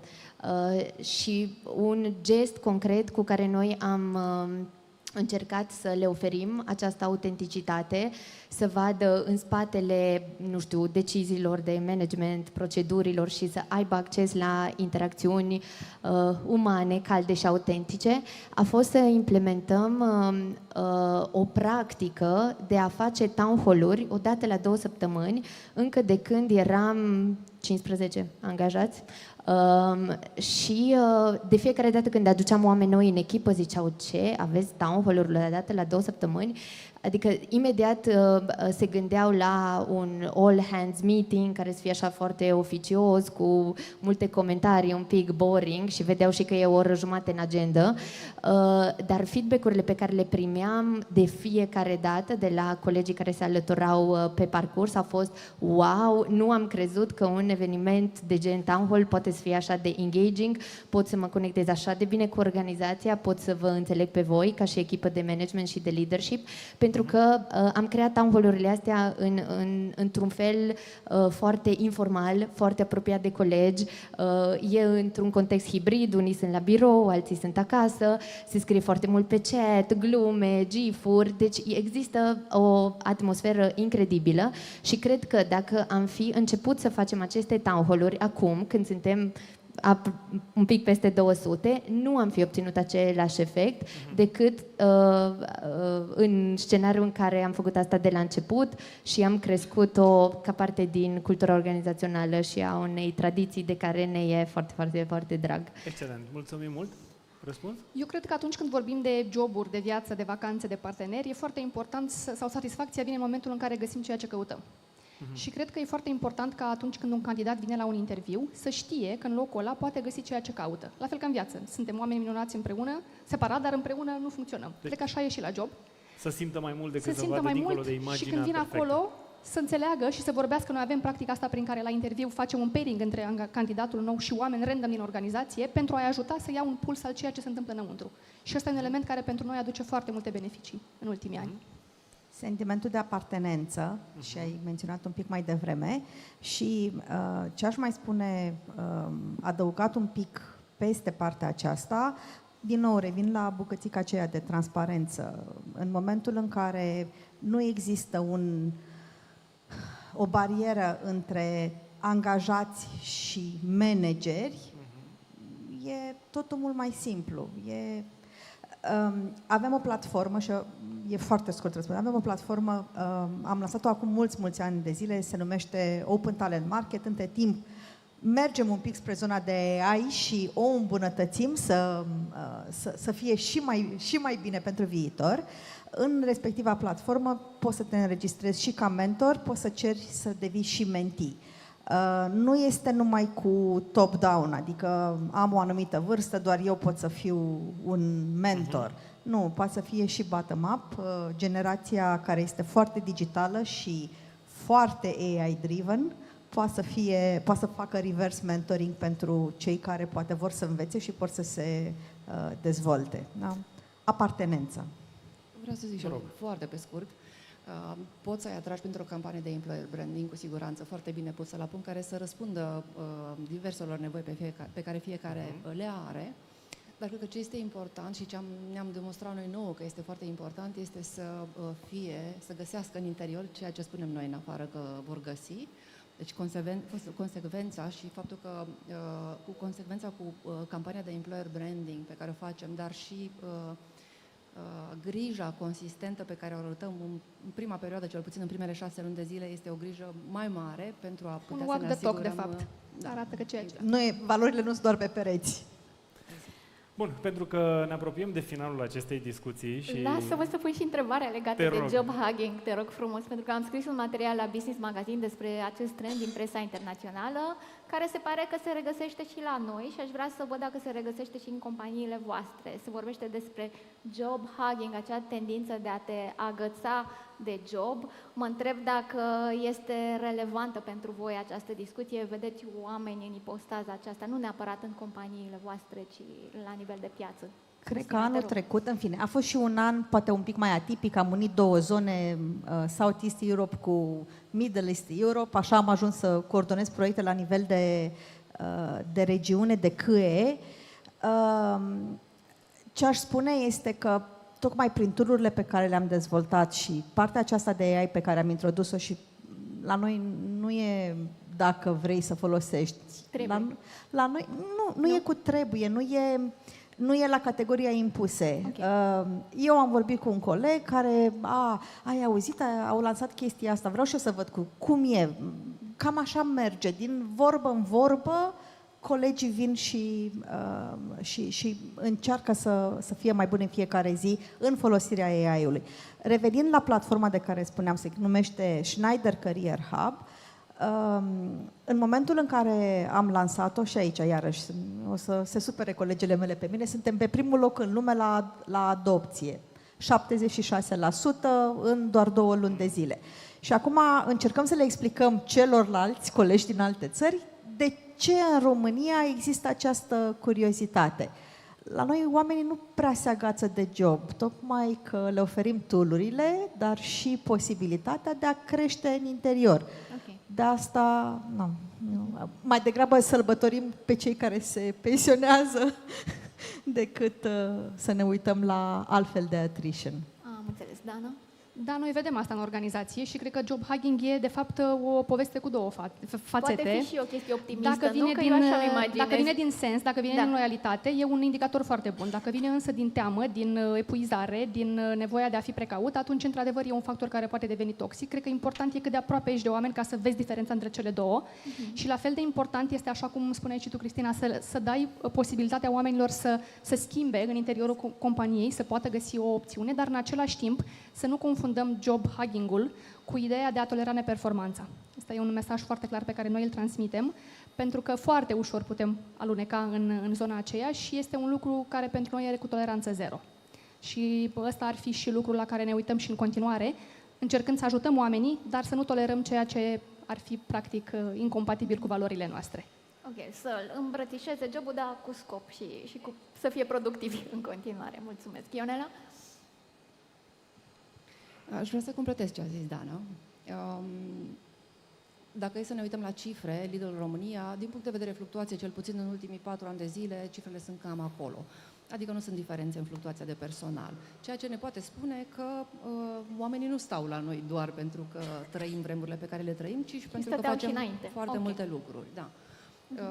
Însă, există și...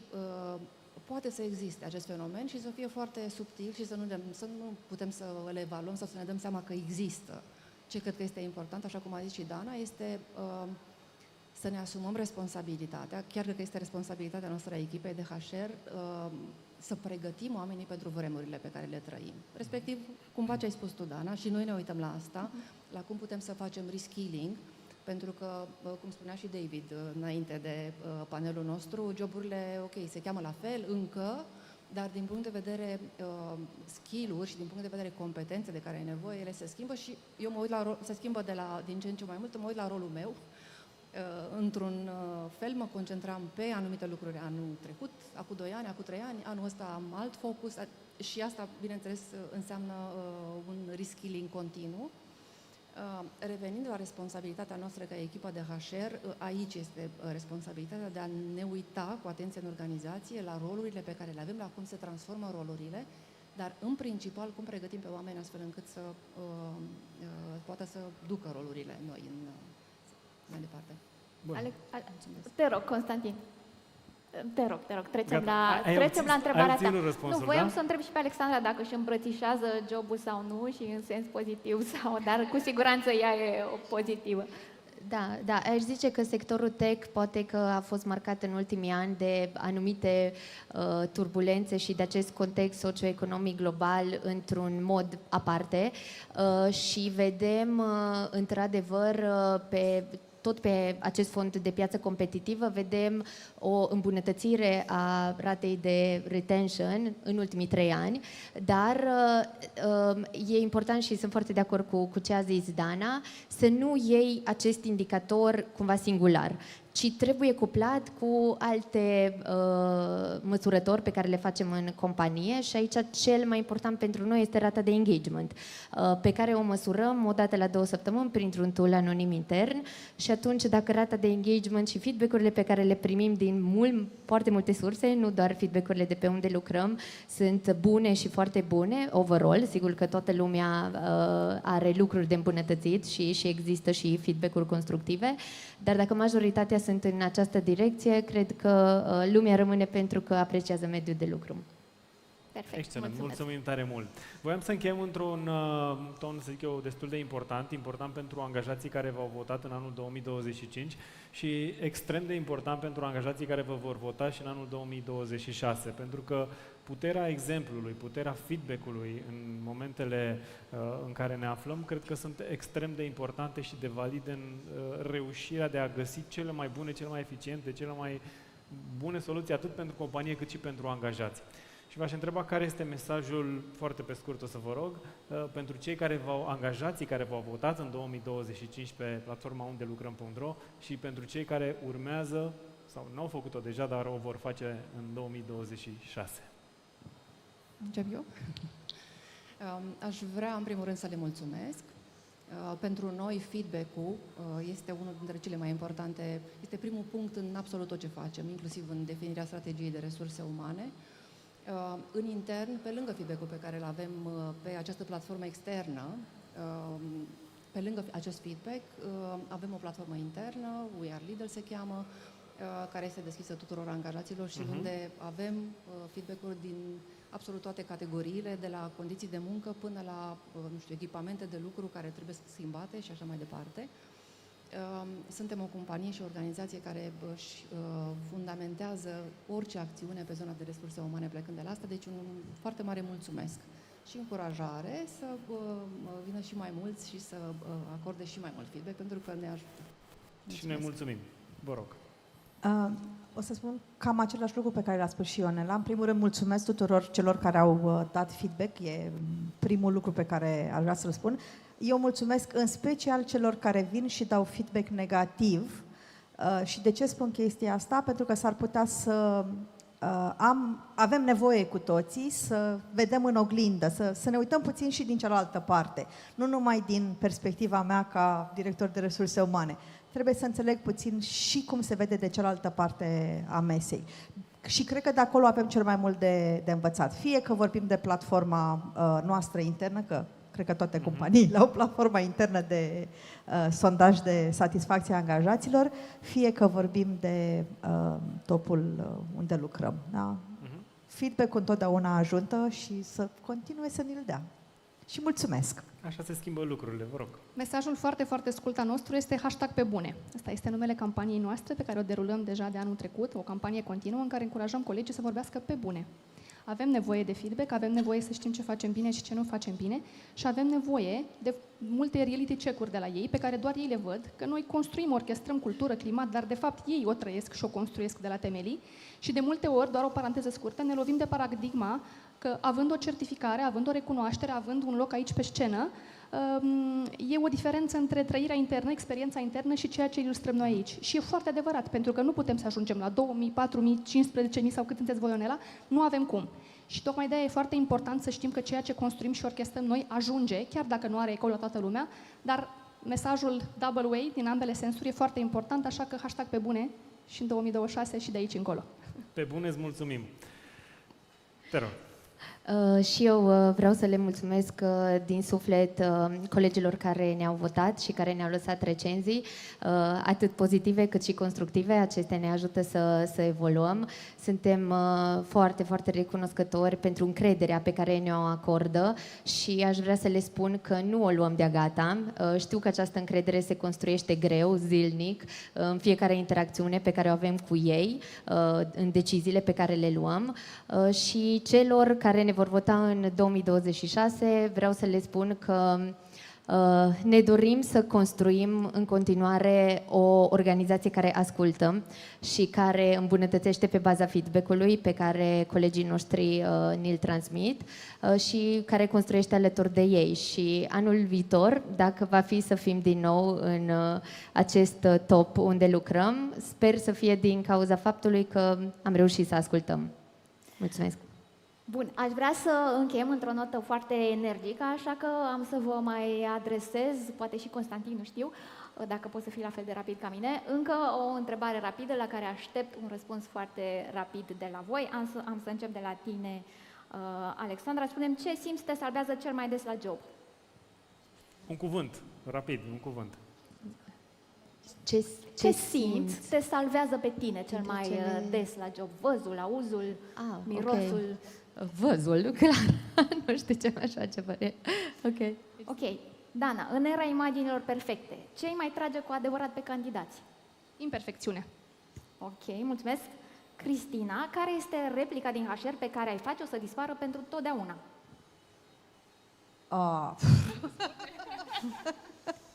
Sunt multe.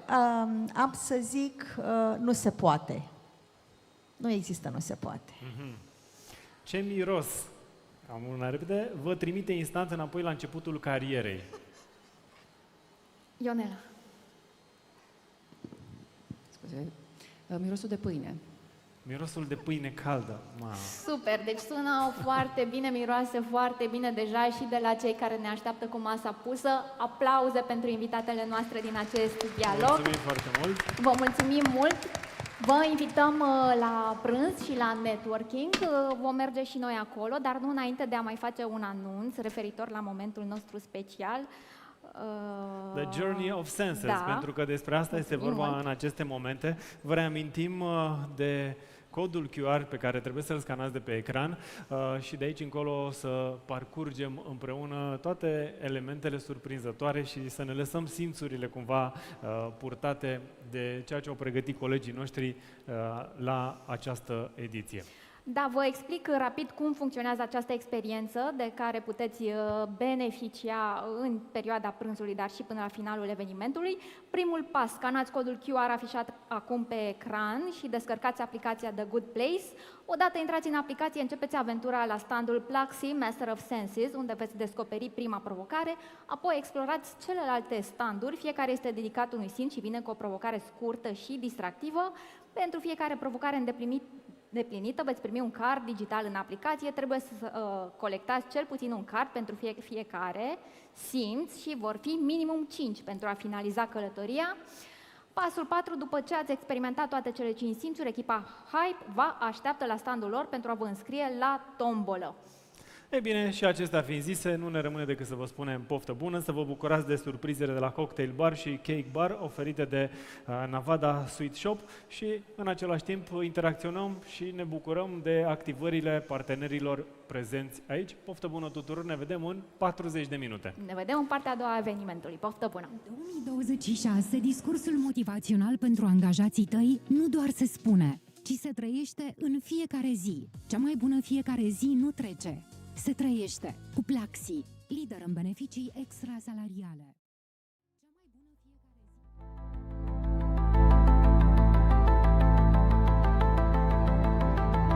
În 2026, discursul motivațional pentru angajații tăi nu doar se spune, ci se trăiește în fiecare zi. Cea mai bună fiecare zi nu trece. Se trăiește cu Plaxi, lider în beneficii extrasalariale. Cea mai bună fiecare zi nu trece, se trăiește și se măsoară în experiențe plăcute. De aceea, 9 din 10 clienți Plaxi spun că vor să continue alături de noi. Plaxi, lider în beneficii extrasalariale. Un ecuson fără nume? Al cui o fi? E de la Kaufland, deci știi sigur că are o grămadă de beneficii. Salariul e clar din primul moment, e scris încă din anunțul de angajare. Și pe lângă salariu mai sunt și bonurile de masă. Oare al cui o fi? Oricum, cine are ecuson are cel puțin 22 de zile de concediu. Și mai are și asigurare medicală privată și abonament la săli de sport. Știți cumva al cui este? Să nu uităm nici de cea mai distractivă parte și nici de cea mai importantă dintre toate. Avem oferte și reduceri speciale.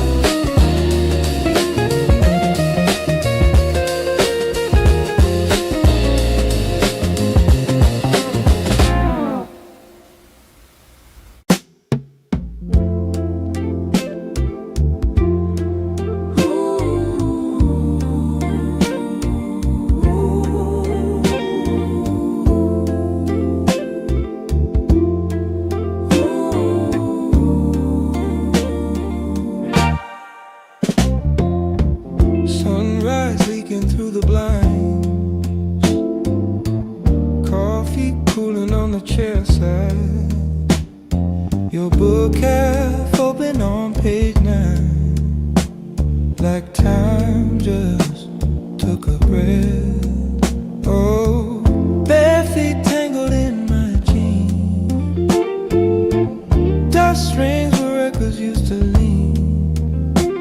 We hum along to things we've never seen and call it velvet yesterday.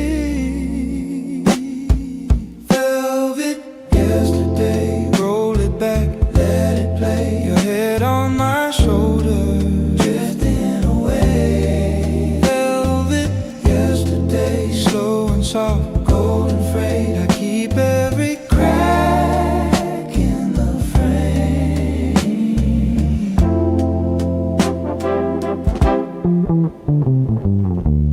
Ashtray halo by the bed, your laughter living in my head. We talk in circles, paint the ceiling red with stories we keep changing. Oh, film flicker in your eye, turn my doubts into firefly. You say stay here, let the future dry. I lose my fear of aging. Velvet yesterday, roll it back, let it play. Your head on my shoulder, drifting away. Velvet yesterday, slow and soft, golden frayed. I keep every crack in the frame. Spin that moment, slow it down again. Oh yeah, every little flaw feels like a perfect end. Velvet yesterday, roll it back, let it play. Your head on my shoulder, velvet yesterday, slow and soft, golden frayed. I keep every crack in the frame. Oh,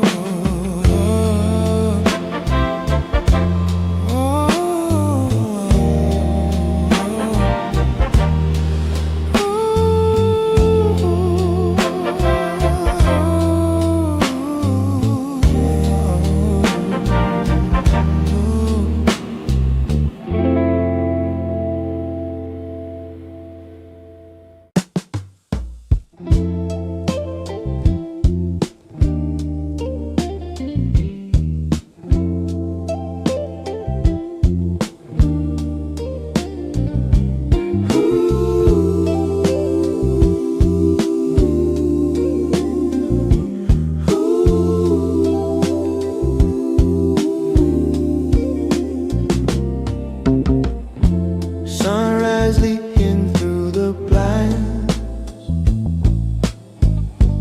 coffee cooling on the chair side.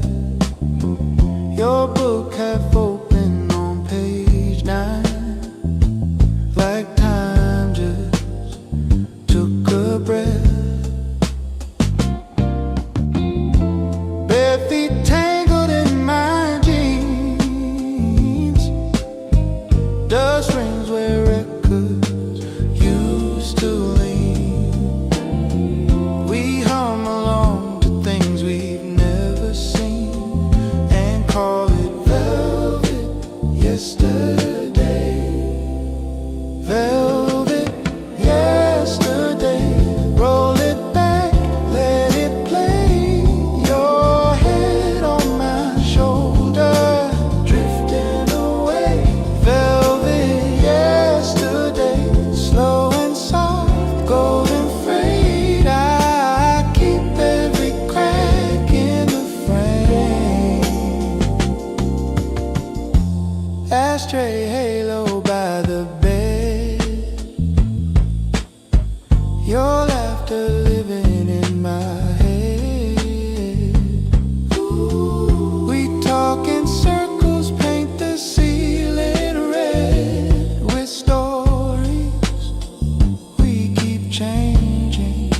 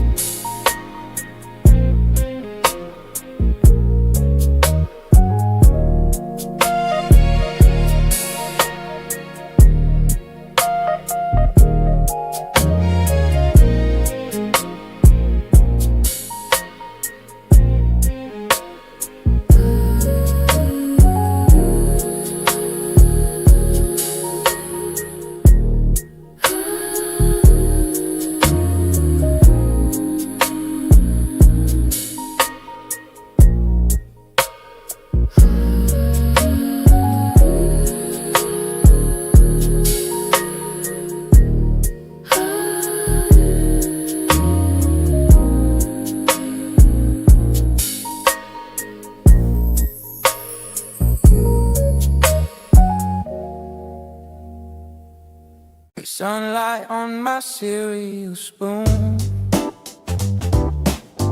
Bills on the table due too soon. Still I hum that tiny tune. Let the morning rearrange my mood. Sidewalk cracks, I hop, I glide. Neighbors wave from the other side. Little kid dancing in my stride. Guess the good day caught a ride. Glow, slow motion. Let the small stuff fall to the floor. Got that quiet devotion, turning every close sign to open doors. I just lean in, till the bad thoughts lose their portion. Yeah, we grow, we grow, we grow in slow motion. Ooh, in slow motion. Yeah.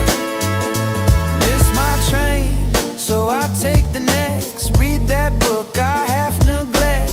Old friend text, you still a mess. I write back less and less. Oh, coffee tastes like first attempts. Sweet mistakes, no accidents. Every scar a tiny lens, making all this color make more sense.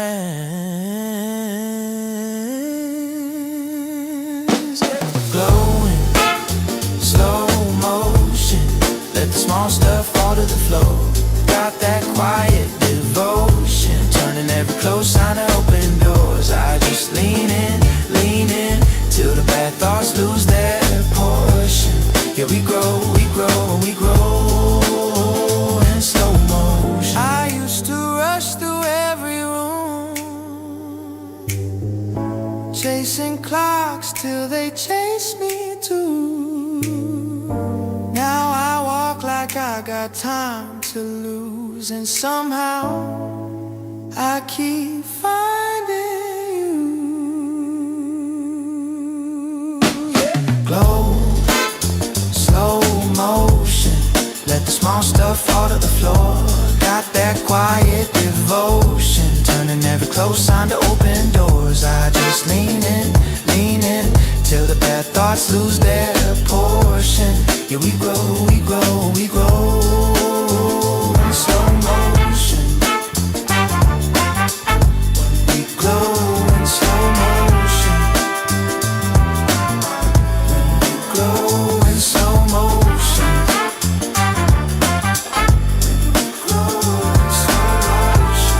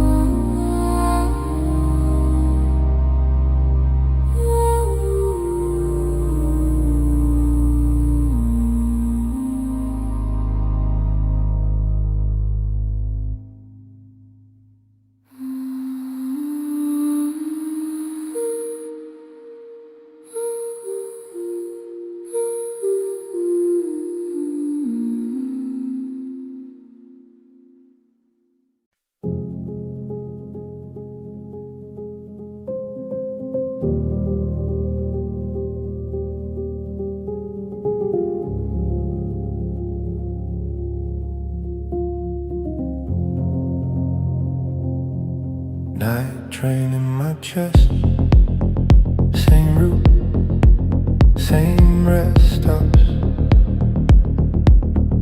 Breathing in numbers, breathing out doubt. Quiet in the hallway, phone face down. My thoughts play every little distance. Feels like the same place. You are my soft engine, running under everything. Though I'm in the background, keeping all the chaos clean. You are my soft engine, turning pressure into steam. I fall apart in pieces. You hold the line for me. Cold cup on the table, lip print, half a plan. Calendar crowded, still I reach for your hand. Missed calls like raindrops, stacked up on the glass. I don't need an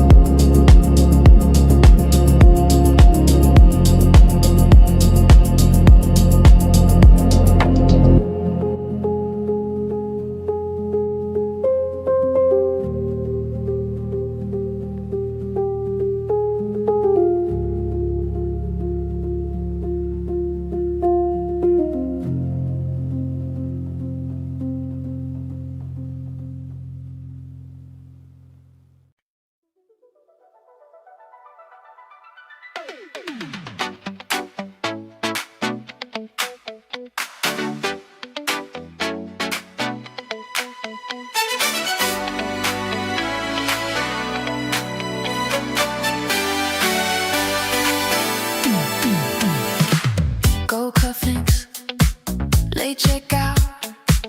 You walk in, turn me inside out. Shades indoors, laugh too loud. Your perfume cuts through the crowd. Velvet elevator, take me higher. Floor by floor, just feet in this fire. Button after button, we're not tired. Up, up, up, in velvet desire. Velvet elevator, slow and smooth. Leaning in, I'm losing my cool. Mirror on the wall, we make our own rules. Up, up, up, in velvet with you. Oh yeah. Soft spotlight on your grin, you say, relax. I just lean in. Room key card, palmed in place. Heart off beat with your poker face. Velvet elevator, take me higher. Floor by floor, just feet in this fire. Button after button, we're not tired. Up, up, up, in velvet desire. Velvet elevator, slow and smooth. Leaning in, I'm losing my cool. Mirror on the wall, we make our own rules. Up, up, up, in velvet with you. You spin around like you own the air. You say my name like a little dare. Are we going up or just staying here? Locked in this moment, year after year. Velvet elevator, take me higher. Floor by floor, just feet in this fire. Button after button, we're not tired. Up, up, up, in velvet desire.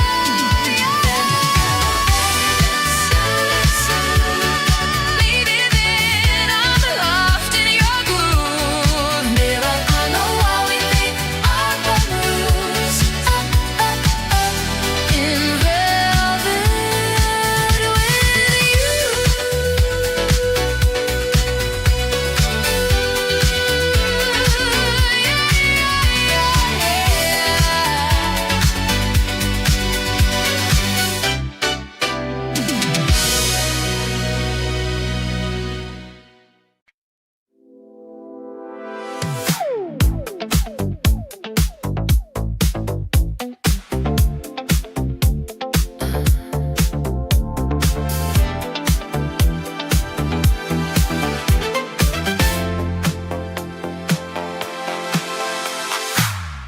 Gold cufflinks, late checkout. You walk in, turn me inside out. Shades indoors, laugh too loud. Your perfume cuts through the crowd. Velvet elevator, take me higher. Floor by floor, just feet in this fire. Button after button, we're not tired. Up, up, in velvet desire.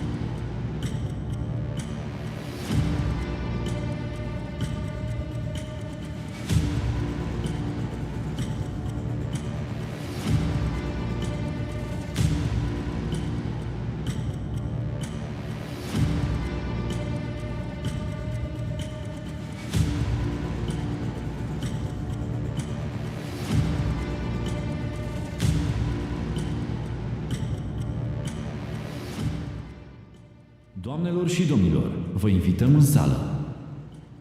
Doamnelor și domnilor, evenimentul va începe în câteva minute.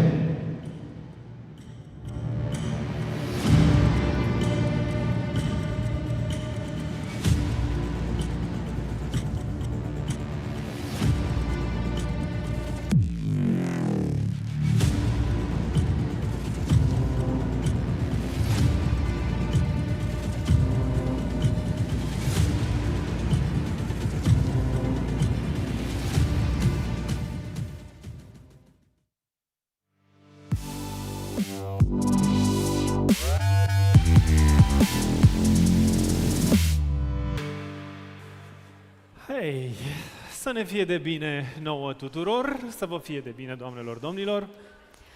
Sperăm că v-ați bucurat de cel puțin un simț, ați explorat simțul gustului alături de toate celelalte puse de partenerii noștri la dispoziție. Căci așa este într-o companie, stau și mă gândesc la pauza de masă cât poate să fie de importantă pentru productivitate. Nu știu cum e la alții, dar la mine productivitatea se lasă cu ochii închiși imediat după pauza de masă. Mă stau și mă întreb de asemenea cum este la francezi, atunci când îi vedem la terase, la masa de prânz, vin, stau cu un pahar cu vin, da? După care se întorc la birou veseli, zâmbitori și încep să-și continue munca mai departe. Face parte dintr-o cultură organizațională a forței de muncă de la ei. Așa cum italienii și-au pauză 2 ore, siesta, spaniolii se duc acasă 2 ore, se întorc la muncă. Cred că acest element este unul și de comuniune și socială, dar și între colegi în același timp. Și cred că trebuie să-i acordăm o atenție cuvenită. Cred că vrei să implementăm și la noi aceste politici, să fim puțin mai francezi, puțin mai spanioli, nu? Când vine vorba de masa de prânz. Da. Cred că am fi o țară cu mai multe zâmbete și oamenii ar fi puțin mai relaxați, bănuiesc. Bineînțeles, nu încurajăm consumul de băuturi alcoolice, dar cu moderație la masa de prânz probabil că ar putea să fie ceva. Nu știu companiile, în schimb, ce directive au, dacă îmbrățișează sau nu acest comportament. Ele au reprezentanții potriviți aici, așa că puteți să implementați asta. Noi vă încurajăm să implementați pauza de prânz și la birourile pe care voi le reprezentați. Până atunci, însă, noi continuăm călătoria noastră prin simțuri și intrăm acum în simțul atingerii, în touch. În contextul muncii, touch înseamnă mai mult decât contact, înseamnă recunoaștere, griji și experiențe care se simt reale, pentru că, după cum știm și după cum am tot discutat, cultura organizațională nu se explică doar în strategii și politici, ci se simte în interacțiunile de zi cu zi. Așadar, vă invităm să intrăm pentru câteva momente în starea acestui simț și să vă prezentăm un video care să vă ajute să intrați în atmosferă.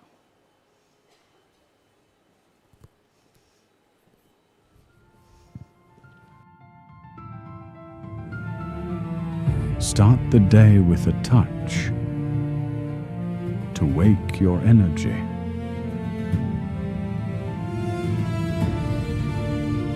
One touch for focus. One touch for calm.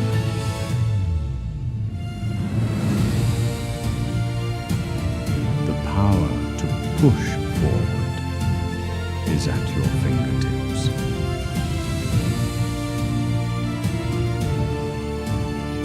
The future of work is felt through touch.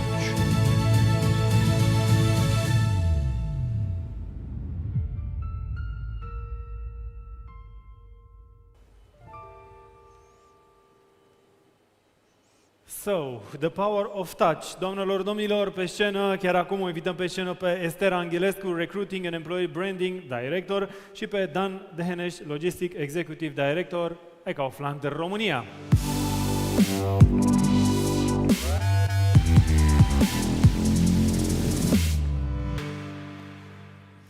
Bună ziua, bine ați venit! Bine ați venit, scena e doar a voastră. Bună ziua, mulțumesc! Mulțumim de invitație!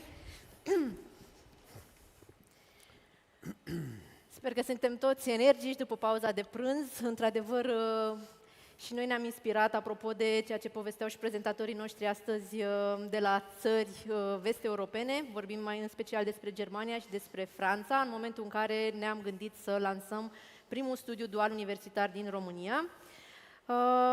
Suntem de părere că se vorbește foarte mult despre viitorul pieței muncii, dar acest viitor al pieței muncii cumva ar trebui privit un pic înainte de a avea primul job.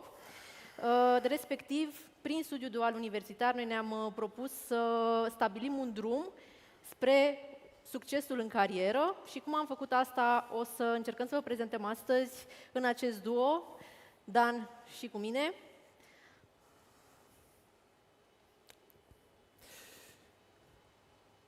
Ok, gata, mergi. Scuze. Sunt foarte fericită că sunt astăzi alături de colegul meu Dan. Dan conduce cu succes platforma logistică Turda și a fost partenerul nostru al echipei de resurse umane în momentul în care ne-am propus să implementăm acest program de studiu dual universitar, respectiv în logistică operațională în România. Dan este un vechi coleg de-al meu, dar și prieten foarte bun care a construit alături de noi programa care a stat la baza studiului dual pe care l-am implementat cu succes anul trecut. Estera, mulțumesc. În primul rând, mulțumesc de invitație. Sunt foarte bucuros să fiu aici. We love HR. I love HR. O cunosc pe Estera de la începutul carierei mele în Kaufland. Estera este omul pe care, dacă o sun cu absolut orice problemă, se discută imediat despre rezolvarea ei. Estera este al nostru Recruiting and Employer Branding Director și lucrăm împreună pentru a da înapoi generațiilor care vin ce am învățat noi până acum. Mulțumesc frumos, Dan.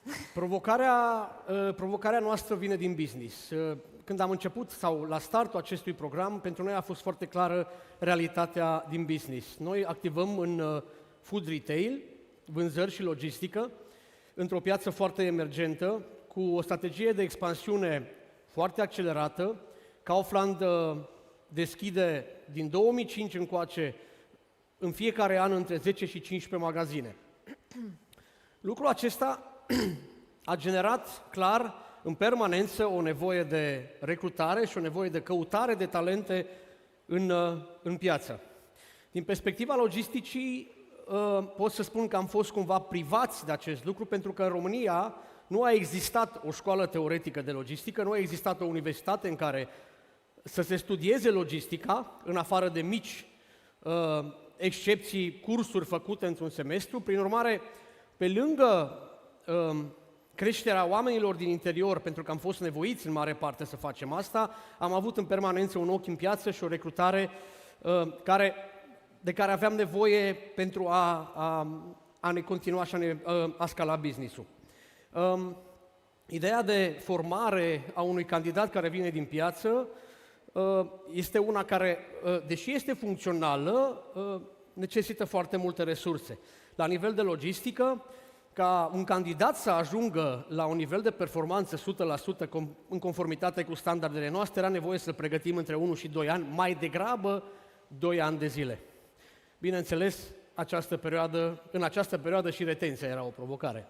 Și vorbim aici în special de poziții de specialiști și de manageri. Absolut. Nu vorbim neapărat de pozițiile de entry level care pot fi acoperite și prin alte programe de studii, inclusiv studiu dual preuniversitar, pe care poate mulți dintre noastre îl știți. Bun, ce s-a întâmplat și cum a luat viața acest program? S-a întâmplat undeva în 2016, când ne-am pus efectiv întrebarea simplă: dacă tot investim în formare 1, 2, poate chiar mai mulți ani, cum ar fi dacă am reușit să facem acest lucru încă din timpul studiilor, astfel încât să-i ajutăm și pe studenți să nu fie nevoiți să aleagă între un loc de muncă și studii, cum ar fi dacă ne-am implicat mult mai mult în zona de colaborare cu mediul universitar și să contribuim efectiv la realizarea programelor în logistică și, de ce nu, ulterior, poate și în vânzări, și cum ar fi pentru noi dacă am avea în momentul recrutării candidați deja pregătiți 100% pentru rolurile pe care noi le avem deschise la nivel de management și de specialiști. Și astfel, în 2016, am început cu un studiu pe care l-am realizat împreună cu partenerii noștri de la ASE. Am făcut o cercetare prin care am analizat cum este implementat studiul dual universitar în țări un pic mai dezvoltate decât România, respectiv Germania și Franța au fost în focusul nostru în primă fază.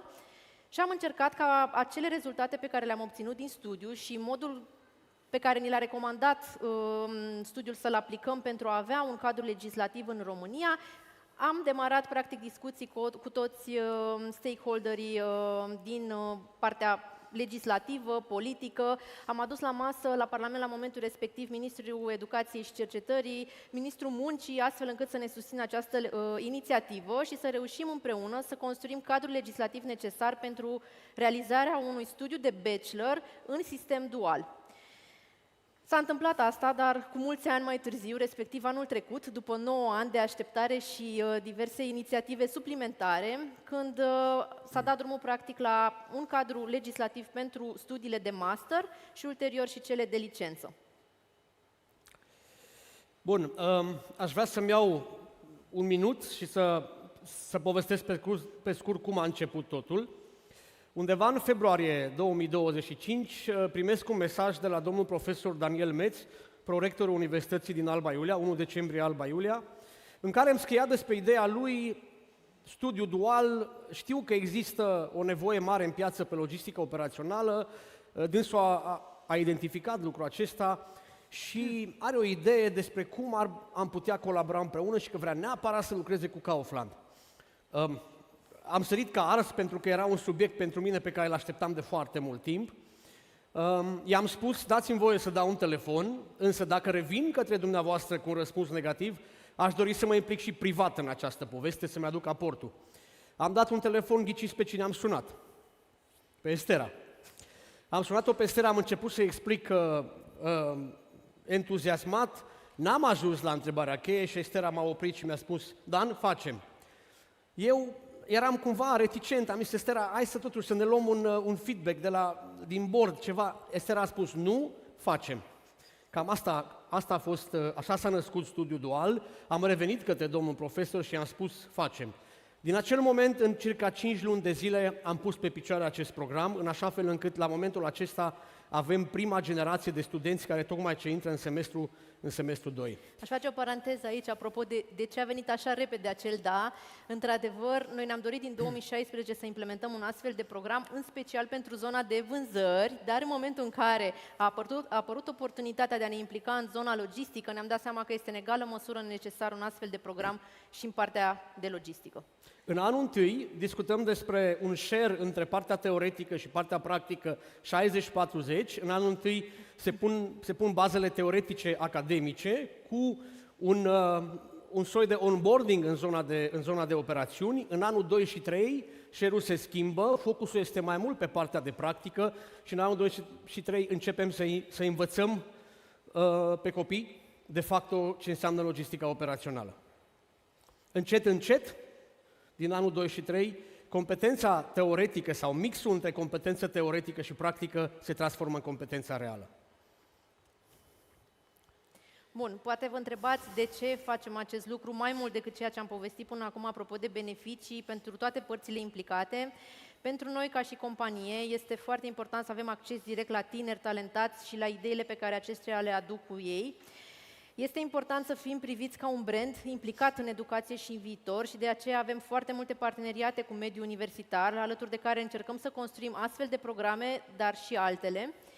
Și este important pentru noi să avem conținut relevant în rândul generației tinere. Știm foarte clar, vorbeam și cu Dan mai devreme, că tânăra generație nu mai acceptă orice. Deci dacă vii și le livrezi efectiv o curiculă care este foarte învechită, nu o să mai e acolo, iar în câmpul muncii ne vom lovi de o lipsă de cunoștințe în momentul în care ajung să lucreze pentru noi. Din perspectiva studentului, există posibilitatea de a avea un mentor încă din timpul studenției, să acumuleze experiență reală în cadrul unei companii, să o cunoască, iar la momentul în care va finaliza studiile să știe deja ce l-așteaptă la noi în organizație sau într-o organizație similară pe domeniul de logistică, vânzări sau ce studii o să mai avem implementate pe zona de dual. Din perspectiva universității, credem cu putere că se poate face o diferență în mediul educațional doar dacă companiile se implică alături de profesori și vin cu exemple practice, astfel încât studenții să le cunoască și să știe cum să le gestioneze în momentul în care ajung să fie angajați în cadrul organizației.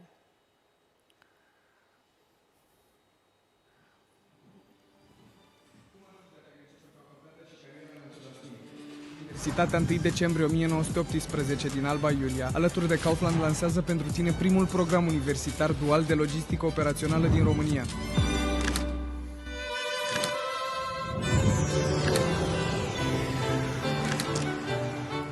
Gata cu teoria fără practică.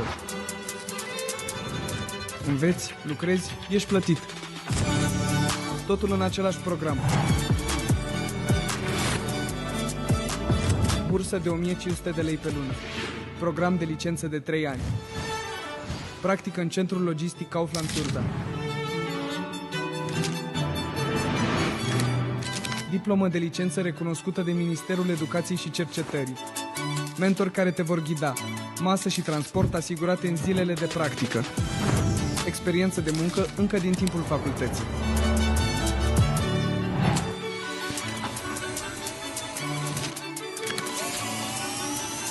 Dă startul carierei tale în logistică.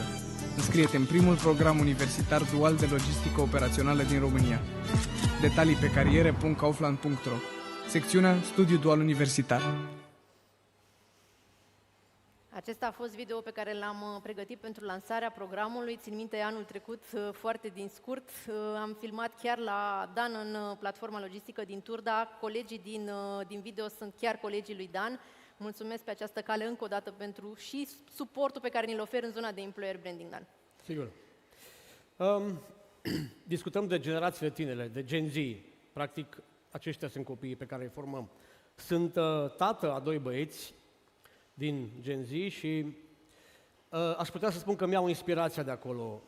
Acești copii au un, cum să mă exprim să fiu mai, au un senzor detector de bullshit din capul locului și dacă până mai ieri lucram cu oameni un pic mai avansați în vârstă, cu acești copii trebuie să fim foarte, foarte, foarte atenți și focusați pe, de fapt, valorile lor. Sens. Una dintre valorile Gen Z. Sens. De ce-ul muncilor. Trebuie în permanență să le explicăm de ce trebuie să facă orice fac, de ce trebuie să întreprindă orice. Asta încercăm să facem. Stabilitate. Deși discutăm de o generație foarte atrasă de ideea de flexibilitate, ei au totuși nevoie de predictibilitate. Au nevoie de linii clare, au nevoie de o perspectivă cel puțin temporară foarte, foarte clară. În studiu dual discutăm de o perspectivă clară, cel puțin 3 ani pe perioada studiului și apoi pentru cei care vor lucra cu noi, perspectiva este una cel puțin de 5, 6, 7 ani, open-end. Experiență reală. Caută experiențe reale cu impact vizibil, impact palpabil, nu povești. Și apoi, dacă discutăm de autonomia financiară, studiul dual este biletul de independență față de părinții lor. Ce a făcut diferența în implementarea acestui program de studiu dual universitar? Cum am mai zis-o și până acum, sunt foarte fericită că am avut alături de noi zona de logistică, pe Dan, colegii lui Dan, care sunt mentori în acest program. A existat o implicare activă încă din timpul pregătirii curiculei și aici o să las pe Dan să povestească un pic mai mult. Trebuie să știți că universitatea nu ne-a trântit pe masă un curriculum, o programă în care se spune take it or leave it. Asta este. Nu. Au avut flexibilitatea să ne spună este o versiune, vreau să ne așezăm la masă cu specialiștii în logistică. Prin urmare, asta am făcut. Am ajustat materiile din anul 2 și 3, cele care erau specific pe zona de logistică operațională, le-am ajustat cu realitatea din teren. Ne-am implicat și în acreditarea programului, împreună cu o comisie dedicată de la ARACIS. Am realizat contracte în cadrul companiei, este un contract tripartit care stă la baza acestui studiu dual universitar, este un contract cu studentul, un contract cu universitatea și un contract între universitate și student. Ne-am asociat și cu alte companii pe care le-am atras alături de noi să fie parteneri în acest program. Mulțumesc pe această cale și celor de la Lactalis care știu că sunt în sală și altor companii care au venit alături de noi. Am realizat o campanie de employer branding într-un timp foarte scurt, ziceam că a durat 5 luni de când am avut ok-ul de a face un astfel de program și până în momentul în care a și pornit un astfel de program. Și cred că un rol esențial l-a jucat și Open Day-ul pe care le-am realizat la platforma din Turda și la universitate și în zona de cămine, prin care studenții au putut vedea exact cum s-ar desfășura acest program. Am vrut să arătăm exact despre ce e vorba în teren și să nu povestim povești. Am vrut să arătăm exact locul unde ei se vor forma. Am vrut să arătăm exact daily business. Am fost în vizite pe care, în care mi-am dat seama că facem un lucru bun, transparentizând practic ce putem oferi noi acestor copii, iar în momentul în care vezi un copil proaspăt absolvent de clasa 12-a, că se plimbă prin centrul logistic, se uită la roboți industriali și spune cu voce tare către sine, wow, aici o să lucrez eu, în momentul ăla mi-am dat seama că facem ceva bine. Și aș mai completa ceva. Dacă ții minte, Dan, în momentul în care au venit la platforma logistică candidații pentru studiu dual, nu am avut doar tineri absolvenți de clasa 12-a. Asta a fost un highlight pentru noi. Au fost și persoane care efectiv își căutau un rol în carieră, nu știau în ce direcție să o ia, iar un astfel de program i-a ajutat să înțeleagă că pot vedea printr-un studiu dual cam cum ar arăta un job în zona de logistică încă din timpul studiilor. Și, în ultimul rând, și partea de recrutare ne-am implicat direct și am realizat împreună cu cei de la universitate un proces foarte simplu și eficient, prin care nu doar noi am ales viitorii participanți la acest program dual, ci și ei ne-au ales pe noi. E foarte important să știți că fiecare student trebuie să-și dea o opțiune înainte de a fi inclus în program și cumva trebuie să ne alegem reciproc, dar fără să vorbim direct unii cu alții despre asta. Adică clarificăm toate întrebările, dar opțiunile de alegere fiecare le face independent de celălalt. Bun, ziceam mai devreme că a fost o campanie de employer branding făcută foarte pe fast forward. Am avut însă susținerea colegilor de la logistică și a partenerilor noștri, astfel încât am avut o campanie de OOH-uri în Alba Iulia, respectiv mai multe panouri stradale. Am comunicat în presă pentru că era important să înțeleagă lumea ce înseamnă studiu dual universitar. Sunt mulți încă chiar și studenți și elevi care nu știu ce presupune un astfel de program și ce beneficii aduce alături de el. Am comunicat foarte mult pe zona de social media, prin parteneri, diferite ONG-uri. Mulțumim și Undelucram pentru că ne-ați ajutat și voi foarte mult cu o campanie de promovare a studiului dual în general. Și nu în ultimul rând am reușit prin acest program să atragem și angajați de-ai noștri în logistică, respectiv 3 colegi din platforma logistică din Turda și 3 colegi din platforma logistică din Ploiești în program. Am așa arătat ziua de Open Day, foarte bine.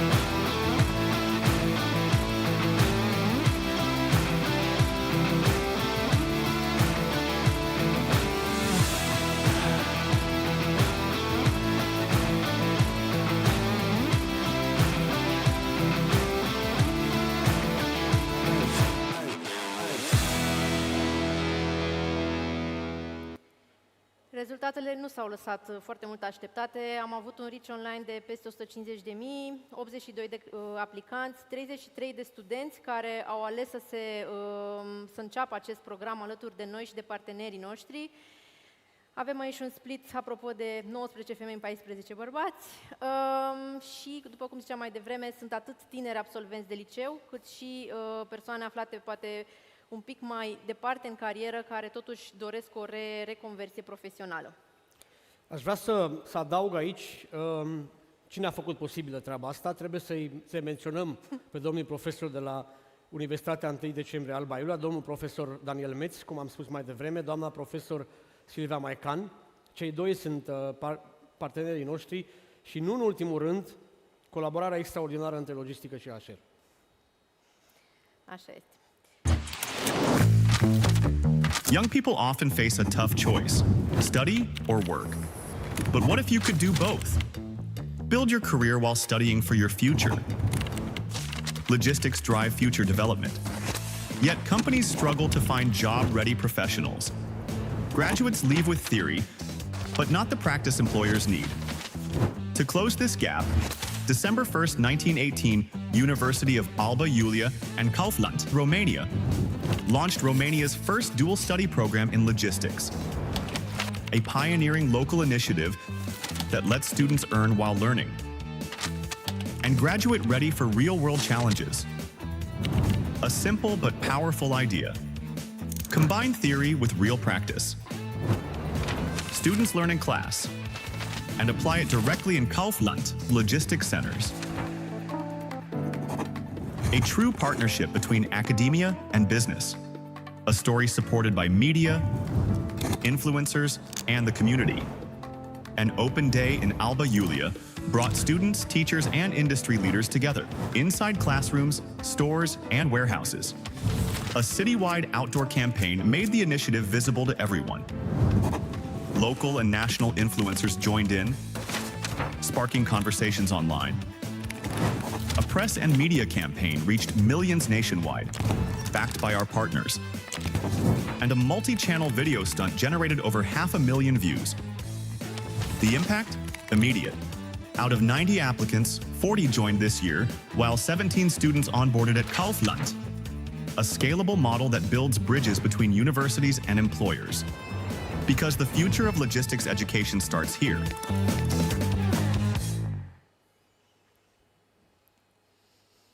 O să las pe Dan să povestească foarte pe scurt, pentru că suntem de aproape de finalul prezentării noastre, și de cum s-au întâmplat lucrurile efectiv din octombrie până în prezent, cum s-au integrat acești tineri în cadrul organizației și în cadrul programului. Logistica este complexă, este dură și nu prea este loc de creativitate. Factorul X în logistică este timpul. Noi lucrăm în permanență contra timp, dar nu alergând după timp, ci cu niște task-uri secvențiale cronologic. De asta ne-am propus ca în primul semestru să nu-i bombardăm cu informații pe studenți, ci am încercat oarecum să fie un soi de onboarding la nivel general. Am încercat să discutăm cu ei despre cultura noastră organizațională în prima instanță, apoi despre principiile generale a logisticii, apoi despre interfața dintre logistică și celelalte departamente, apoi despre principiul service provider. Noi, în interiorul companiei noastre, suntem un soi de service provider. Noi generăm și distribuim marfa pe care dumneavoastră, ca clienți Kaufland, o vedeți în magazinele noastre. Prin urmare, am încercat să creăm un soi de onboarding în primul semestru, în așa fel încât să nu-i copleșim. Ne-a ieșit foarte bine. La momentul acesta ei știu exact care este parcursul lor și aștept să intrăm în faza anului 2 și anului 3, în care studenții nu doar vor observa, nu discutăm aici despre un internship sau nu discutăm aici despre un program de practică. Da, nu discutăm despre o practică, nu e vorba despre shadowing sau nu. Este vorba de training on the job, este vorba de learning by doing. Studenții vor primi roluri clare în multe divizii operaționale și vor fi evaluați după performanța lor, în așa fel încât finalmente, în prima generație, să scoatem specialiști, prima generație de specialiști, din combinația dintre teorie și practică din România. Aș mai vrea să adaug ceva. Am convingerea că se va schimba paradigma și am convingerea că viitorul nu aparține companiilor care caută talente, ci cred că aparține companiilor care le formează. Mulțumesc! Eu o să mai adaug doar că suntem foarte, foarte bucuroși. Ieri chiar am primit și ok-ul de a implementa al doilea program de studiu dual universitar în România, respectiv cel dedicat managementului în retail, dedicat colegilor noștri din vânzări, rolurilor de management pe care le avem în cadrul magazinelor și în cadrul departamentului de vânzări și nu pot să fiu decât foarte grateful și foarte mulțumită de tot ceea ce am realizat împreună ca și echipă în ultimii 10 ani. Păcat că a durat atât de mult, dar haideți să ne bucurăm de rezultatele pe care aceste programe le vor genera pe viitor. Mulțumim frumos și dacă aveți întrebări și nu știu dacă mai avem timp, le răspundem cu drag și în pauză.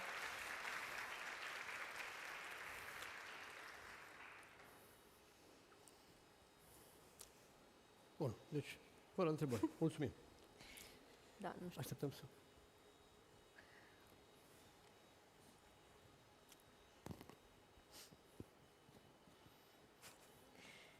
Am zis să vă lăsăm să moderați sesiunea de întrebări, ca să vedem dacă sunt întrebări, că după atât de alea grele și putem să le ducem, știi?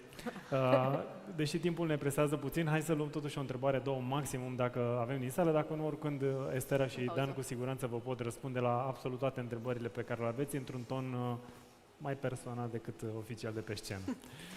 Până una alta, nu? am eu o întrebare.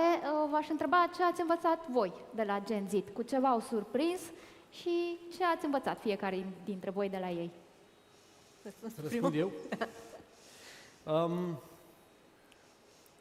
Practic, în primul an, eu zic că contactul cu acești copii mi-au schimbat un pic modul de a gândi și, practic, mi-am adus aminte cumva de care este, de fapt, focusul adevărat atunci când lucrez cu generația Z. Probabil trebuie să fiu mai empatic și, cu siguranță, cred că trebuie să fim mai prezenți. Asta a mișcat la mine.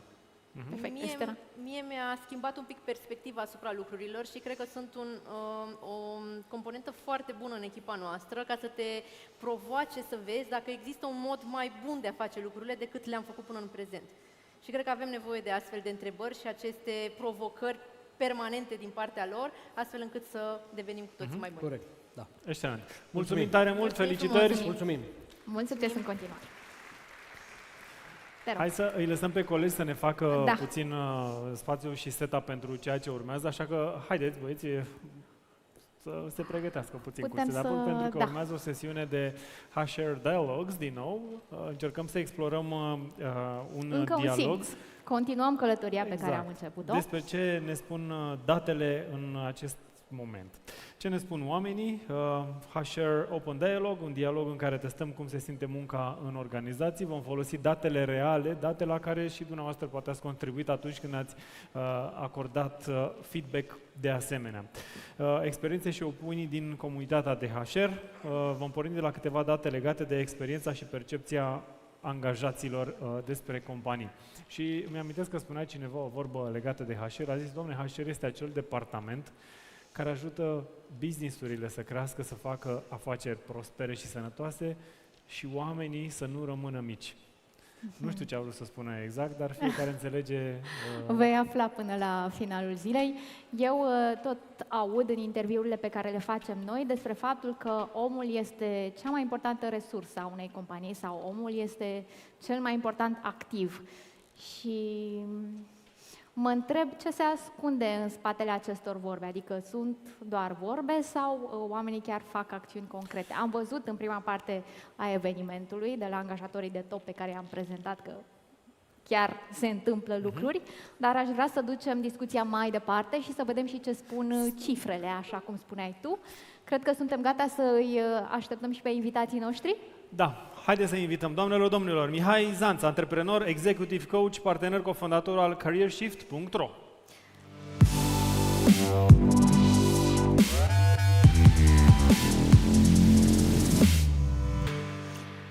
O așteptăm și pe Diana Stafie, Foresight Strategist, Future Station. Bună ziua!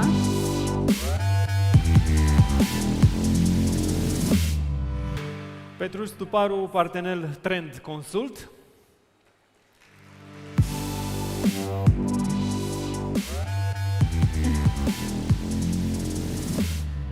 acolo, da, perfect. Și pe Corina Neagu, HR Consultant, Mentor and Coach, there. Bună ziua!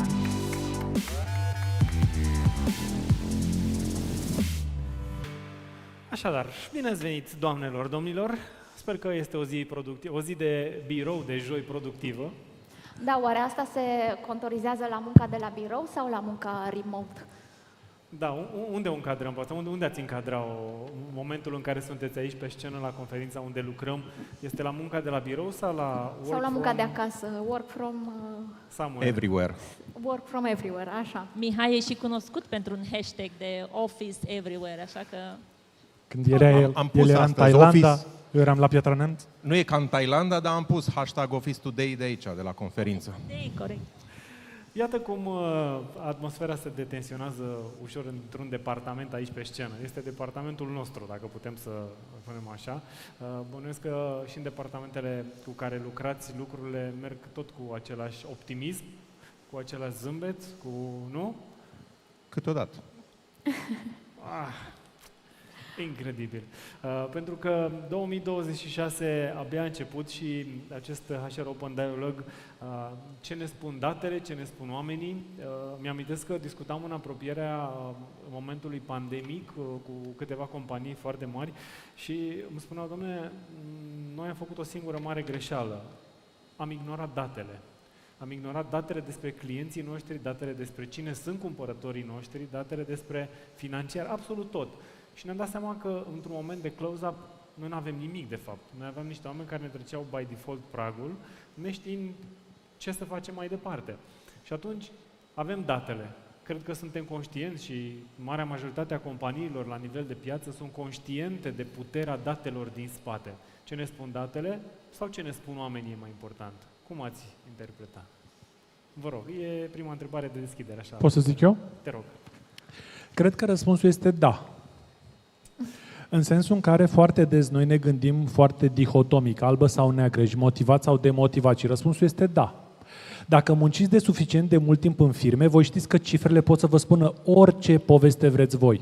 Implicit, cred că datele sunt importante. În același timp, să stai într-un, nu știu cum să zic eu, mindset din ăsta super închis, apărându-te cu datele, este o ignoranță totală. Și atunci cred că e foarte fain să avem date și să le verificăm cu percepția oamenilor. Mi se pare un mix sănătos între data-driven organization, dar și bucățica asta de context, situație prezentă și percepții reale de la noi din firmă. Altfel, rămânem doar cu datele. Corect. True. Eu sunt de acord. Și eu, și aș mai pune că am văzut studiul care de la unde lucrăm și e bine făcut. Contează foarte tare cum colectăm datele. Adică ritmul de colectare al... Și ritmul, dar și felul în care punem întrebările, cum eliminăm bias-urile, cum arată lucrurile. Și avem date, dar într-adevăr observațiile dintre date sunt super importante. Păi uite aici, în datele oferite și de unde lucrăm, aproximativ 70,5% din recenzii ating explicit teme legate de autonomie personală și evoluție în carieră. Semn că o parte relevantă dintre angajați simt nevoia de mai mult control asupra propriei direcții profesionale. Dar în timpul timpului, și discutam, Mihai, ai menționat importanța self-leadership-ului ca instrument practic pentru atitudinea în carieră. Dacă ar fi să dai un singur sfat, mă rog, știi că asta cu sfaturile e destul de complicată, dar știi cum, un guideline practic, să spunem mai degrabă, echipelor din HR care vor să susțină această componentă a self-leadership-ului, care e o practică destul de simplă și poate fi introdusă destul de rapid în ritmul companiilor, care ar fi acest good practice guidelines? Dăm voie întâi să completez statistica asta cu încă niște date pe care le avem noi la Career Shift. Deci, într-adevăr, autonomia e importantă și avem o serie de indicatori care ne arată că vrem flexibilitate, vrem autonomie, am vrea mai mult control asupra carierei. Pe de altă parte, ne uităm la o intenție de demisionare care e mare și care e totuși gâtuită de contextul pieței care pare că nu permite prea multe temeri și așa mai departe. 60% dintre angajați ar vrea să plece, dar nu știu de unde să o apuce. Deci aș pune în context bucata asta cu autonomia, pentru că vrem pe de-o parte autonomie și am văzut în prezentarea trecută că vrem și niște direcții, asta ne dăm și noi seama, adică vrem să se poarte conversația despre cariere între lideri și angajați, astfel încât să putem să ne orientăm în organizație sau în afara ei, într-un fel în care să avem autonomie decizională, dar să putem să creăm engagement-ul ăsta în organizație de care avem nevoie. Într-un timp? În fiecare zi, dar vorbeam de obiceiuri. Știți, liderii, primul lucru la care renunță liderii din cauza că sunt ocupați sau urgențe de business sunt one-to-one-urile cu echipa. Sau cu membrii din echipă. Că sună cineva de mai sus, că au niște probleme și fix astea care creează engagement, fie că ele sunt făcute online sau fizic, ar trebui să fie niște rutine și niște obiceiuri de igienă de leadership, astfel încât să creăm engagement-ul ăla și să, în conversațiile alea, să le putem purta coaching style, astfel încât să ajutăm omul să-și găsească răspunsurile în carieră. Și cum pot organizațiile să măsoare, ar fi interesant să aflăm, efectele unui program de self-leadership. Există vreun KPI la care să se uite liderii? Da, avem efecte foarte bune dacă știm să ghidăm asta. Deci dacă ne ducem în programe, ori că sunt de self-leadership, ori că sunt de conversații de carieră, ne dăm seama că în procesele de performance, conversațiile de carieră sunt foarte importante. Și noi credem că trebuie deschisă conversația despre carieră. Organizațiile mai curajoase deschid această conversație și nu o poartă doar despre potențialele joburi care ar putea să fie la tine în companie, ci despre către unde vrei tu să te duci. Inclusiv în afara companiei. Dacă porți această conversație deschisă, îți dai seama că ai mai mult engagement în companie, că tu ca lider sau tu ca organizație ajuți parcursul unui om, oricare ar fi el, inclusiv de după companie. Deci cumva, contraintuitiv, efectul e invers. Poți să ai o conversație transparentă și să ai mai mult engagement, mai multă motivație. Dacă pui întrebarea corectă și te-aș întreba, poate, care ar fi cele mai relevante, importante întrebări pe care un lider de HR ar trebui să le pună atunci când lucrează cu echipa? Cred că HR-ul se face cel mai bine prin fiecare lider din companie. Corect. Și cred că ar trebui să fie un stream central în HR și o conversație continuă în fiecare echipă.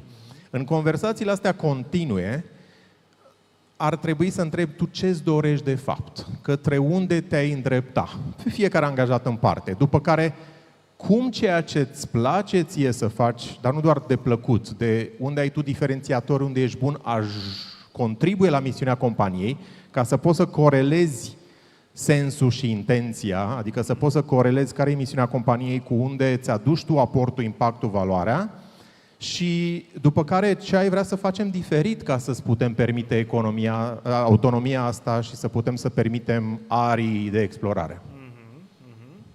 Pot să corelez asta cu ceva ce am auzit chiar la voi în dimineața asta, da? Cei de la Plaxi au prezentat acest engagement, measure of engagement, da? Și unul din lucrurile pe care le-am văzut pe slide-uri a fost inclusiv chestia asta, care e profilul fiecăruia. Da? Adică dacă te uiți individual ce te motivează pe tine sau care sunt driverii personale, atunci ți-e mult mai ușor cumva să, și tu ca și lider, să acționezi în direcția aceea. Deci măcar cu un astfel de insight aș un astfel de overview reușești să scoți acea informație care să... Și aici intră ambele aspecte pe care le-ai spus mai devreme. Și măsurăm, da, că e cantitativ și avem și niște date, dar în același timp, exact cum zicea și Mihai, ne uităm și la context. Să și înțelegem oamenii. Dacă ei sunt, nu știu, 40 plus, poate au alte nevoi de beneficii față de cei care sunt într-o generație precedentă. Și pentru că m-a inspirat, Diana, dă-mi voie să mai completez cu un lucru care mi se pare foarte important. Că la noi vin oamenii și ne întreabă, dom'le, e un moment bun să schimb cariera? Și dacă mă întreb ca analist de piață a muncii, ți-aș spune că nu. Dar la nivel individual nu contează. Adică asta pleacă din presupunerea că singurul fel în care tu ți-ai schimbat cariera este într-o piață în creștere. Dar într-o piață care stagnează sau într-o piață în transformare, tu, pe persoană fizică, poți să ai un job mai bun următorul. Dacă pentru tine e important acum să faci o schimbare, nu neapărat o schimbare de carieră, dar ți-ar renegocia relația cu cariera, trebuie să spui întrebarea asta pe profilul tău, personal. Pe persoană fizică. Pe persoană fizică. That's a good point. Vă rog, văd că aveți ceva de completat, nu? Da, eu vreau să subliniez un aspect legat de self-leadership, că self-leadership-ul nu este doar o creație din organizații. Self-leadership, până la urmă, facem fiecare dintre noi și cred că este extrem de important să conștientizăm că este un exercițiu extrem de greu. Adică statul cu tine nu poate să facă toată lumea, de asta nici nu o facem. Este un exercițiu care necesită transformare. Un proces transformativ este un proces care durează, ori de foarte multe ori companiile au nevoie de rezultate mâine. Și ca să ne gândim un pic la ce putem să facem astăzi, cred că întrebarea esențială este cum pot să te ajut eu ca tu să devii mai bun în ceea ce faci, care sunt instrumentele de care ai nevoie, care sunt lecțiile pe care ți le-ai luat până acum și să contribui la dezvoltarea asta a ta. Pentru că de foarte multe ori punem foarte mare preț pe date, dar nu ne uităm că în spatele datelor sunt niște oameni care fac lucrurile să se întâmple și sunt niște rotițe pe care noi le considerăm, da, rotițe într-un sistem, dar oamenii nu sunt rotițe într-un sistem. Oamenii sunt oameni și trebuie luați ca atare. Ori partea asta de self-leadership nu ține de organizații, în primul rând, ci ține de fiecare dintre noi, după care, evident, și organizațiile pot să vină să pună cireașa de pe tort. Mulțumesc mult. Petruș, te uit, aveai o completare. Așa pare că gândesc câteodată, nu. Da? Aș vrea să trecem la următorul set de date, că totuși noi le avem și vi le punem pe masă. Pentru Diana, conform analizelor noastre, 15,9% dintre angajați percep companiile ca fiind reactive la schimbare, nu proactive. Ai picat pe subiect. Eu credeam că mai multe sunt reactive, mai mulți, da. Credeam că e mai mare procentul și l-aș lua ca pe unul optimist, dar aștept să-mi spui tu. În practica ta de foresight și planificare strategică, cât de des vezi ceea ce unii numesc Ivory Tower Syndrome, strategii bine articulate la nivel de leadership, dar mai greu de implementat și mai greu de conectat cu realitatea trăită de angajați? Ce văd în practică nu e neapărat o diferență între execuție sau puterea de execuție, ci mai degrabă o chestie de mindset, ce puțin din perspectiva mea. În sensul în care, să zicem că avem o strategie la nivel 2030 pe care vrem să o implementăm, dacă totuși echipa sau o parte din echipă, mentalitatea lor sau modalitatea în care ei se uită la viitor, pentru ei viitorul înseamnă următoarele 3 luni sau 6 luni, e greu să pui în practică o strategie pe următorii 3-5 ani. Atunci apare așa o discrepanță între ce înseamnă viitor pentru diferitele layer. De asta zic că e o chestie la nivel de mindset. E foarte greu să pui în practică o schimbare care are o viziune așa pe termen lung, 2030, când tu te gândești în coartele, da? Sau când tu trebuie să raportezi pe următorul trimestru. Și atunci ce cred că ar fi fain de făcut este de aliniat un pic conceptul acesta de ce înseamnă pentru noi strategie sau ce înseamnă pentru noi viitor sau la ce ne uităm din punctul nostru de vedere ca și dezvoltare. Și vă recomand simplu, da? În echipele voastre puteți să întrebați așa pe o foaie de hârtie, să-i puteți să scrie anonim, ce înseamnă pentru voi viitor la muncă?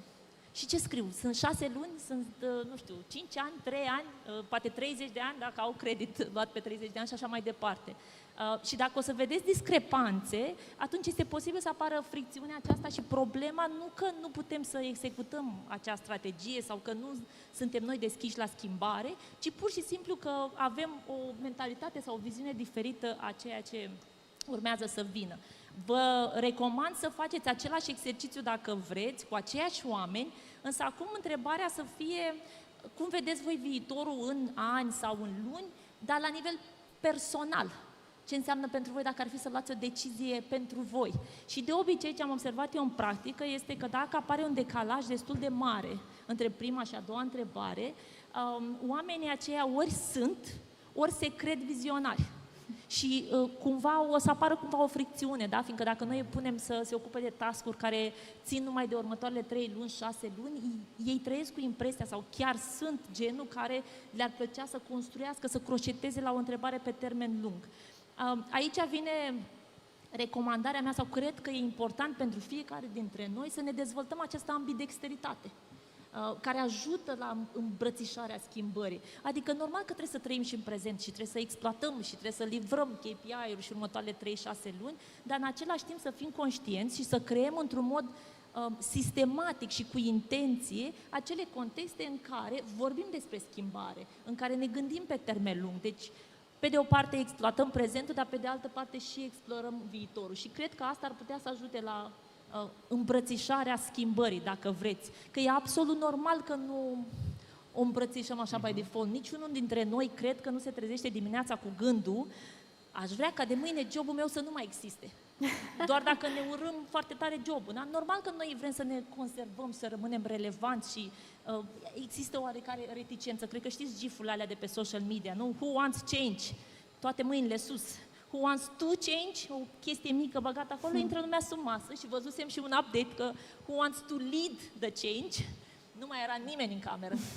Așa atunci e absolut normal că avem această reacție, dar cred că dacă creăm contextele în care, și inclusiv, să știți, nu numai la nivel de organizație, inclusiv la nivel personal, profesional, ca și lider, cred că e musai să avem o întrebare sau așa o direcție pe termen lung la care croșetăm. Să ne gândim din deciziile pe care le iau astăzi, proiectele în care mă bag, oamenii care mă întâlnesc, asta mă ajută să construiesc acel să zic, acea viziune pe care o am sau plan pe care eu l-am pe termen lung, cam așa aș vedea eu direcțiile. Mai am un comentariu mic. Mai am o chestie care zice că e super subiectivă, de fapt, întrebarea asta și tu întrebi pe oameni, tu nu ai un benchmark, să zici, în mod normal, organizațiile ar trebui să fie 7,2. Și subiectivismul în chestia asta e precum analogia aia cu viteza optimă de deplasat pe autostradă, e viteza mea. Oricine merge mai repede e un nebun care nu moare în patul lui, oricine merge mai încet, indiferent de unde e legea, este ăla care generează trafic. Therefore, de asta e mișto cu un pic de feedback, că omul crede că așa cum sunt eu la schimbare, așa e bine. Oricine e mai lent de atât e din cauza de zodie, o fi retrograd, o fi rac, și organizația e reactivă, oricine e mult mai către schimbare, nici n-am apucat să terminăm o schimbare și mai vine o schimbare doar de dragul schimbării. Și atunci e foarte fain să ne calibrăm puțin percepția asta noastră personală și să verificăm în jur dacă ceea ce credem noi de fapt că e vizionar și acest, nu știu, Zuckerberg de România se pupă de fapt în contextul ăla. Da? Altfel, tu o să crezi că organizația îi devine că e lentă, neînțelegând de fapt un context macroeconomic, influențele de la grup, cine mai știe ce alte lucruri sunt acolo pentru care nu poți câteodată să schimbi, chiar dacă unii angajați zic că ar trebui să facem și noi chestia aia, competiția deja o face de mult. Mulțumim mult! Aveți ceva de completat, Mihai, sau nu? Trecem la următorul simț, ca să spun așa. Am avut până acum touch, autonomia care se simte, sight, direcția care se vede și suntem la send, autenticitatea care nu poate fi mascată. Corina Negu, pe platforma noastră 39,3% dintre angajați menționează cultura ca fiind factor determinant pentru satisfacția la locul de muncă. În acest context, întrebarea noastră comună este unde vezi cel mai des ruptura dintre cultura promisă în EVP și experiența reală a angajaților și la ce costuri reale se produce această ruptură în retenție? Cultura promisă unde? Scuze, știu că nu am auzit. Cultura promisă în EVP și experiența reală a angajaților. Păi ce ne promite acest Employee Value Proposition este autonomie, valori respectate și, bineînțeles, transpunerea acestora în acțiuni și comportamente. Ruptura se produce în momentul în care vedem comportamentul și acțiunea. Respectiv, ruptura între ceea ce înseamnă comunicarea din partea managementului și acțiunile concrete sau comportamentele de la locul de muncă. Acolo este o fractură și pe care o sesizăm din ce în ce mai des, promisiunile încălcate, faptul că oamenii nu sunt respectați sau nu sunt valorizați și nu sunt ascultați la locul de muncă, presiunea aceasta asupra rezultatelor, care în mod evident apasă foarte tare și ajungem în contexte în care, cum spunea Mihai mai devreme, oamenii părăsesc organizațiile. Oamenii nu părăsesc neapărat organizațiile pentru bani, ci părăsesc organizațiile pentru că există această fractură între ceea ce promitem că facem și ceea ce facem efectiv.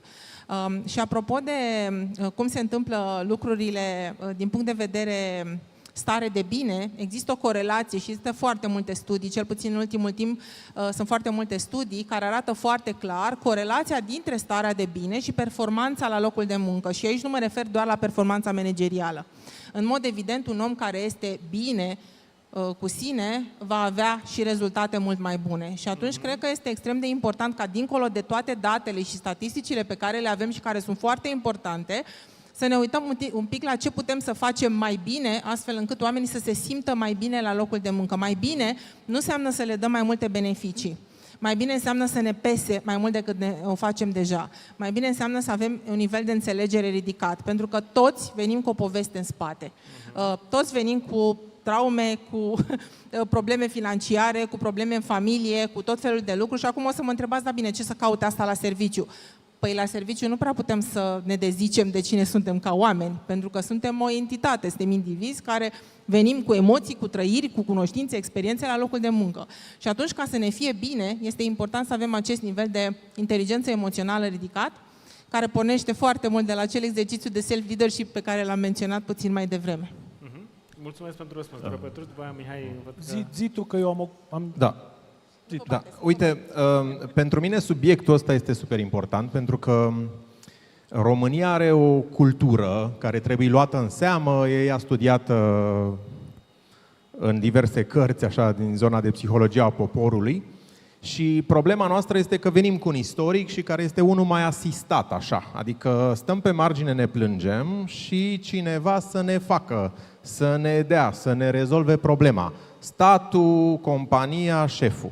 Dacă piața asta se va maturiza cu adevărat la nivel de autonomie, ar trebui să ne uităm matur, adult la relația asta. O relație contractuală între un angajator și un angajat are responsabilitate 50% în fiecare parte. Întrebarea este cum contribui eu la cultura aia, că nouă ne-a fost dat să lucrăm cu, știți, IT-ști care acum nu mai stau în piață la fel de relaxați cum stăteau înainte, că erau căutați, și își varsă frustrarea în interior. A cui e vina după aia că cultura e proastă? A managementului. Adică nu doar managementul greșește aici și nu doar compania, cred că fiecare dintre noi trebuie să-și asume pe persoană fizică responsabilitatea și contribuția la cultură și dacă decidem echilibrat că nu ni se potrivește o cultură, atunci putem să ieșim. Dar când doar facem blaming sau dăm vina, atunci nu e o relație echilibrată și asta nu ne va duce decât din lac în puț în viitoarele relații de muncă. Mulțumesc. Da, vreau și o să adaug ideea asta, că mi se pare că să ne plângem și e un sport național, da? Fatalismul, eu cred că dacă ne-a salvat până acum, de acum încolo nu ne mai salvează. Da. Apropo de date, s-a făcut un studiu, cred că prin 2024, una din întrebări a fost în mâinile cui puneți viitorul? Și printre primele răspunsuri erau în mâinile Dumnezeu, în mâinile liderilor politici. Ce m-a surprins pe mine și mai mult a fost că a apărut răspunsul în mâinile următoarelor generații, înaintea celor două mânuțe. Adică noi cred că trebuie să realizăm că viitorul nu e doar ceva ce ni se întâmplă, schimbarea nu e doar ceva ce ni se întâmplă, e ceva ce poate să vină și de la noi. Normal că avem niște limite, normal că nu înseamnă că o să facem pace mondială acum și o să salvăm toate balenele, dar cred că fiecare, exact cum zicea Mihai, pe persoană fizică, își face treaba lui. Exact, și la birou, și la, nu știu, ne facem președinte de scară de bloc, adică fiecare trebuie să realizeze că nu știm exact ce să se întâmple, avem acest canvas alb care e viitorul, poate nu o să putem să scriem pe tot, dar un pixel de acolo e în mâinile noastre. Și ce mi se pare mie interesant e că cumva noi, pe lângă bucata asta culturală, nici nu avem limbajul. Da? În engleză spunem că trebuie să ai agency. Deci am căutat foarte mult să înțeleg cum aș putea să traduc ca să spun în română că ar trebui să avem agency. Și noi nu avem, există o agentivitate care vine din franceză, dar pe care noi nu-l folosim. Da? Nu avem această nu e cultura și nu e în ADN-ul nostru ăsta. Petruș, încă 2 secunde, promit. Diferența dintre making sense, știți că în corporatism se zice face sens. Da. În română se zice are sens. Americanul își face sensul, românul îl caută în exteriorul lui, locusul de control psihologic e în extern. Caută ceva să-i dea sens, dar e de la altcineva, nu-l faci tu. E important și lingvistic să ne uităm la asta. Păi, tocmai aici este esența self-leadership-ului. Hai că-l lași și pe Petru.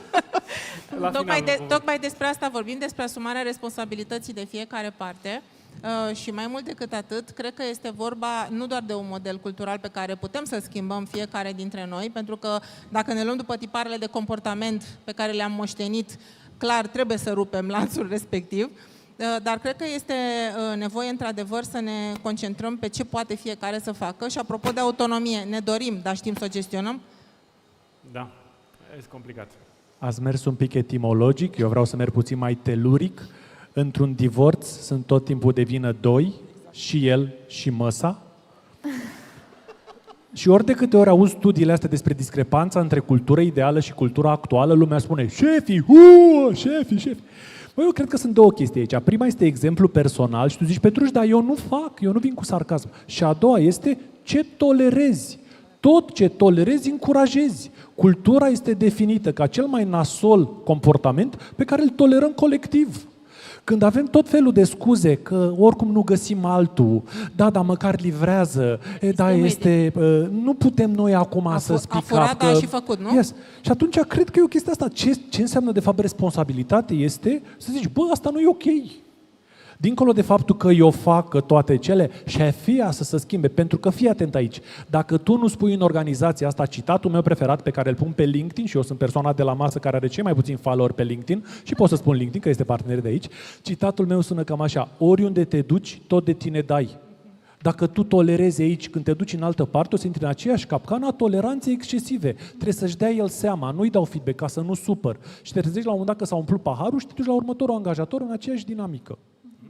M-am aprins. Am o subîntrebare la acest topic. Capricorn.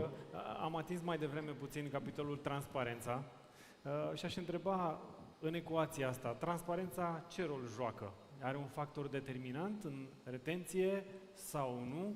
Care este? Este pentru dumneavoastră. Transparența e dușmanul speculațiilor. Dușmanul speculațiilor, exact. Transparența. Da. Asta e părerea mea. Corina Neagu pe LinkedIn când pune status... Nu. 83.000 de follower, Petruș Tuparu pe LinkedIn și vreau doar să o depășesc pe Diana, să știți. Am o mică ambiție personală, aici sunt și eu, aici mai pot, aici... Că ne uităm la LinkedIn, Petruș, ne uităm și la engagement, nu ne uităm numai la numărul de follower. Cred că Corina e mai bine... Teoretic vrem transparență, practic e foarte greu de dus. Vrem transparență, exact și la autonomie. You want the truth, you can't handle the truth.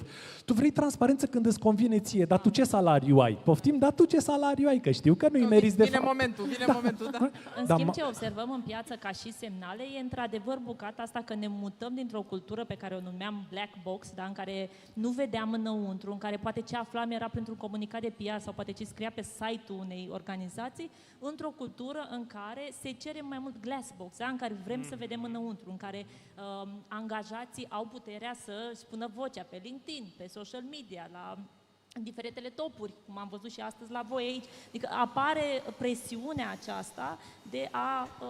Este și o presiune națională, pleacă și de e la și factori politici. adică vine vrei și regulation. Vrei să știi ce se întâmplă cu banii publici, vrem să știm ce se întâmplă cu aia. E o dorință de a fi transparent la nivel național care cumva vine...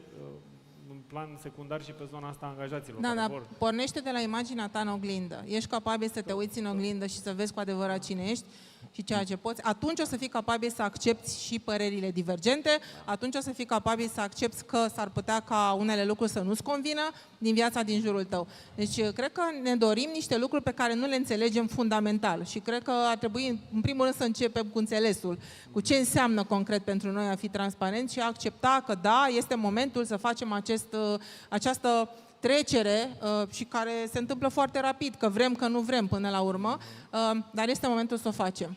Poate mai mult decât oricând. Perfect. Mai puțină transparență, mai multe comentarii negative pe unde lucrăm. Știi? Exact.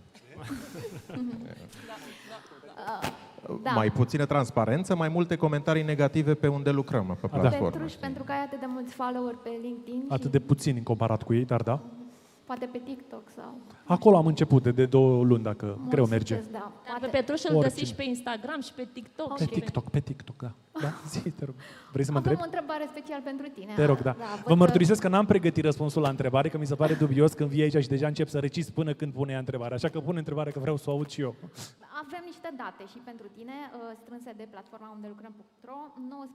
19% dintre recenzii fac referire la feedback, ascultare sau lipsa dialogului real cu liderii. Vorbim despre cât de frumos este dialogul, cât de frumos este feedback, un limbaj corporatist, dar ce ar trebui să se schimbe astfel încât acest dialog să fie sincer, așa cum vorbești tu cu noi acum?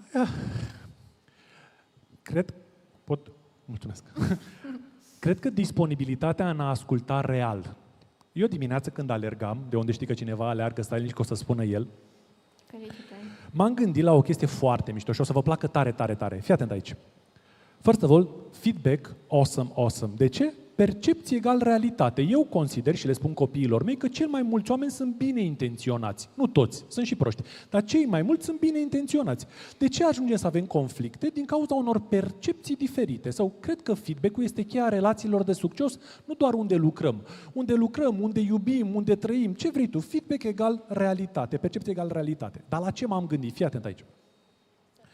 M-am gândit că dacă tu n-asculți ca manager, tu n-asculți ca și coleg, știi cine o să-l asculte?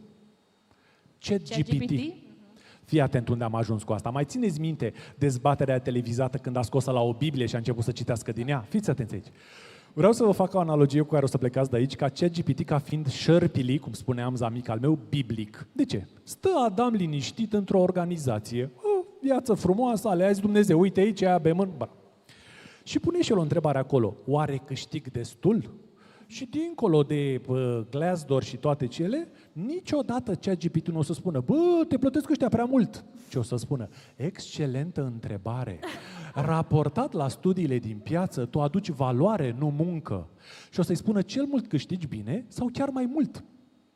Când i-am zis dimineața lui ChatGPT că o să fac asta cu șarpele biblic, a zis, Mihai s-ar putea să se supere. Și am zis, nu-i spun lui Mihai, spun de tine. Și el zice, mai prins.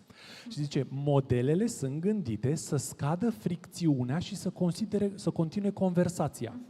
Și ce m-a lovit foarte tare? Dacă părinții nu-și ascultă copiii, în adolescence părea că Tate și cu gașca îi ascultă și îi obligă la nu știu ce. Dar cred că mult mai la îndemână e că te ascultă ChatGPT-ul care îți dă un răspuns așa cum vrei tu să-l auzi. Exact. Și atunci cred că totul începe nu doar cu ce păreri, ci cu o disponibilitate reală de a asculta și lucruri care nu-ți convin. Că tu, de fapt, pui feedback ca americanii. How do you like Bucharest? Good, good. Tu nu-i zici, bă, cum ți se pare aici. Toți vrem transparență, dar nu de aia care ne deranjează. Implicit, feedback-ul o să vină cu blind spot-uri și o să fie cu creștere, cu durere și cu complicat. Și atunci răspunsul meu este esențială chestia asta, că de aici pleacă totul. Ăla nu se culcă motivat, să trezește demotivat. El încearcă să spune cât poate, cu apropouri cu alea, dar tu n-asculți. Că tu zici, nu știe, i-am dat bonuri de masă și tot pleacă. Nu doar, uite, scrie acolo sus. Și atunci pierde dorința de a mai asculta informația reală de la oamenii care contează de la oameni, sau... în primul Dar fii atent, nu doar de a asculta, ci cumva, pentru că nu e ascultat, găsește un partener constant disponibil acolo. Este șocant filmul Her, dacă mai știți, când se îndrăgostește el de A Long Time Ago. Mamă, eu sunt acolo. Adică la cum mă aprobă, cum zice, bravo, tu ești extraordinar, viața mea. Sau asta cred că e important să creăm spațiu ca oamenii ăștia să vorbească, indiferent de generație, pentru că dacă nu, găsesc un companion acolo care nu doar că îi ascultă, ci duce într-o zonă de asta de exagerată validare care duce la ceea ce se numește ego inflation și vine la masa negocierilor nu că a făcut ceva, ci pur și simplu că i-a spus ăla, tu ești în percentil la 2% și tu zici, mamă, mai dați-mi. Și atunci cumva te lupți nu doar cu studiile astea, ci și cu acești steroizi inconștienți pe care ei și iau apropo de cât de tare sunt. Cum ar zice ChatGPT acum, excelentă abordare, Petru. Vrei să continuăm așa sau trecem la următorul simț și al cincelea de pe lista noastră, taste. Avem întrebări comune, gustul pe care îl lasă experiența la lucru. Pentru că în datele noastre 16,3% din recenzii menționează cuvinte asociate mediului de lucru. Aceste elemente definesc gustul experienței de zi cu zi la birou. Și cum vedeți această experiență de gustul de zi cu zi la birou? Hai, Mihai. Ce întrebare grea. Vezi? Din lucruri simple se nasc întrebări grele. Păi aș lega-o de realitate egal percepție și câteodată chiar proiecție, că e self-fulfilling prophecy, adică dacă eu, uite, și o să iau așa că noi cu adevărat nu ne-am obișnuit cu munca post-pandemică. Adică cu hibrid, remote, cu restul. Ce s-a întâmplat? S-a întâmplat o revoluție, pentru unii o evoluție a felului în care muncim. Dar în subsidiar ne-am îndepărtat unii de alții. Ne-am văzut mai rar cu colegii, ne-am văzut mai rar cu liderii, s-au mai rupt culturile, s-au mai rupt relațiile alea. Când ești într-o ședință, toată lumea face multitasking și răspunde la mesaje pe Teams. Vorbeam împreună și ne înțelegeam separat și înainte, dar acum și mai mult. Mă bazez pe raportul pe care mi-l va da asistentul meu în AI și minuta aia, dar nici pe aia nu o citesc după aia, și avem a broken conversation. Și treaba asta creează o agresivitate crescută, un gust amar, adică suntem ceva mai tranzacționali cu colegii noștri și cu compania și cu șefii, suntem ceva mai agresivi, pentru că ne este mai simplu să fim agresivi în online decât în fizic. Când stai lângă un om așa din lateral, poate că îi spui mai puțin de dulce, că nu ți-a dat ce trebuia să-ți dea la timp. Și pentru o serie dintre oameni, gustul ăsta a devenit un pic amar. Unii dintre ei se reapropie ca să-l îndulcească și îți dai seama că, băi, trebuie să mă și... Adică a ieșit contribuția mea de cum mă duc către cultură și să pot să fac lucrul ăsta mai bine. Dar, nu. Cred că ține de fiecare să-și creeze experiența asta și să ne uităm ce fel de gust are pentru fiecare și ce punem în relație ca să îl îndulcim un pic. Mulțumesc. Cum priviți gustul experienței la muncă și dacă ar fi să schimbați ceva, știind din cazuri practice, în următoarele 6-12 luni în cadrul companiei, cum ați reușit să faceți Uite, așa? vreau doar să vă zic de un concept. Am citit recent un articol care se focusa pe ideea asta de critical ignoring. Cât e de important să dezvoltăm într-o lume în care apare foarte mult conținut generat de AI, toată nebunia aceasta cu tehnologia, poate ne-am îndepărtat, așa cum zice Mihai, cum alegi pe ce într-adevăr merită să-ți pui focusul și ce într-adevăr îți dă ție senzația asta sau gustul pe care vrei să-l ai. Și cred că, optimist privind-o, cred că e posibil să trecem de fapt într-o perioadă de tranziție. Adică venim din perioada asta post-pandemică, sper eu că ne ducem către un viitor uman și mai bun pentru noi toți, dar acum suntem oarecum printr-o tranziție și cred că trebuie să ne dezvoltăm niște skill-uri astfel încât să rămânem sănătoși și mental și aliniați cu colegii și cu ceea ce ne dorim noi și poate asta, uite, să învățăm să critically ignor lucruri care nu ne definesc. Cred că am înțeles un pic greșit individualismul. A te pune pe tine pe primul plan nu înseamnă să nu-ți pese de cei din jur. Și cred că în cultura asta în care noi trăim ar trebui să începă să ne pese și de cei din jur, și de cum gândesc, și de cum trăiesc, și de cum putem să ajutăm. Cum putem să contribuim noi la o viață mai bună, în primul rând pentru noi, corect, dar și pentru cei din jurul nostru. Pentru că trăim într-o societate, ne asociem cu triburi, cu comunități și atunci, în mod evident, cred că acest sentiment de apartenență, pe care, sincer, eu nu prea mai regăsesc, am trebuit să începem să-l retrăim și să-l reproiectăm, începând cu noi și pe urmă cu cei din jurul nostru. Mulțumesc. Te rog, Petruș. 1. Sunt 100% de acord. Nu știu dacă vă dați seama, eu cred că ne îndreptăm spre o multă singurătate. Dacă te uiți către Germania, dacă te uiți către o grămadă de țări din astea care trăiesc deja bine, zici ce nevoie am de alții și o frică teribilă pe care o am și cred că trebuie să facem eforturi pentru a lega comunități și relații. Dacă mă întreb despre gust, ți-aș spune umami. Am căutat, că am uitat cum se numește. Umami este al 5-lea gust în care cam toată lumea vorbește, nimeni nu vrea să le explice exact. E ceva cu nu știu ce. Și cam așa e. Cred că gustul experiențelor, acum e chestia asta ușor fazii, unii știu că au fost și e umami, e ca ăla, că, dar în realitate suntem noi doar amar, dulce, sărat și, yes, 6-7. Și legat de gust, cred că e foarte mișto să ne uităm și la zona asta de aftertaste, dacă vreți să mă dau deștept. Aftertaste este ce facem când pleacă cineva din echipă, ce facem când pleacă cineva din organizație, cum ne despărțim. Adică dincolo de norming, forming, storming și toate cele mai și asta, adjourning, la un moment dat ne despărțim. Cum pleacă omul ăla de la mine din firmă? O să zică, aolo, cei mai nasoi ani din viața mea, nu vreau să vorbesc despre asta? Sau, păi, at a certain point, we just grew apart. Și atunci cred că e foarte tare și bucățica asta de... Ăsta e un QR code, momentul sponsorului. Noi facem la Trend, facem o chestie care se numește HR Engine, în care evaluăm cât de sănătoase și cum sunt sistemele și procesele de HR în momentul ăsta.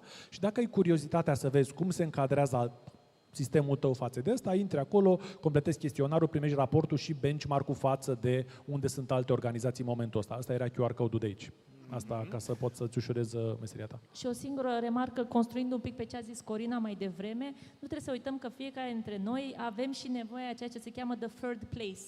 Da? Unde first place este acasă, da? Să ai un acasă în care te simți bine, în care înțelegi tu cu tine cum stau lucrurile. A doua este la birou. Și a treia este apartenența aceasta la o comunitate, da? Și dacă înainte era, poate, nu știu, biserica, birtul, biblioteca, oricare era, acum trebuie să înțelegem pentru fiecare dintre noi care sunt comunitățile sau care sunt locurile în care să mă asigur că mă duc în persoană, preferabil neapărat digital, și simt ideea aceasta că I belong. Uite, Calea Victoriei, acum că urmează în primăvară, cred că din martie-aprilie se va redeschide pietonilor și acolo, în timpul săptămânii, vezi, comunități de oameni, e ceva fabulos acolo. Sunt comunități, microcomunități în care fiecare se regăsește. Și apropo de biserici și birt, avem o biserică mare acum, aproape nou, inaugurată, care cred că va aduna comunități multe și mari. Ce-ți place ție viața, da. Fiecare înțelege Acum ce să facem, știi cum, am avut atât de multe simțuri de exploatat și cred că colegii noștri ne dau penalizare gravă. 3 minute și puțin depășit timpul, dar, surpriză pentru colegii noștri, putem să luăm o întrebare, 2 din sală pentru audiența noastră pe repede înainte, vă rog mult de tot, și dacă aveți o întrebare acum la cald, că Petruș e încălzit. Să răspundă... Glumesc, neapărat el, ci Aprins e cuvântul pe care îl cauți. Dacă nu îi aplaudăm cu foarte multă putere. Mulțumim frumos! Foarte mult. Mulțumim frumos! Mulțumim tare mult de tot! Vă mulțumim! A fost o plăcere. Mulțumim, Mihai! Mulțumim! Dar e Petruș sau Petrus? Nu, știi de ce? Succes cu TikTok-ul! Zi bună! Mulțumim! Hey, sperăm că am reușit să parcurgem și să oferim câteva răspunsuri cu acest Open Dialogue. A fost un dialog pe cinste, i-aș spune eu. Da. Mi-a lăsat un gust bun. Da? Nu, mami, cu siguranță ceva dulce. Pentru că de aici încolo trecem în următorul simț, care se cheamă Here. Și anume, am văzut cum arată experiența muncii din aceste perspective. Intrăm într-un simț esențial, Here. Let me hear my mobile phone, dacă e ceva. Mai comunicăm cu echipa. Credeam că vrei să-i ajuți, m-am speriat. Da, hai. Pune mâna la treabă, așa e în orice companie. Nu faci de toate pentru companie, nu? Bun, și așadar, intrăm în acest simț Here în contextul muncii, înseamnă voce, ascultare, conversațiile atât între colegi cât și între lideri și nu numai. Cum facem ca vocea să fie auzită? Să fie auzită, în același timp să se livreze ceea ce se dorește și de ce este importantă vocea într-o comunitate? Și mai ales pentru că, trebuie să spunem, în acest moment ni se arată și colegii de la Radio Guerilla, care sunt și parteneri acestui Înainte avem un video care să ne explice cum funcționează acest simț.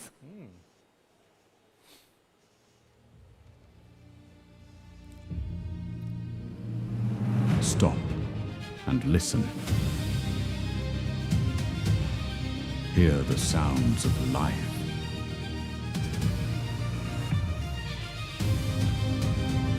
Hear the voices and hear the whispers.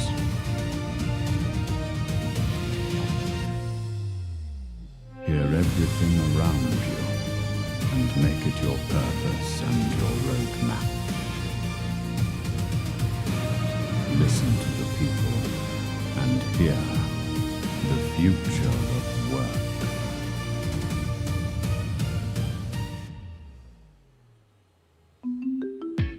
Updates cu Sorin Bada în direct de la conferința Top Angajatori Undelucram.Ro, un eveniment despre oameni, piața muncii și deciziile care contează. Haide că am schimbat frecvența și vom avea un nou speaker care creează de ani buni campanii de comunicare pe termen lung, bazate pe video content, campanii care sunt la intersecția dintre conținut inspirațional și obiective de business. A produs campanii de full year care pun în valoare oamenii, cultura și proiectele CSR pentru companii precum Regina Maria, Fan Courier, Ursus, Manpower, Emerson, Banca Transilvania, Taylor, Adobe și, bineînțeles, Kaufland.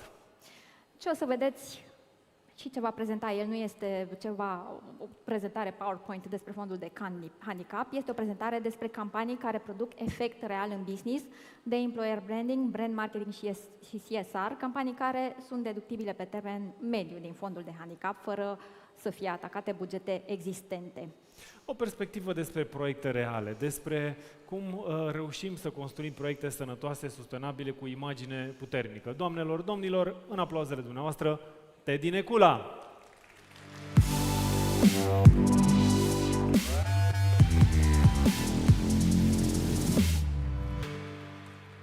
Bine, v-am găsit. Long time no see, Daddy. Salutare. Bine ai venit alături de noi. Mersi. Abia așteptăm să vedem studiile tale de caz, să văd cu ce ne mai surprinzi de data aceasta, că tot timpul ai avut niște surprize spectaculoase. Mulțumim. Te rog. Bun. Am o prezentare de 3 ore, care trebuie să intre în 10 minute. Perfect. Bine v-am găsit. Teddy Necula, regizor la bază, nu mi-a plăcut cartea.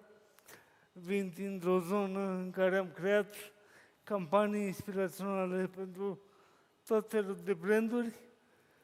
KPI-ul acum vreo 10 ani era dacă s-a plâns la campania făcută cu mine, e bine, merit plata facturii. Între timp am mai evoluat, am trecut de la emoție brută la partea de autenticitate și sistem. Și de la marketing m-am dus către oamenii de HR și către HR în general, unde a fost un gap. Păi colegii de la marketing au bani tot anul să comunice brandul la mână și mereu au bani și de campanii, și de reclame, și de TV. HR-ul, păi Cele, îi se dă, dar îi se dă punctual. Și unul din motivele pentru care din când în când mi se ridică părul pe spate e când aud vrem și noi un filmuleț. Un filmuleț. Și mă întreb așa, dacă aș face un filmuleț, cam cum mă ajută în viața asta și în business-ul pe termen lung? Cu un filmuleț nu se mai face primăvară de vreo 15 ani încoace, dar cu un sistem de videocontent care îți promovează tot ce faci, toate activitățile faine din interior, proiectele de CSR, oamenii pe leiere, etc., o campanie pe 6 luni care, de exemplu, îți acoperă toate conturile de social, plus pagina de cariere, ai ceva la care merită să te uiți ca asset.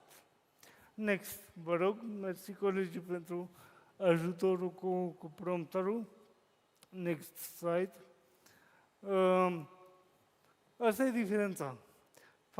Nu-i vorba că nu facem lucruri în companie, nu-i vorba că nu avem proiecte, e vorba că de cele mai multe ori comunicarea e lăsată la și altele. Și mai ales din zona asta care nu presupune comunicare comercială în sensul pur de brand. Pe când ce face o campanie este că îți rezolvă niște obiective de business timp de 6 luni, timp de 1 an. Next. Acum, dacă este să te gândești ce anume face ca o astfel de campanie, un astfel de sistem să performeze, e vorba de câteva direcții. În primul rând, consistență. Pentru că o campanie văzută ca sistem e ceva ce îți umple LinkedIn-ul ăla fain și Facebook-ul și YouTube și Insta și TikTok la fiecare 2-3 zile cu ceva content. Te face vizibil, nu te lasă doar să ai struggle-ul de a face în interior, dar știi doar tu și niște mediuri interne. O campanie de felul ăsta este, ca să zic așa, prietenul tău bun care aduce la lumina pieței și în intern și în extern chestiile bune care se întâmplă. Next. În general, când mă refer la o campanie pentru HR, vreau să atac 4 direcții și să pun accent pe aia mai importantă pentru un brand în sine. Ce înseamnă asta? Avem o zonă de employer branding. Aia nu înseamnă că vreau testimoniale în care oamenii să-și înghite limba, că le pui camera în față. Aia înseamnă să aleg 10-15 oameni din leiere diferite ale companiei și să documentezi 2-3 ore din viața lor în activitatea lor. Aia înseamnă să documentezi măcar 10, 15, 20 de proiecte CSR în care compania se implică și să aveți un portofoliu, de exemplu, de astfel de materiale care vorbesc despre voi altfel, în care nu ne trebuie texte pompoase, nu ne trebuie nu știu ce formulări catchy. Și vă mai zic ceva, nu ne trebuie AI. Hopa! Iată ceva la care încă nu ne trebuie AI. Și anume să arăți autentic și fain ceea ce lucrezi și cum lucrezi în intern. Și să arăți asta și afară. Și atunci cumva e un mix de astfel de lucruri. Next. Ce rezolvă pentru HR un astfel de sistem de video content? Next. Vreau să mă duc. Next. Nu back. Mersi. Hai încă o dată. Bravo! Și vreau să mă duc doar pe punctul ăsta al 4-lea, cât voi le citiți pe restul. Și cred că sunteți în acord cu mine că suntem într-o inerție pe repede înainte, în care lucrurile se întâmplă, în care HR-ii coordonează foarte multe lucruri și foarte multe proiecte, dar nu prea au timp să pună lupa pe fiecare și să comunice despre ce fac. E? Și nici în companie e foarte greu să iei niște resurse interne și să le pui să-ți comunice ce faci tu în HR și ce fac comunității în mod constant. E din cauza asta, când outsourcezi către un departament extern care are grijă de partea asta, HR-ul se face văzut. Și vrei, nu vrei, e și mai apreciat. Pentru că, din păcate, trebuie să arătăm pe bune și pe față și pe toate platformele ceea ce facem, abia atunci ne vede lumea, ne ia în serios, ne aplaudă și ne îmbrățișează. Ok? Am văzut o grămadă de proiecte faine care rămân doar la nivel de rapoarte printate în 10 volume. Și atât, nu sunt comunicate. Piața nu știe de ele. Sunt companii faine care impactează o comunitate întreagă. Degeaba, în piață degeaba, dacă nu le comunică. Nu știu, bat câmpii? Sunteți de acord cu mine? Da? We feel it? Ok, cool. Next. Atunci o să vă placă ce vă arăt. Sper. Cum arată o campanie și cum e mișto să gândești o campanie când nu vrei doar un filmuleț. Next. E un mix pe niște layere de felul ăsta. E un statement emoțional. De exemplu, un manifesto video, care e un pic diferit de ăla de brand general. E un manifesto pe care oamenii din interior l-ar spune, da? Apoi e ce vă spuneam, creez din oamenii mei ambasadori, arătându-i autentic în viața lor, în business-ul ăsta și măcar o scenă în afară, da? Apoi am studii de casă în care arăt cum compania și oamenii din companie au contribuit la succesul clienților.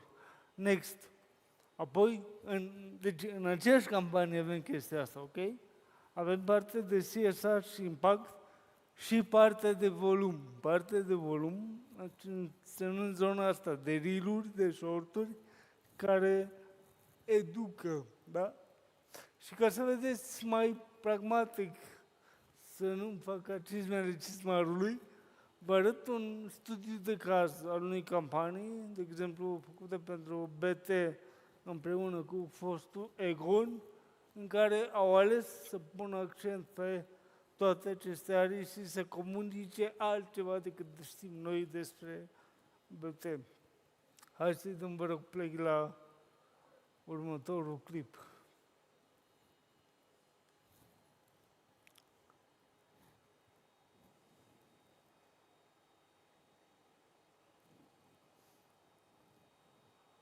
Întotdeauna îmi fac cruce care o să meargă videourile la evenimente, dar aici am văzut că colegii au avut.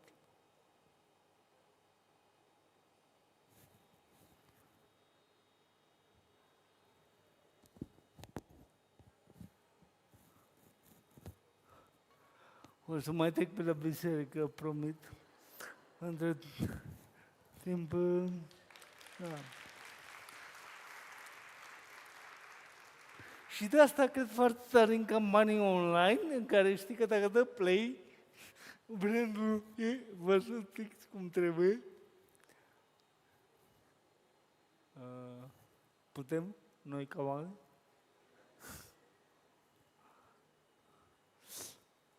Anyway, până pornește, dai play chiar dacă mă tai ca să știu că a pornit. Până pornește insight-urile, așa sunt insight-urile pe companiile astea ar fi următoarele. Sunt companii care primesc mult content de afară. Asta nu îți creează brand local de employer. De-aia e bine să ai content de aici, să ai videouri faine făcute aici, cu oamenii de aici, cu proiecte de aici, cu etc. Sunt companii care au 4.000 de angajați și n-are cine să se ocupe de LinkedIn sau ceva de felul ăsta. De-aia avem nevoie să și implementăm un astfel de volum. N-ați plătit YouTube-ul. Bine. By the way, filmul meu coborâm la primul, o să intre pe Sky. Așa.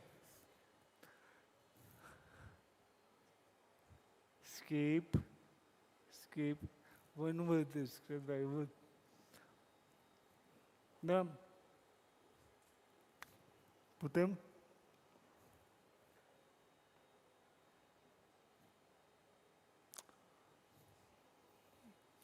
Deci să mă credeți pe cuvânt că e bine cu video, e o metodă 2026, dacă nu știați. 2026 e despre video. Mai contează și cine pune mâna pe el. Nu cred că merge filmul, așa că cred că trebuie să... www.dinecula.com, ok? Unde vedeți 9 studii de caz, le-am pregătit telefoanele, ultimul site, QR code. Insight-uri luate din toate campaniile astea făcute faine. Ai zona asta de incluziune pe care dacă nu o arăți ca lumea real, natural, fie știi doar tu de ea, fie o spui foarte comercial și nu te ia nimeni în serios. Deci, atenție, cum comunicăm DNA, cum comunicăm proiecte, cum comunicăm tot. Next. Ați văzut videouri faine de la Booking, nu noi le-am făcut încă, dar, de exemplu, când te muți în ce din noi, când ai transformări în organizație, merită să ai o astfel de campanie pe 6 luni, pe un an, care îți obișnuiește piața și în zona de prospecți pentru HR și în zona de clienți cu noile schimbări. Next. Bun. Primesc 2 întrebări cheie. Una, dar cine face? Când ne dai un calup de 60 de video, cine să le mai facă și pe asta?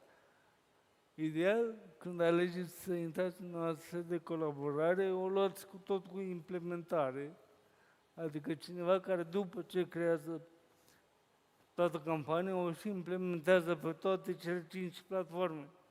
Da, Teddy, dar știi că noi, brandul nostru, noi nu cu TikTok, că noi de aici nu știm ce e la TikTok.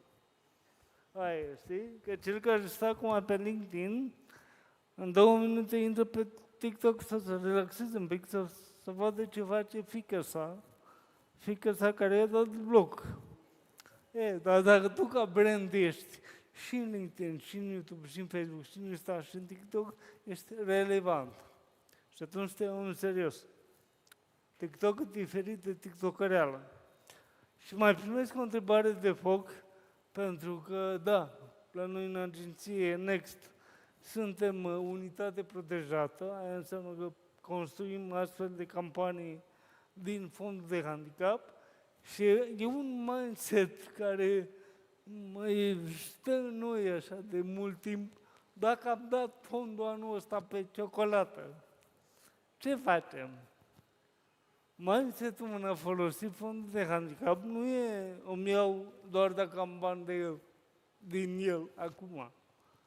din fondul de handicap recuperez investiții pe care le fac în produse sau servicii de la unități protejate și atunci știu că e oricum o investiție pe care o recuperez, chiar dacă acum strict din acel fond să spunem că nu am bani. Astea sunt cele mai frecvente două întrebări pe care le întâlnim în agenție foarte des. Next. Dacă vreți să vedeți ce n-ați văzut, next, te rog.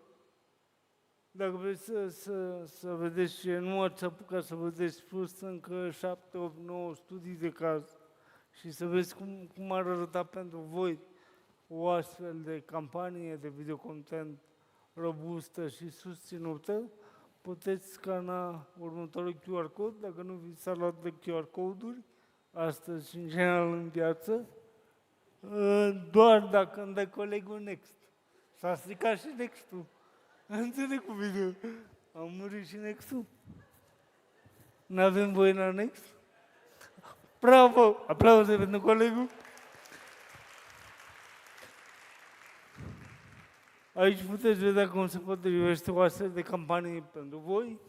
Cum ar spune prietenul meu Mihai Zând, pe care l-ați văzut mai înainte, dacă vi se pare că ce ați văzut este un moment publicitar, nu vi se pare. Ne vedem în spate, mulțumesc!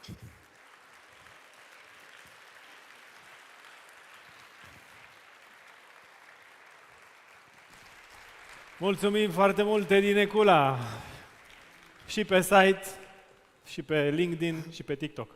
Mersi. Cele bune, o lecție și o voce puternică și am plecat de la următoarea idee. Am vorbit despre vocea brandurilor, dar piața muncii este construită în primul rând din vocile oamenilor. Unele voci sunt ceva mai puternice, alte voci sunt ceva mai discrete și mai așezate. A fost creat cumva acest moment pentru că în HR tindem de regulă să punem etichete pe generații, pe comportamente, pe așteptări, pe ceea ce vedem. Dar de data aceasta noi am pornit de la voci și ne-am dorit ca vocea să fie cea care exprimă lucrurile așa poate cum ar trebui să fie la un anumit moment. Vreau să invit pe scenă în următoarele momente pe Raluca Păduraru, co-founder strategic al Foresight Partner Advance Global. Raluca lucrează la intersecția dintre tehnologie, foresight strategic și ajută oamenii și organizațiile să înțeleagă semnalele timpurii din piața muncii. Raluca Păduraru. Bine ai venit! Bine v-am găsit! Bună ziua! Mă bucur să mă aflu astăzi alături de voi, mai ales că urmează să explorăm împreună auzul, acest simț care a rămas acum pe agenda, într-un moment inedit. Și înainte să începem, aș vrea să vă invit să vă aduceți aminte de un moment în care poate vorbeați cu managerul vostru sau poate vorbeați cu echipa de HR și le spuneați ceva. Și aveați senzația că se uită prin voi și efectiv nu aud ceea ce voi le spuneți. Noi, de regulă, în business facem asta destul de des. Avem multe momente în care avem impresia că îi auzim perfect pe cei din jurul nostru, dar dacă ne așezăm un pic, ne dăm seama că, de fapt, am pus o etichetă, de cele mai multe ori, înainte să se termine prima propoziție. Aud ades exprimări precum, e tânăr, e la început de drum, vrea și el atenție. Sau, e senior, normal că e rigid. În momentul de acum, vă invit să ascultăm împreună 4 testimoniale culese de pe platforma unde lucrăm și să vedem împreună dacă într-adevăr auzim ceea ce spun acești oameni sau mai degrabă lipim aceste etichete. Ceea ce se va întâmpla este că vom asculta câte un testimonial pe rând, în total 4, iar după ce ascultăm fiecare testimonial vom avea o rundă de vot, în care misiunea voastră va fi să încercați să identificați generația din care face parte vocea respectivă. 4 testimoniale, 4 generații, 4 voci distincte și vă invit să-l ascultăm pe primul ca să vedem cam cum arată lucrurile.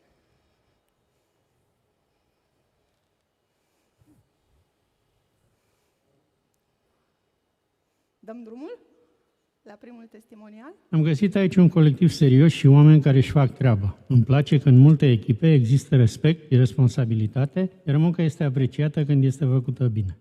E un loc în care disciplina și profesionalismul încă contează. Ce poate fi dificil este că în ultimii ani au fost destul de multe schimbări și nu toate au fost comunicate suficient de clar. Când informația nu ajunge la timp sau se schimbă regulile fără context, apare nesiguranță și scade încrederea, pentru că oamenii vor să știe la ce să se aștepte. Cred că schimbările sunt bune, dar trebuie făcute cu logică și explicate corect. O comunicare mai calmă, mai predictibilă, cu pași clari și respect pentru oameni ar ajuta enorm. Stabilitatea și claritatea păstrează echipa unită. Ok. Bun. Am avut o primă voce. Iar dacă putem să dăm înapoi, sau de fapt este un cod QR aici, invitația mea este să-l scanați și el o să vă ducă în platforma Slido sau Slido, cum îi mai zicem pe română, în care o să putem să ne exprimăm părerea. Va trebui să vă introduceți numele, este suficient prenumele. Și dacă am reușit să facem asta, vom avea 60 de secunde pentru a vota cărei generații aparține prima voce. S-au scanat? Văd că s-au cam scanat. Deci cred că putem să dăm drumul la votare. Super.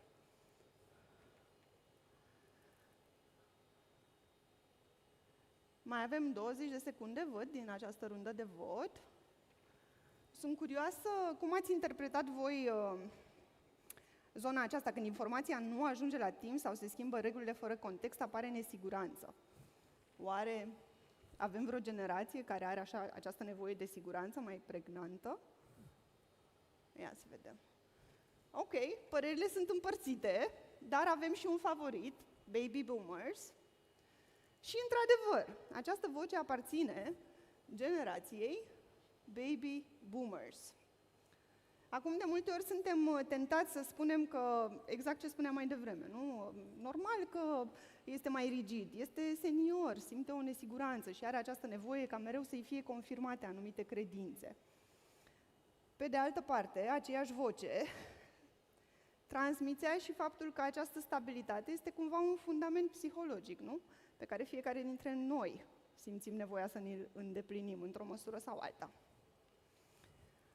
Haideți să vedem și al doilea testimonial. Dacă putem să dăm play. Sunt lucruri foarte bune, proiectele sunt interesante, echipa e competentă și dacă ești implicat, ai șanse reale să crești. În general, atmosfera e ok și simți că se poate face performanță, există oameni de la care chiar ai ce învăța. Contra, partea mai grea e ritmul. Apar urgențe și de multe ori planificarea nu e realistă, ceea ce se vede direct în program. Ajungi să faci multe în paralel și după o perioadă începe să se simtă oboseala. Dacă ai un manager care filtrează și pune ordine, e foarte bine. Dacă nu, te trezești că alergi dintr-o prioritate în alta. Sfaturi pentru conducere. Cred că ar ajuta mai mult focus pe prioritizare și protejarea echipei de overload, o planificare mai realistă și un mod mai clar de a gestiona urgențele ar îmbunătăți mult echilibrul și retenția. Ok, super. Acum această rundă ar trebui să înceapă. Acum nu mai trebuie să mai scanați încă o dată codul, ar trebui să se mute automat cum ar veni întrebarea. Și sunt curioasă cum vedeți voi această voce. A vorbit, și aici s-a vorbit despre priorități, din nou. Totodată s-a vorbit și despre planificare și despre gestionarea urgențelor. Oare avem vreo generație care preferă aceste lucruri? Sau e mai degrabă o nevoie așa universală? Mai avem 30 de secunde din această rundă de vot. Chiar sunt curioasă cum vedeți lucrurile aici. Mi-a plăcut foarte mult asta cu partea mai grea este ritmul. Apar urgențe, de multe ori planificarea nu e deloc realistă, spunea această voce. Încă 10 secunde.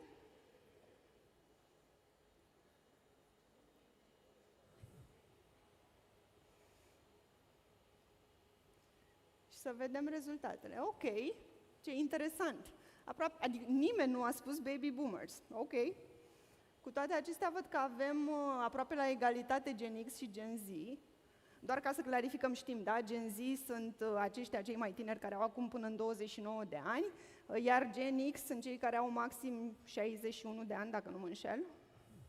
Ok? Și cei mai mulți au spus millennials, acesta este și răspunsul corect, millennials, aceasta este și generația mea. Și da, ni se spune des că suntem obsedați de prioritizare și planificare. Bun, mulțumesc tare mult, mergem la testimonialul numărul 3. Per total a fost o experiență bună, mai ales dacă vrei să înveți repede.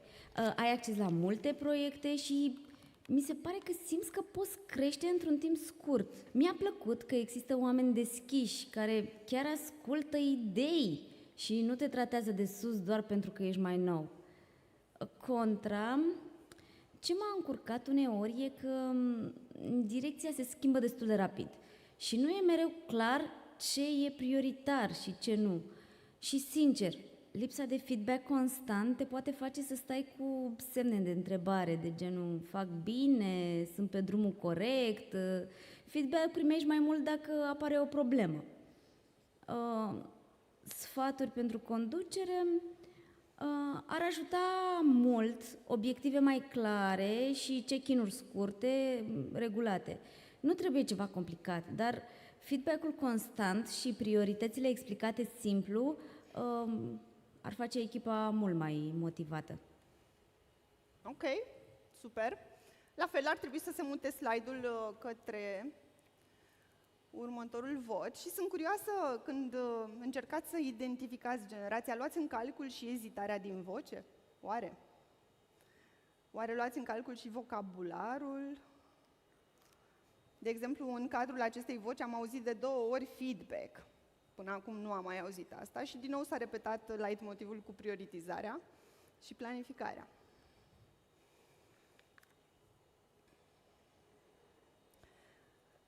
Oare care este cel mai relevant indiciu despre această voce? Nesiguranța, vocabularul folosit, aducerea în discuție a feedback-ului sau poate toate 3? Mai avem 16 secunde.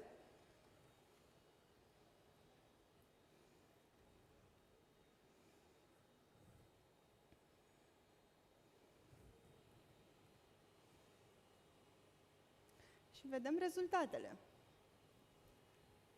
Ok. Avem aproape unanimitate în sală, Gen Z. Într-adevăr, n-are sens să ținem suspansul, vocea într-adevăr aparține generației Gen Z, așa zisa generație Snowflake, care cere feedback după fiecare mail, nu? Așa am auzit că se spune despre ei. Și, într-adevăr, cred că toate cele 3 menționate mai devreme, vocabularul, aducerea în discuție a feedback-ului, precum și zona aceasta de nesiguranță în voce, cred că sunt cumva niște trăsături. Ok, mulțumesc tare mult. Și haideți să ascultăm și ultimul testimonial. Compania are oameni buni și atunci când lucrurile sunt bine organizate, se poate livra calitate. Am apreciat profesionalismul și faptul că există inițiativă, mai ales în echipele unde leadership-ul e stabil și obiectivele sunt clare. Contra.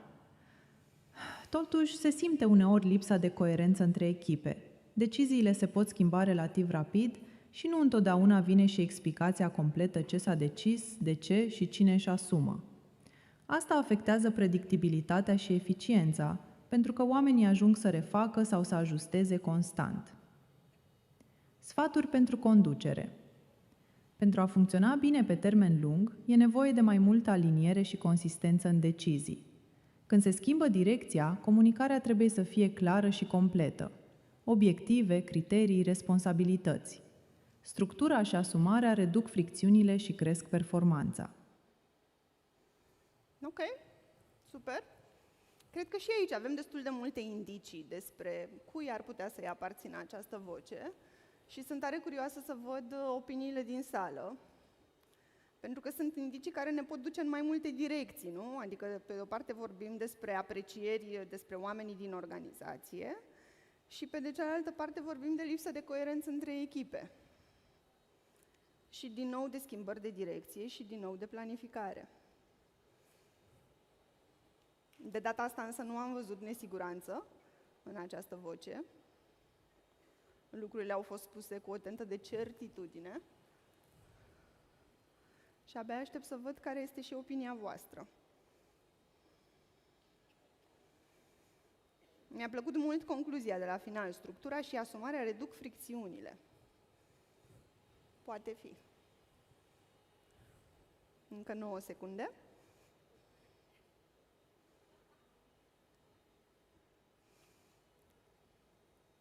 Și vedem rezultatele. Ok.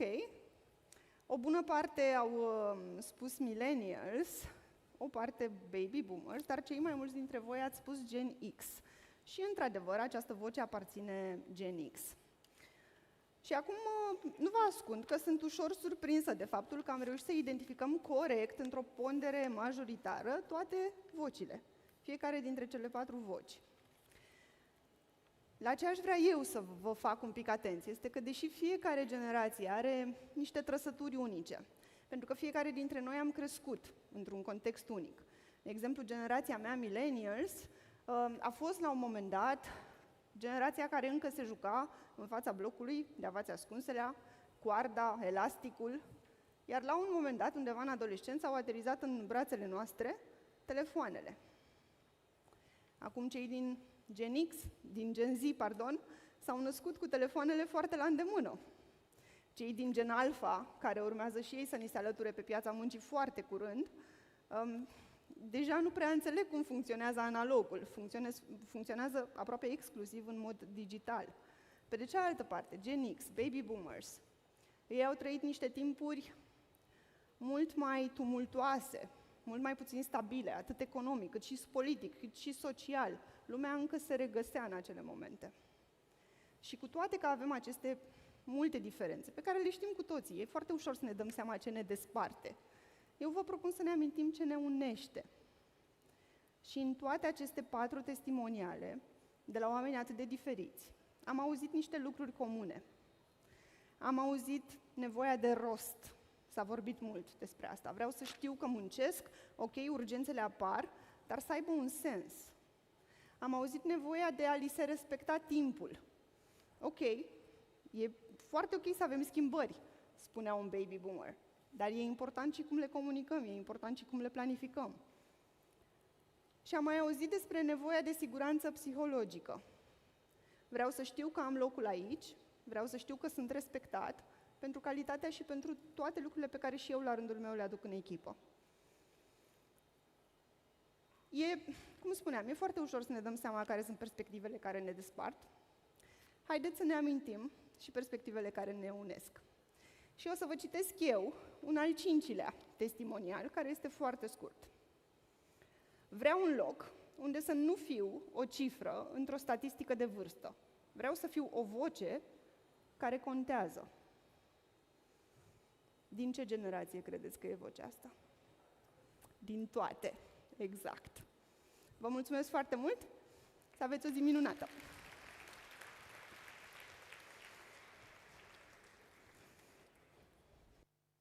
Mulțumim foarte mult și felicitări pentru informațiile cu care noi vom pleca acasă mai departe, dar nu acum.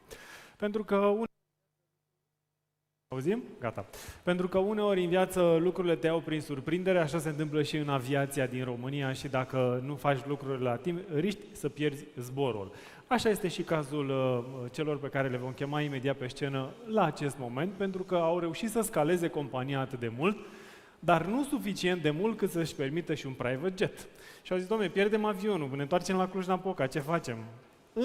Din dorința de a le valida această performanță împreună cu voi, pentru că suntem o echipă, am decis să le acordăm împreună un rând de aplauze, pentru că au luat locul întâi la categoria IMM și ITNC și IMM. Le invităm alături de noi să își ridice trofeele pe Silvia Baciu și Alexandra Boroș de la Computer Center România. Haideți, vă rog, aplauze și pentru Costin Tudor, ni s-a alăturat pe scenă. Am zis că meritați acest moment cu aplauze din plin, din partea întregii săli. Felicitări! Mai în față la poză, vă rog frumos.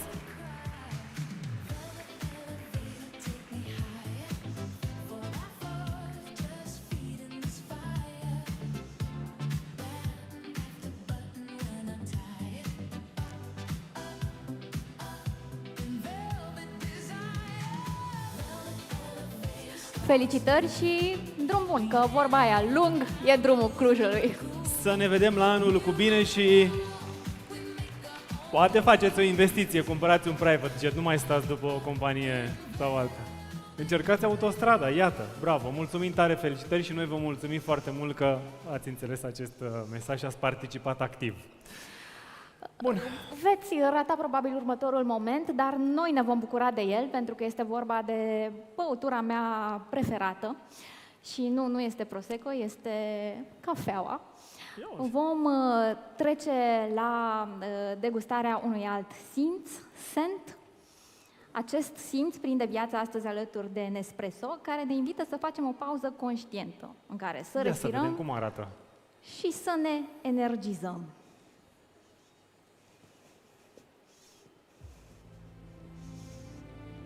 Before the first step, you take the first breath. And each breath is the rhythm of your life, and every breath is a scent.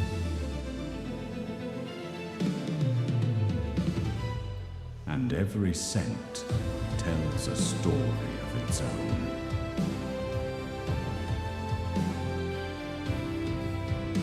Your memories start with a scent. The future of work is felt through scent.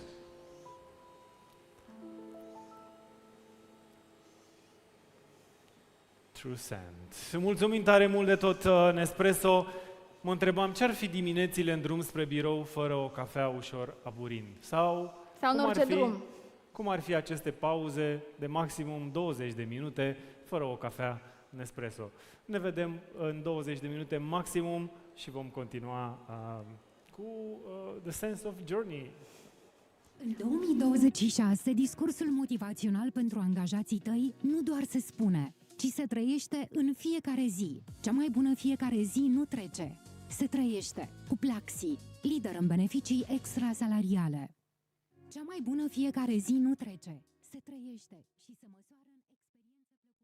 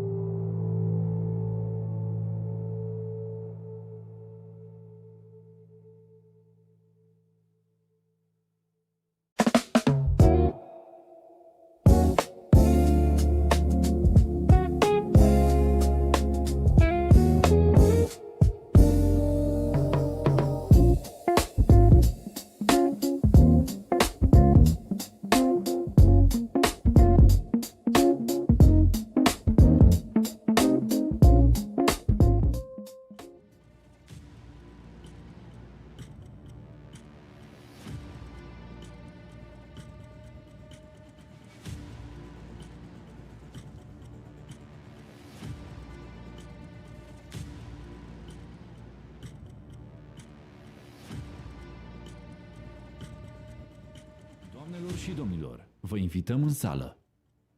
Doamnelor și domnilor, evenimentul va începe în câteva minute.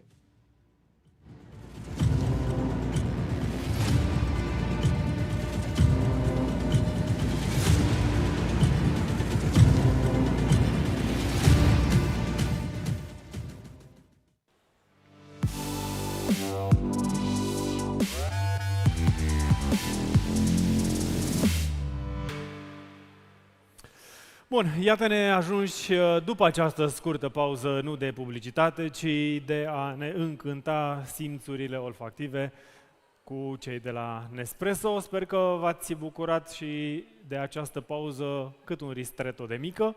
Putea să fie și mai mare, gen americano, dar am zis că nu este momentul. Lucrurile stau așa, dacă până în momentul de față am vorbit despre culturi organizaționale, despre angajați, despre employee branding, am zis că este destul de important și organizatorii s-au gândit să vorbească despre future of work în același timp. Să atingă puțin perspectiva studenților care pleacă de pe băncile facultății. Și dau și eu timpul înapoi cu vreo 20 și ceva de ani când terminam liceul, mi-ar fi plăcut să am parte de astfel de informații și de un guidance în viață care poate să mă ajute să construiesc mai solid anumite lucruri. Așa că de asta cred că un astfel de panel și o atenție acordată studenților în momentul de față mi se pare un lucru extrem de important. Așa probabil că au gândit și cei din organizare. Tocmai de asta au adus o mână de studenți. O să-i vedeți în câteva momente aici. Dacă aveți poate chiar și gânduri, întrebări, puneți mâna la microfon și adresați-le întrebările pe care vi le doriți. O să mă gândesc și eu la câte ceva înainte, pentru că dând puțin timpul înapoi și uitându-mă la ce se întâmpla în sistemul nostru educațional, în anii 90 și când eram noi la liceu, nu aveai voie să răspunzi de întrebat, decât dacă ridici mâna, nu vorbeai tu decât vorbea profesorul, învățătoarea, whatever. Și lucrurile astea mai târziu în viață te pun într-o postură în care nu prea mai vine să ridici mâna să pui întrebări. Ba ți-e rușine, ba ești inhibat de ce zic colegii, ba ți-e teamă că ai putea spune vreo prostie. Nu este vorba despre asta. Și de asta îmi doresc ca oamenii să pună întrebări multe, îmi doresc să ridice mâna sau nu, pur și simplu să pună întrebări din curiozitate, să vorbească, pentru că este un drept foarte mișto ăsta. Și în aceeași ordine de idei vreau să o invit pe scenă pe doamna Irina Filip, în rol de moderator alături de Students și în Students Perspective. Aplauzele, vă rog. Bună! Vă rog. Mulțumesc mult pentru... O să vă las și bucuria de a-i chema pe fiecare în parte, așa cum îi știți. Sigur. Da? Mulțumesc mult pentru introducere. Mulțumesc. Eu mulțumesc mult că ne-ați luat jobul pentru 20 de minute, timp încât noi bem încă o cafea. Perfect, ne vedem acolo după. Mulțumesc Undelucrăm pentru invitația de a vorbi astăzi în fața voastră. Vă mulțumesc vouă că ați rămas până acum și că încă mai aveți energie să ne urmăriți. Urmează o discuție în care aducem perspective diferite la aceeași masă, perspective despre începuturile profesionale ale studenților, un subiect care mi este tare drag, mă bucur foarte mult să fiu aici. Vorbesc cu studenții în fiecare zi, în domeniul meu, în recrutare, așa că nu o să fac ceva diferit față de ce fac în fiecare zi. Îi invit pe rând, alături de mine pe scenă, pe Iuliana Morlova, career coach și psiholog, dar și expert în resurse umane la Career Shift. Bine ai venit, Iulian! Următorul invitat este Lucian Botea, prorector pentru parteneriatul cu mediul de afaceri la Universitatea Româno-Americană. Bine ai venit! Da, cred că pe aici.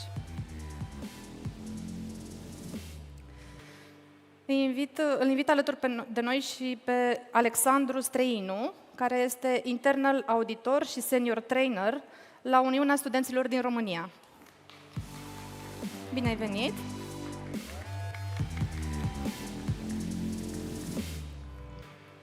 La fel și pe domnul Marian Crăciun, director al Departamentului de Consiliere și Orientare pentru Carieră la Universitatea București, un pionier în domeniul lui. Bine ați venit! Pe Andra Moise, studentă la cibernetică, și angajată, studentă la ASE.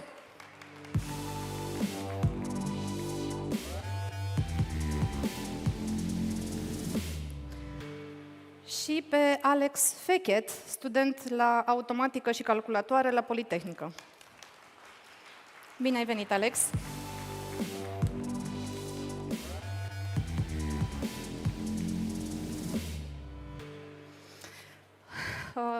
O să ne oprim aici cu invitații. Mai aveam pe cineva tot din categoria studenților, dar din păcate nu a putut să ajungă.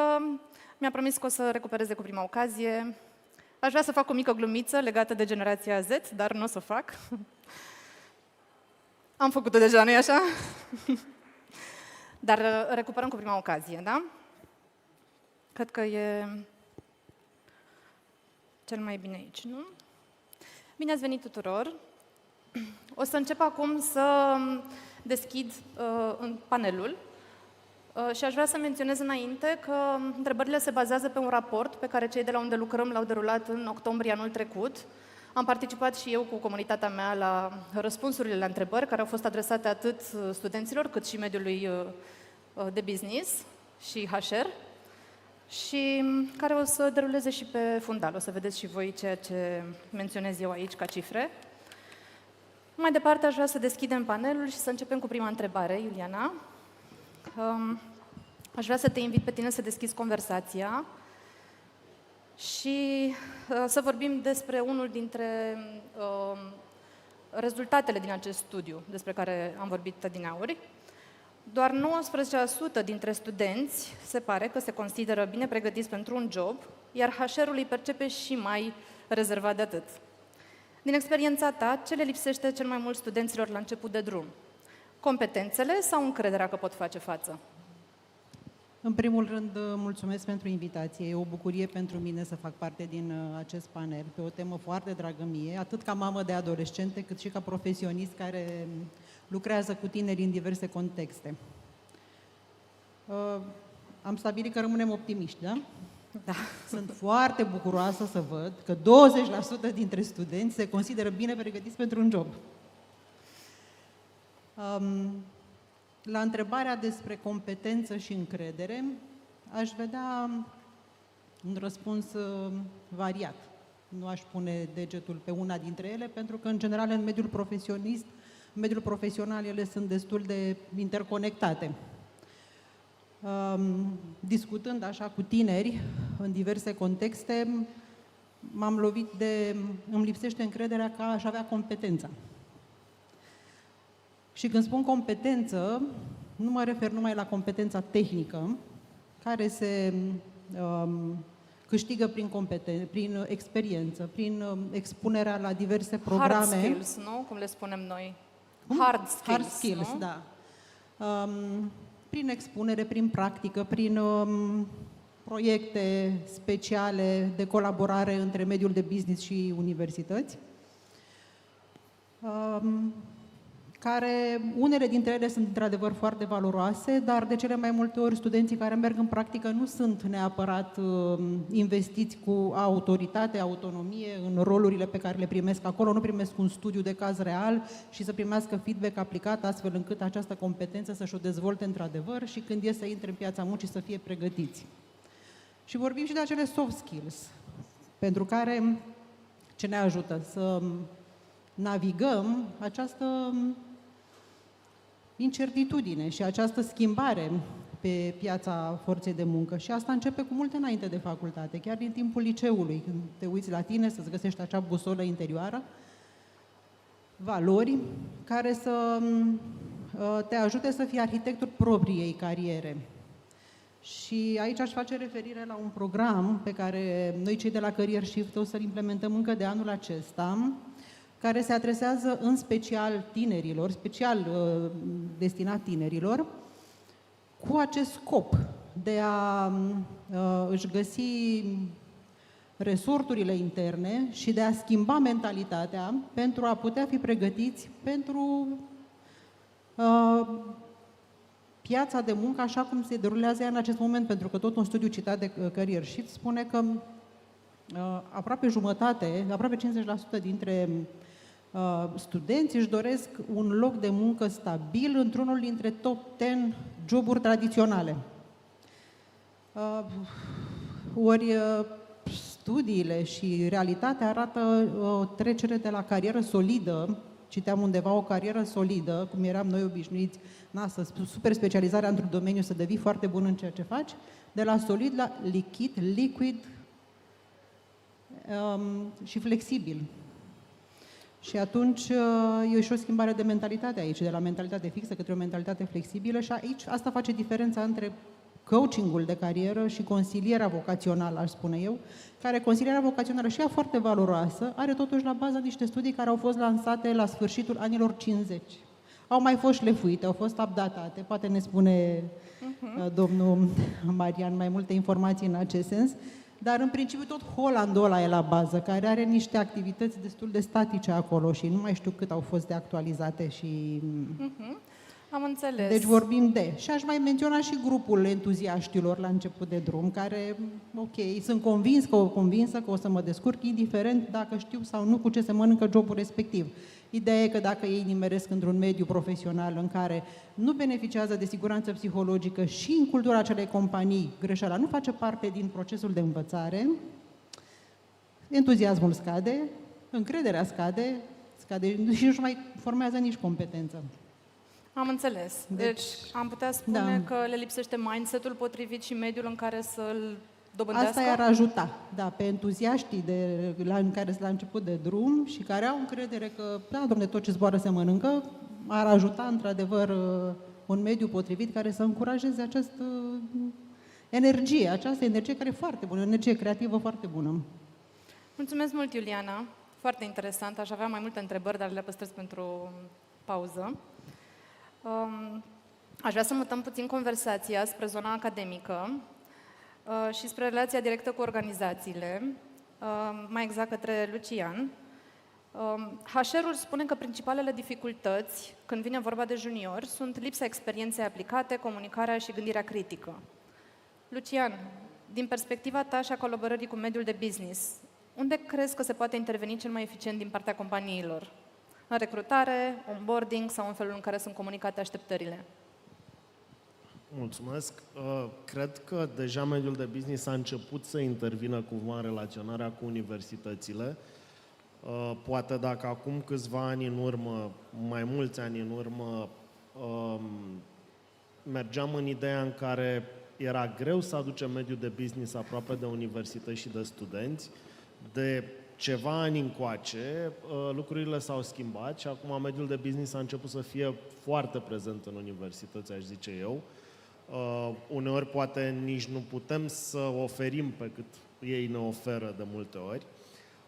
Cred că cumva aici trebuie lucrat mai mult pentru că, din păcate, cei din business își doresc niște skill-uri de la studenți, de la absolvenți, de fapt, nu de la studenți, pe care sistemul universitar din România nu neapărat este pregătit să le ofere.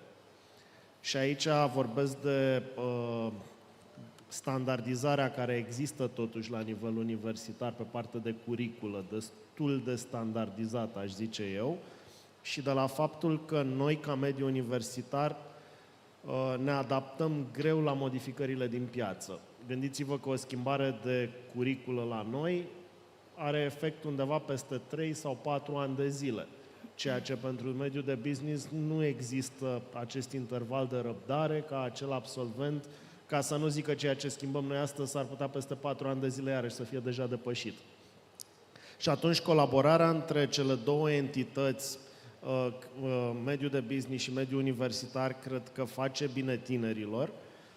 Cred că faptul că cei din mediul de business vin în zona de a derula activități și workshop-uri extracurriculare cu tinerii în universitate, în a contribui cumva la educația lor în afara orelor de curs sau chiar în cadrul unor ore de curs, pentru că există în multe universități din țară deja ideea de a avea invitați din mediul de business pentru o intervenție scurtă în rândul studenților, cred că ajută foarte mult. E adevărat că probabil dacă am conlucra și mai strâns, dacă ar exista poate o flexibilitate mai mare în zona universităților, aș zice eu, de data asta, și aici nu înseamnă că universitățile nu-și doresc, nu o percepeți în acest sens, ci din păcate reglementările ne limitează uneori foarte mult ceea ce noi putem să facem ca universitate. Dar împreună cred că tot timpul, și asta cred că e valabil cam la toate universitățile din țară, din ce știu eu, se găsesc soluții în care să putem să conlucrăm pentru a-i pregăti mai bine pe tineri. E adevărat că uneori tinerii nu înțeleg ce își dorește compania de la ei, pentru că dacă ne uităm uneori pe acele joburi postate, găsim niște denumiri. Bine, am putea găsi multe motive acolo în spate. Da. Și poate chiar facem un panel pentru asta. Și poate aia e o zonă în care ar trebui poate să lucrăm ceva mai mult, încât tinerii în timpul facultății să înțeleagă acele lucruri și poate și companiile să vină cu o descriere mai clară în acest sens. Și iarăși zona de internship și practică în care pot să contribuie poate mai mult. Am văzut de multe ori posturi de junior scoase la concurs ce au nevoie de experiență 2 ani de zile.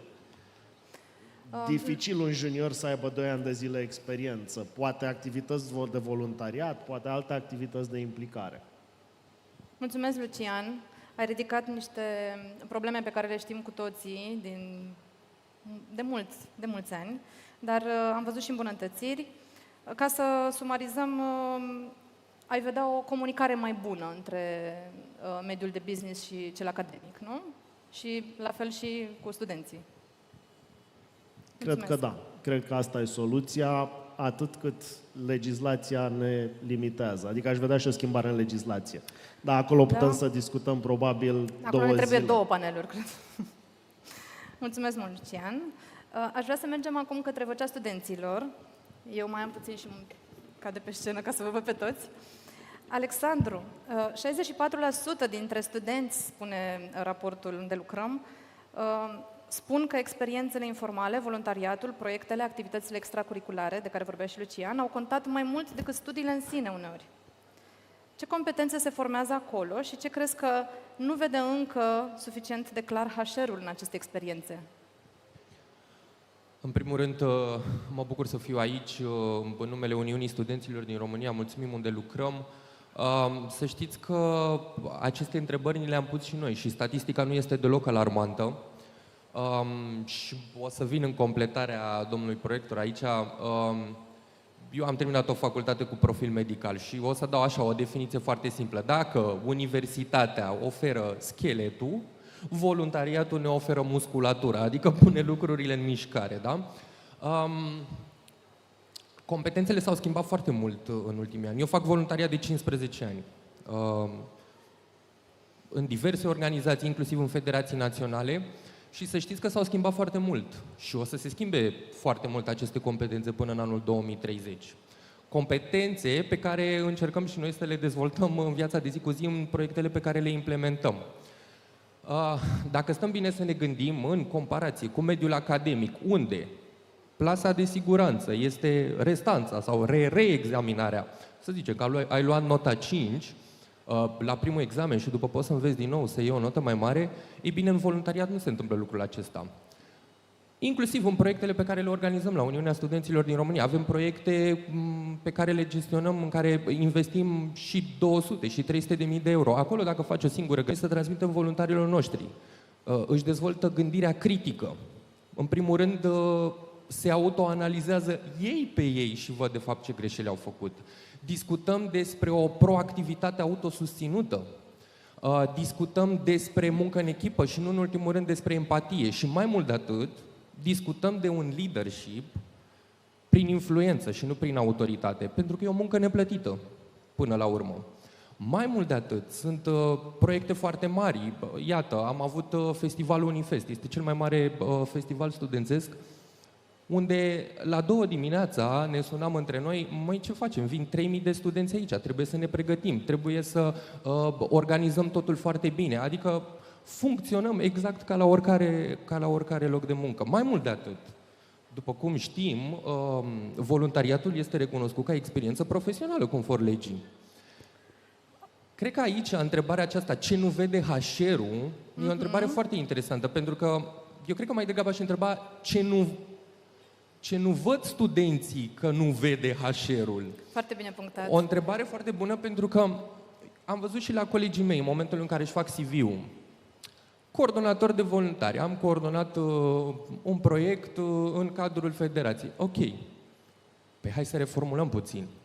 Coordonator de voluntari în cadrul celui mai mare festival studențesc, unde au fost investiți 300.000 de euro, unde am coordonat o echipă de peste 120 de voluntari. Păi deja trecem puțin, omul ăsta are competențe de middle management. Hai să le punem în CV-ul acela, hai să învățăm cum să facem un CV corect. Știm și noi, studenții și absolvenții, câte CV-uri trec prin mâna HR-ului, știm softurile de ATS, știm că se caută cuvinte cheie. Cred că lucrul cel mai important este ajutorul specializat, colaborarea cu centrele de consiliere și orientare în carieră care sunt în universități. Și aici cred că și centrele ar trebui să vină și mai mult către studenți și să învețe să facă lucruri. Și bineînțeles să știe și studenții să se vândă mult mai bine. Și să nu uităm că în viitorul apropiat discutăm despre meserii emergente, automat despre competențe noi. Dacă m-ați fi întrebat acum 5 ani de zile dacă ar trebui să stau să fac prompturi pe ChatGPT, să generez poze cu Nano Banana sau să fac tot felul de chestii în Copilot, v-aș fi zis nu. Sunt lucruri pe care le învățăm în 2 zile pentru ca după aceea să putem să le aplicăm în proiecte. Și iată, aceste competențe pot fi aplicate foarte ușor și în viitorul loc de muncă. Mulțumesc mult! Subscriu. Sunt unii studenți care nici nu-și pun activitățile și aflăm în interviu și le spun, da? Nu uitați să menționați asta, este foarte importantă. Practica, deci avem anunțuri mai clare, da? CV-uri mai bine definite pentru a fi văzute mai bine de către HR. Și acum aș rămâne totuși în zona asta de tranziție de la educație la muncă și chiar și în zona de practică. Domnule Crăciun, doar 44% dintre studenți spun că au avut o practică relevantă. Iar o parte importantă o descriu ca fiind mai degrabă formală. Cum ar trebui să arate concret o practică universitară care chiar să ajute un student să fie mai angajabil? Să fie practică. O practică practică, da? Aș începe așa, cu o chestie care s-ar putea să nu placă unora. Pe vremea mea, practica era obligatorie, dar era într-un singur loc. Toți, sau cei mai mulți dintre studenții Universității din București făceau practică pedagogică. Se duceau într-un liceu și predau elevilor de clasele 5, 8, 9, 12 și acolo era exact la fel ca acum. Unii făceau treburi foarte bune și se descurcau și valorificau abilitățile personale foarte bine și alții fugeau de mâncau pământul și spuneau că în viața lor nu o să se mai întoarcă în fața catedrei pentru că este o chestiune care e mult prea stresantă și care nu își are locul în viața lor. Asta se întâmplă și în momentul acesta cu ceea ce înseamnă practica în companii, în mediul privat, dar e un joc în doi. E un dans pe care unii îl pot face bine, alții nu îl pot face bine. Se uită întotdeauna despre faptul că practica nu este doar o completare a ceea ce înveți academic vorbind la universitate, la facultatea ta, ci înseamnă și o testare într-un mediu safe a propriilor tale abilități. Ce înseamnă o practică de succes? Înseamnă și abilități de comunicare, înseamnă și abilități de integrare, înseamnă și lucruri pe care, cum spunea Alex, le înveți în alte locuri. Universitățile, în general, au învățat lecția asta într-o foarte bună interacțiune cu mediul privat. Toate universitățile, în momentul acesta, își doresc o cât mai bună colaborare cu mediul privat și, în același timp, sunt evaluate după modul în care, ați văzut discuția de ultimele zile cu absolvenții facultăților de medicină, cât de angajabili sunt studenții în domeniul pe care îl absolvă. Vă întreb câți dintre dumneavoastră aveți la dumneavoastră în firmă un post de filozof. Sunt absolut convins că n-aveți. Cu toate astea, cunosc absolvenți de filozofie care fac excelență în companiile pe care le frecventează. Sunt unii antreprenori de succes. Cunosc un caz al unei doamne care a fost voluntar la noi în departament acum 20 de ani, a făcut prima ediție de Unifest, a făcut prima ediție de Târgul Educației și care după ce a intrat în mediul privat a devenit proprietar de companie de producție în domeniul maselor plastice, foarte departe de unde a plecat și unde a ajuns. Nu există o singură zi în care activitatea practică pe care a făcut-o în companie imediat după ce a terminat facultatea și chiar în timpul facultății, să nu-i fi folosit. Atunci când vedeți studenți la dumneavoastră în companie, gândiți-vă la potențialul pe care pot să-l reprezinte și încurajați-i să nu rămână pur și simplu niște executanți a unor sarcini, pentru că atunci nu-i veți câștiga.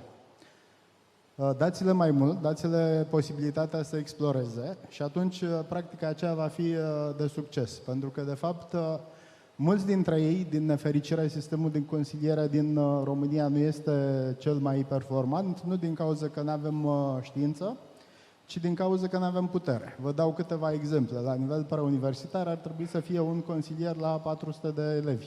Realitatea e că există un consilier care se ocupă și de multe alte chestii, gen bullying, gen consilierea părinților la 7 sau 800 de elevi, uneori chiar la 1200 și există locuri în care nu există deloc consilieri. La nivel universitar ar trebui să fim un consilier sau un psiholog la 2000 de studenți. Realitatea națională e că suntem unul la 7000 sau 8000 de studenți. Vă mulțumesc oricum în nume personal și în numele colegilor care au venit, pentru că altfel n-am reușit să fim unde suntem acum, pentru că sunteți foarte mulți dintre dumneavoastră care veniți în universitate și ne ajutați cu lucrurile astea, cu dezvoltarea abilităților și competențelor transversale, care sunt foarte importante în ceea ce înseamnă practica. Eu vorbesc mult de obicei, dar mă opresc aici că mă uit la ceasul pe care îl am în față, așa că mulțumesc încă o dată și sper să fiți alături de noi pe proiecte și prin acțiuni viitoare. Mulțumesc! Mulțumim și noi și aș putea adăuga și vă mulțumim anticipat pentru că le oferiți studenților șansa de a face practică, nu? Mulțumesc mult! Mergem mai departe către experiența foarte concretă a primului job, Andra.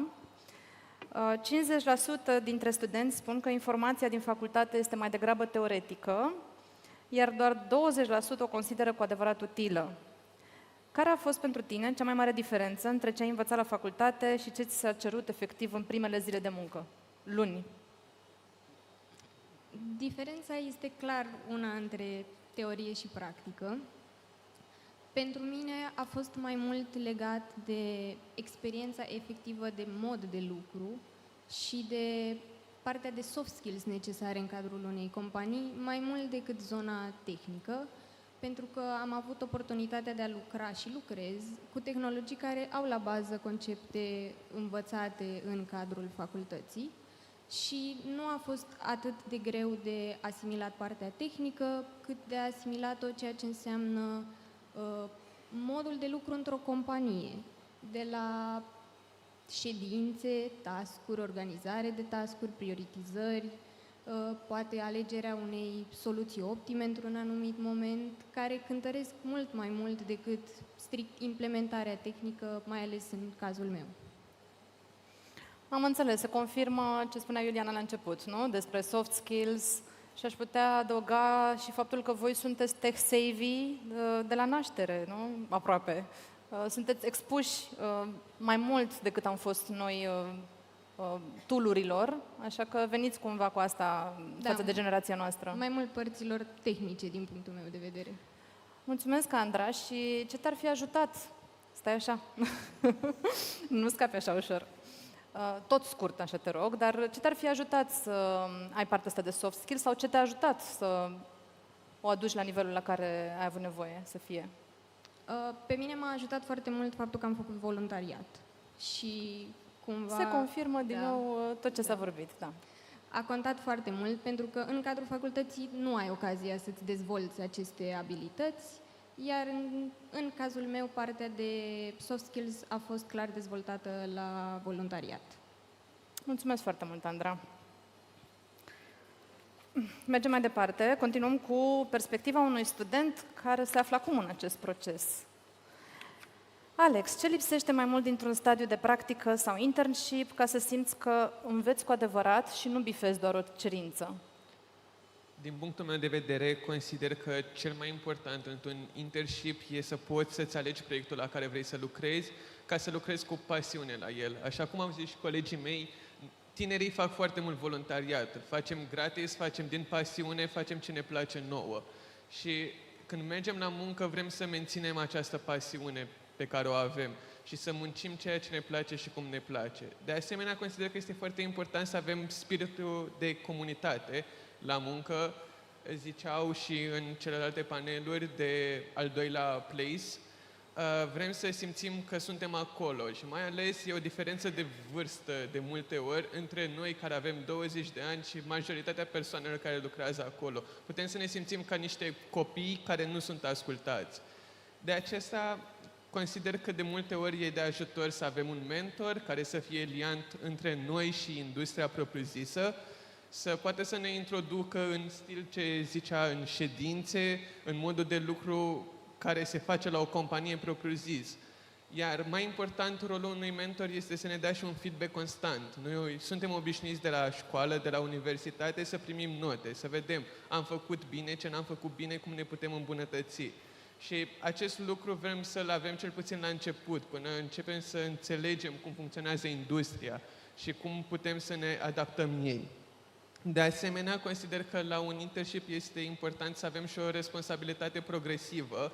La început să nu ne fie atât de frică să facem greșeli, pentru că încă suntem studenți, nu avem experiențe practice atât de consistente și suntem susceptibili să facem greșeli. Iar responsabilitatea progresivă, ca până la finalul internship-ului să știm că ne-am asumat chestia asta și ea depinde de noi, e un mare lucru. Și nu în ultimul rând, un internship e foarte relevant ca o oportunitate de creștere.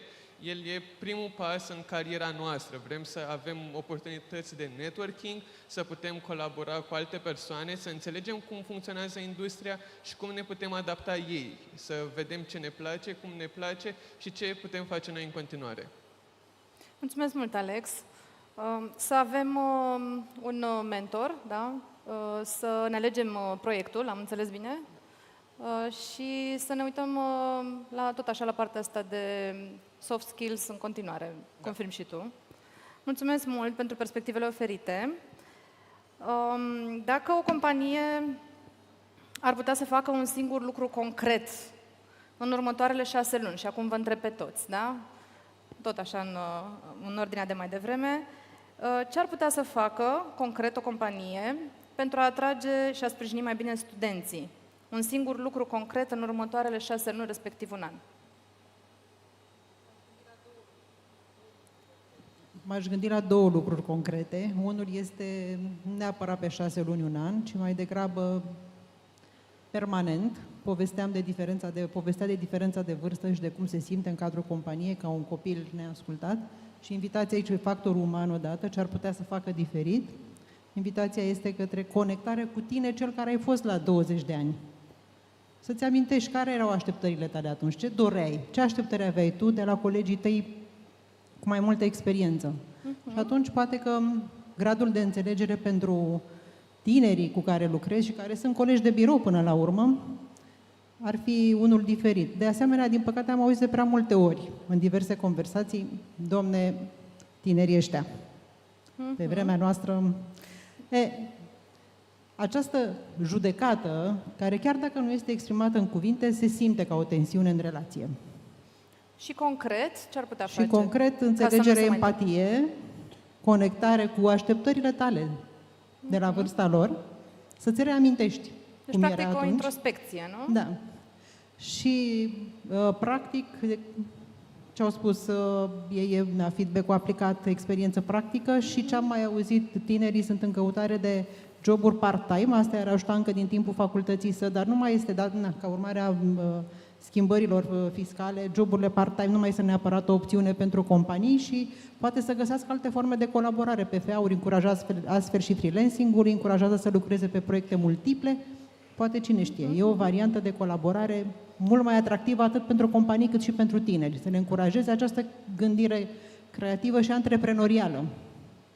Practic, niște cursuri pentru manageri și niște programe noi pentru studenți, nu? Pentru acomodarea mai ușoară la piața muncii. Bine, spunem cursuri acum. Mulțumesc mult, Iuliana. Lucian? Eu aici aș veni și aș spune că ceea ce deja companiile fac în universități și este un lucru bun și ar trebui să-l intensificăm, poate, este faptul că specialiști din companii sunt prezenți în universități, în activități extracurriculare de cele mai multe ori și în activități în care implică pe studenți, poate nu suficient pe cât ne-am dorit, dar ei sunt acolo și numărul lor crește de la an la an. Cred că universitățile ar putea să lucreze și noi o facem deja, să implicăm angajatorii, alumnii în a le vorbi studenților actuali și a le împărtăși din experiența lor, pentru că m-aș întoarce un pic la acele soft skills pe care ei ar trebui să le dobândească. Uneori ei realizează cam târziu că au nevoie de acele soft skills pe care ar putea să le învețe uneori din universitate. De foarte multe ori le oferim astfel de traininguri și cursuri și prezența este extrem de scăzută. Și nu le oferim neapărat noi, cei din zona strict academică, ci le oferim în parteneria cu mediul de business, cu oameni care asta fac zi de zi. Și o soluție? Care ar putea fi? Cred că aici ține un pic de partea de comunicare și de cointeresarea lor. Ne gândim la un parteneriat. S-a spus că există două părți în parteneriat. Eu mă ducem la un triplu parteneriat, implicarea studentului, a angajatorului și a universității. Practic, categoriile reprezentate astăzi aici. Dar de obicei în acel parteneriat cele două părți sunt universitatea și angajatorul. Studentul este cumva lăsat deoparte și ar trebui și el poate să fie parte din acea soluție și în același timp poate ar trebui să începem mai mult colaborarea în zona practică cu angajatorii. Se întâmplă în multe locuri, dar cred că nu este suficient sigur și poate trebuie să intensificăm asta. Companiile să vină cu, hai să le spunem, anumite mici proiecte, anumite mici probleme pe care ei le au, să lanseze niște competiții în rândul studenților. Ce idee bună! În felul acesta să putem să conlucrăm cu ei, în acest fel învață și studentul ceva mai practic și mai aplicat. Uite, și angajatorul o completare, este Iuliana, la ce spuneai tu, da? de el din primul an până în anul 3 sau 4 când termină facultatea în felul acesta. Mulțumesc mult! Avem și idei pentru programe, asta am vrut să zic, Iuliana. Alexandru? Eu o să dau un răspuns foarte scurt și cred că e un model de bună practică. Aș face cât mai multe școli de vară în perioada vacanței de vară, în care studenții să vină într-o companie, să stea acolo o săptămână, să vadă departamentul de marketing, departamentul de vânzări și așa mai departe și să se convingă dacă într-adevăr îi va place să facă lucrul acesta pe viitor. Dacă nu, măcar am învățat ceva. Și doi, să aducem cât mai multe softuri și programe și să le implementăm deja în parteneriat cu universitățile în curiculă, pentru că nu de multe ori învățăm să lucrăm pe ceva și în practica de zi cu zi se lucrează pe altceva. Că mergi la o facultate de științe economice, hai să lucrăm pe, nu știu, ERP-uri actuale. Că te duci la facultatea de informatică, hai să lucrăm pe softuri de acum. Pentru că automat din timpul anilor de studiu tu vei ști să lucrezi deja pe ele și ai un punct în plus. Mulțumim mult, Alexandru. Eu aș continua ce zicea Alex cu o precizare. Și elevii. Pentru că, de fapt, întâlniri de genul acela, școli de vară sau mini-prezentări de companie sau mini-internship-uri, înseamnă, de fapt, partea unui sistem. Eu, personal, văd cariera ca un sistem care trebuie să funcționeze începând de la școală, poate chiar de la grădiniță, să ne uităm ce fac americanii cu părinții pe care îi invită la grădiniță să povestească ce fac la muncă, trecând prin examenele de capacitate, de bacalaureat, ulterior de licență, pentru că dacă ne uităm bine, elevul care vine către o companie este de fapt studentul care va deveni sau care e deja studentul unei universități și va deveni profesionistul de care aveți dumneavoastră nevoie peste 1 an, 2, 3, 7. A privi această evoluție ca întreg este cel mai important.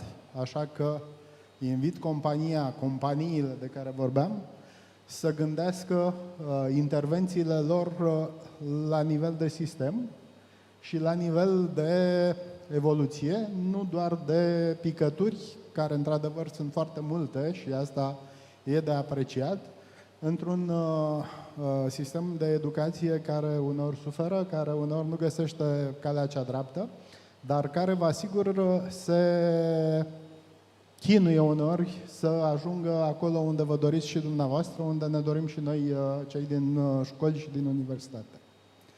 Deci să mergem la rădăcină, nu? Colaborare și de unde începe totul. Rădăcini. Mulțumesc! Mulțumim și noi. Andra, o măsură concretă pe care ar putea să o adopte companiile, care ar putea fi? Propunerea mea ar fi legată mai mult de procesul de introducere a unui student sau unui om la început de drum în job și în procesul de muncă, pentru că de cele mai multe ori suntem expuși la o serie de traininguri, chit că sunt tehnice sau nu, dar cred că ar fi mult mai mult de ajutor pentru student să facă parte din anumite ședințe mai importante sau să fie expus la modul de lucru de zi cu zi, încă de la început. Chiar dacă nu are un impact acolo, să poată avea cumva o perspectivă a ceea ce înseamnă locul acela de muncă și poziția în care se află. Mulțumesc mult, Andra. Alex? Considerăm că un lucru util pe care nu s-a spus până acum, programul de muncă ar fi ceva foarte relevant, pentru că, deși studenții ar dori să lucreze, noi nu ne putem face programul de la facultate așa cum îl dorim noi, ci trebuie să respectăm pe cel pe care îl primim. De exemplu, într-o zi, dacă avem 3 cursuri, avem 6 ore la facultate, dar dacă avem și 2 pauze între ele, ajungem să stăm 10 ore la facultate și avem și timp mort. Nu putem să mergem după să mai avem încă 8 ore acasă pentru muncă sau la birou. Și de aceea un program mai variabil pe care putem să-l coordonăm noi cu cei de la birou ar fi mult mai de ajutor pentru studenți, mai ales pentru cei care doresc să lucreze, ar avea și această posibilitate. Mulțumesc mult, Alex. Mulțumesc tuturor. Mi s-au confirmat multe din lucrurile pe care le știam deja din piață și cred că am putea să concluzionăm astăzi că o comunicare mai bună între toate cele 3 categorii ne-ar aduce niște soluții mai bune pe viitor. Și ce am observat din ce mi-ați răspuns a fost că e important să implicăm din ce în ce mai mult și pe ei în toate aceste decizii, inclusiv în astfel de conferințe unde să-i aducem pe scenă să ne vorbească. Vă mulțumesc foarte mult și vă felicit, în special pe voi 2. Și pe tine, dar tu ești deja, cum ai spus mai devreme, bătrân? Nu ești bătrân. Vă mulțumesc tuturor. A fost o plăcere să fac această moderare, să moderez această discuție. Și vă invit să descărcați raportul pe care l-a derulat Undelucram anul trecut. Este foarte relevant, mai ales dacă sunteți într-o companie și generația Z este în atenția voastră. Dacă sunteți într-o companie, cred că cealaltă parte este asigurată. Da? Suntem acum cu toții atenți la ei, pentru că avem nevoie de ei în piața muncii și avem nevoie să-i înțelegem, să-i integrăm și să-i ajutăm să ne învețe cum să facem toate lucrurile astea, nu? Mulțumesc mult!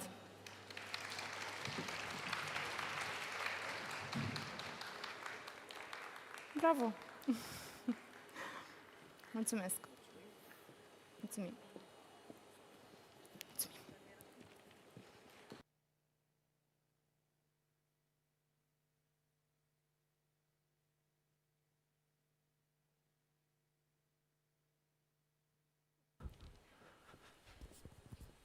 o întreagă universitate. Credeam așa, mai încă unul și încă unul.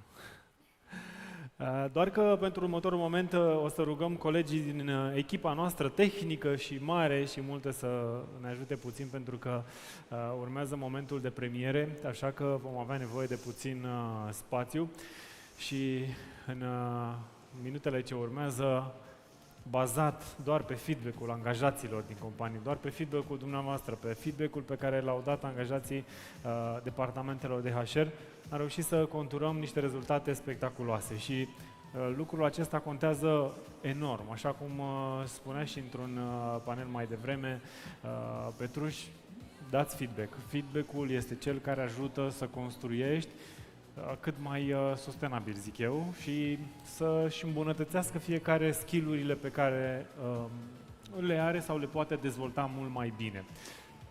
Da, și feedback-ul este important și în vremuri mai dificile. Poate este și mai important în vremuri mai dificile, așa că vă încurajăm pe toți cei prezenți aici, îi încurajăm pe liderii din business, din HR, să le ofere feedback angajaților chiar și atunci când există incendii de stins în companie. O vorbă bună poate stinge incendiile acelea ce pot să apară în astfel de momente. Și e foarte important că toate companiile premiate, pe lângă faptul că au primit feedback-ul angajaților și au avut aceste rezultate, au luat acel feedback și au făcut ceva cu el. Și lucrul acesta noi putem să-l observăm și în datele statistice corelate la Undelucram.Ro pe platformă de la un an la altul.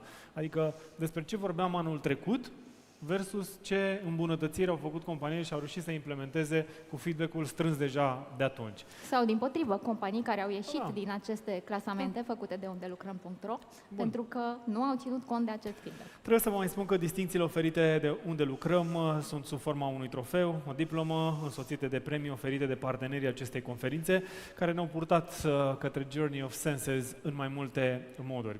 Compania clasată pe locul 1 la locul general va primi din partea A-Best un curs A-Best Business English, din partea Team-Up o lună de masaj pe scaun la birou. Chiar vreau să văd cine pleacă acasă cu o lună de masaj la Dar cursurile? Masaj. Bine, cursurile, relaxare. Cursuri și apoi masaj, am înțeles. Luăm pe rând. Din partea Noosfera, un voucher de 1000 de euro discount la calificare de tip CIPE de Level 5, valabil până pe 30 iunie, așadar nu plecați în vacanță prea repede, trebuie să consumați acest voucher. Și pentru restul companiilor premiate, desigur, A-Best oferă webinarul Speak to Win, Business English for Meetings and Negotiations, dedicat unui grup de 10 angajați. Și, de asemenea, toate companiile și toți premianții vor lua și o sticlă cu vin din partea partenerului Tohani, pentru că, nu-i așa, la final trebuie să închin un pahar în cinstea succesului. Țineam foarte tare să menționez toate aceste premii și toate aceste lucruri, pentru că din industria evenimentelor se vede că e din ce în ce mai greu să găsești parteneri reliable, de încredere și de cursă lungă, de termen lung. Iar ei sunt oamenii care au fost alături și de unde lucrăm în această perioadă, dar și anul trecut și nu numai. Și către toți ceilalți parteneri și cei pe care i-am menționat, aș vrea împreună un rând de aplauze, vă rog mult de tot.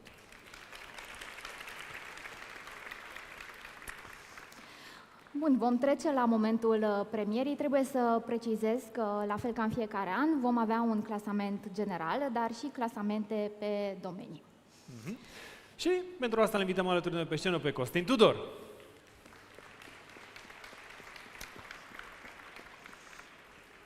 No, bun. Începem cu topul general, da? Costin, cu acordul tău, da, vom începe premierea cu clasamentul general. Ai onoarea, Constantin. Pentru că doar ce m-am întors dintr-o vacanță azi noapte cumpărată prin platforma despre care am vorbit, Booking Holdings România, în aplauzele dumneavoastră, Corina Făurescu, Senior HR Manager Booking Holdings România. Locul întâi, topul general, companii cu peste 250 de angajați. O să vă rog acolo să...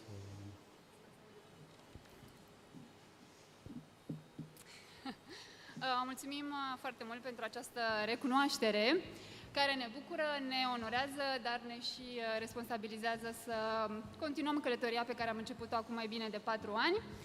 Am ajuns până în acest punct pentru că am pus focus pe oameni, Ne-am ascultat colegii și ne-am adaptat în funcție de nevoile și de feedback-ul lor. Excelența, după cum spune și sloganul nostru, nu este niciodată întâmplătoare, așa că aceasta se construiește în mod constant și conștient, iar acest premiu pentru noi nu este un finish line, ci este un milestone, este o realizare importantă, dar care ne reamintește de responsabilitatea pe care o avem să continuăm să inovăm, să rămânem inclusivi și mai ales, din punctul meu de vedere, să ne asigurăm că viitorul muncii pe care îl construim va fi unul atât aspirațional cât și inspirațional. Și nu în ultimul rând vreau să mulțumesc colegilor noștri care ne aleg în fiecare zi și viitorilor colegi care vor fi alături de noi. Te rog să mai rămâi un minut alături de noi, pentru că v-ați descurcat atât de bine în anul care a trecut. Mai avem o surpriză dulce pentru voi și o invităm alături de noi pe Andreea Vasilescu, co-founder Delicatera și premier catering. Care a venit cu o delicatesă, se pare, în formă rotundă pe numele de tort, pentru a sărbători împreună cu ceilalți colegi, bănuiesc. Felicitări câștigătorilor și din partea echipei Premier Catering și Delicatera, o surpriză dulce care să-i ajute să-și celebreze premiul primit. Foarte frumos, vă puteți bucura și voi de surprizele dulci răspândite prin sală. Excelent, mulțumim, vă tare mult de tot, felicitări încă o dată. Vă ajutăm? E greu cu foarte multe premii și cadouri. Ies cu voi? Cred că poți să o ajuți cu tortul, dacă... Da, nu? poate păstrăm tortul pe scenă. Mergem mai departe. Locul 2. Top general, companii cu peste 250 de angajați. Vorbim despre o companie care se numește Servier Pharma și îl invităm alături de noi pe Ionuț Axinte, marketing manager, și pe Ionuț Neculau, oncology director.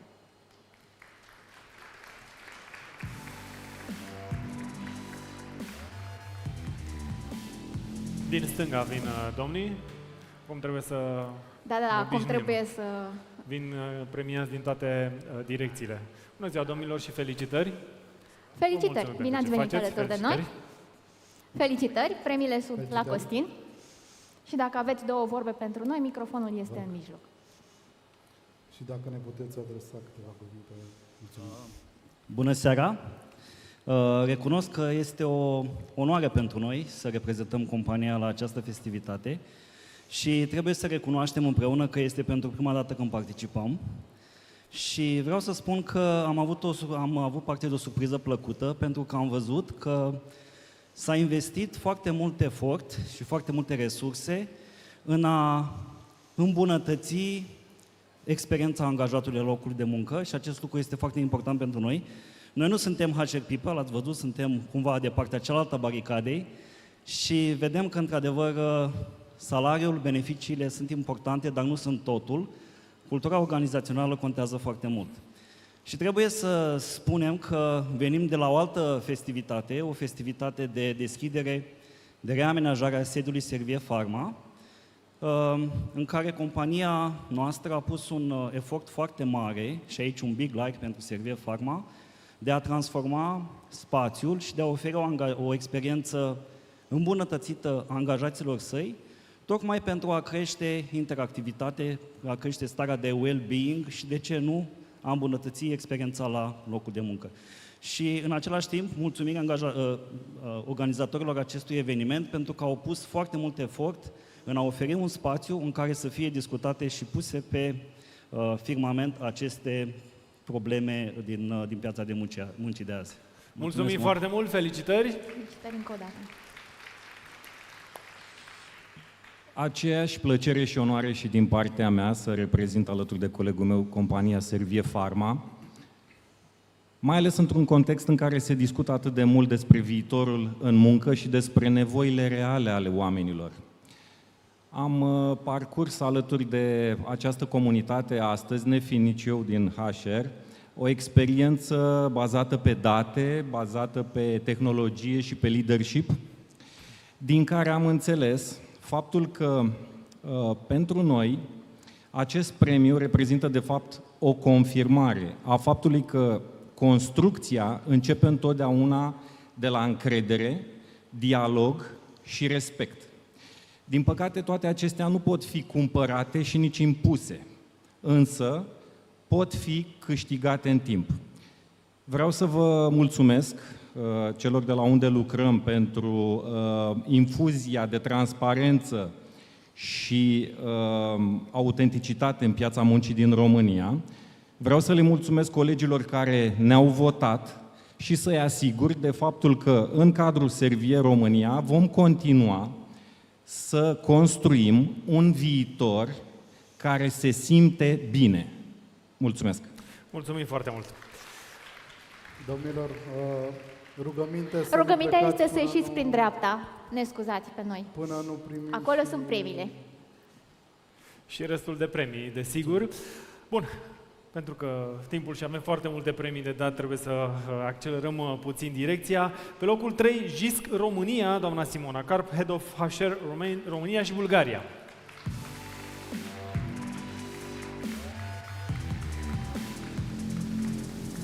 JISC România, felicitări pentru ce faceți la echipa JISC și la final, când faceți cumpărăturile, nu uitați să dați feedback acolo, butonașul, în funcție de serviciile pe care le-ați primit.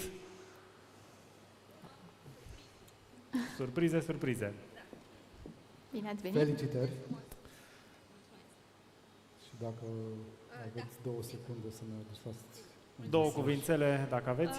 Bun, păi atunci o să încep prima dată prin a mă prezenta. Sunt Lavinia Untaru, sunt... Mai aproape de microfon puțin, vă rog. Sunt Lavinia Untaru, sunt HR Business Partner la JISC și am venit să ridic acest premiu în numele Simonei și în numele companiei.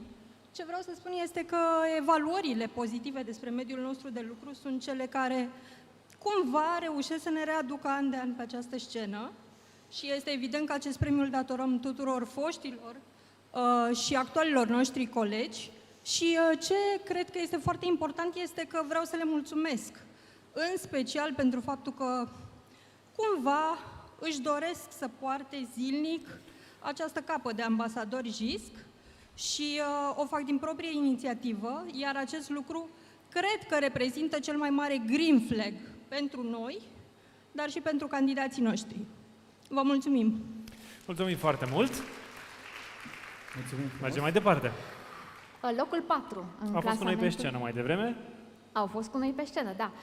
Schneider Electric România și o invităm alături de noi pe Cristina Mancaș, HRBP Romania, Moldova and Armenia, and CE HR Projects Leader la Schneider Electric. Felicitări!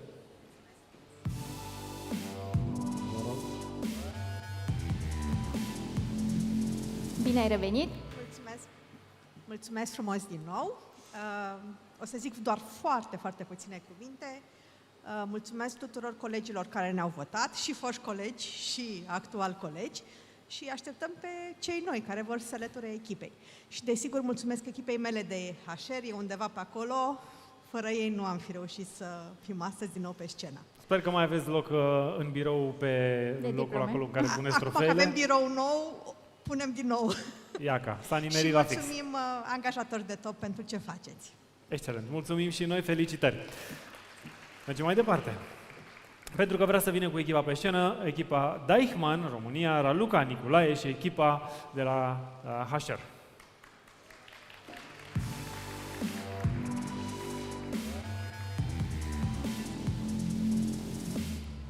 Felicitări! Vă rog. Și vă invit la microfon să... Cine are 2 cuvinte? Unde-s doi, puterea crește, cu siguranță. Mulțumim foarte mult pentru recunoaștere. Pentru noi este al 2-lea an când suntem pe scenă aici și nu că luăm premiu, dar ne bucurăm pentru rezultatele frumoase.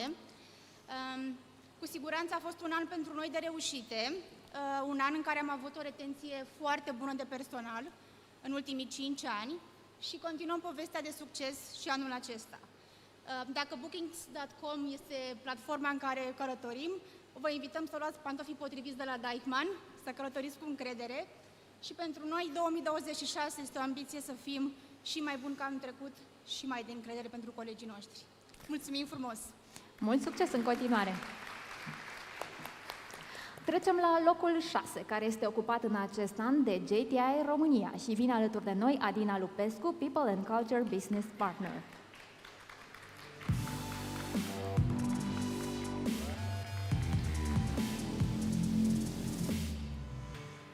Felicitări! Vă rog. Și vă rog la microfon. Felicitări! Mulțumim frumos! Acest premiu este dedicat tuturor colegilor noștri care fac din JTI în fiecare zi un loc de muncă mai bun. Și bineînțeles, mulțumim foarte mult... Mai aproape de microfon puțin, vă rog. Mulțumim Undelucrăm, pentru că pe baza feedback-ului avem posibilitatea să ne îmbunătățim continuu și să fim un angajator de top. Mulțumim! Excelent! Mulțumim tare mult de tot!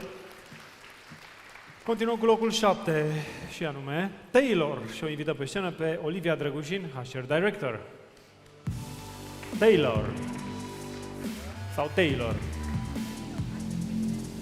Pare bine, Constantin. Bună seara, felicitări! Eu știu strada Taylor din Pitești. Felicitări!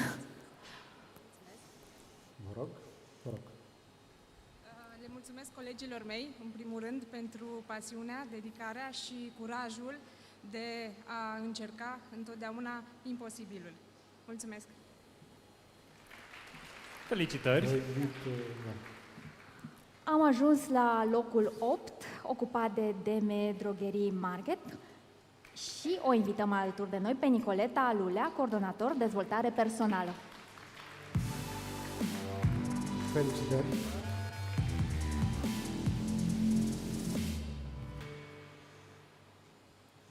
Felicitări! Mulțumesc tare mult!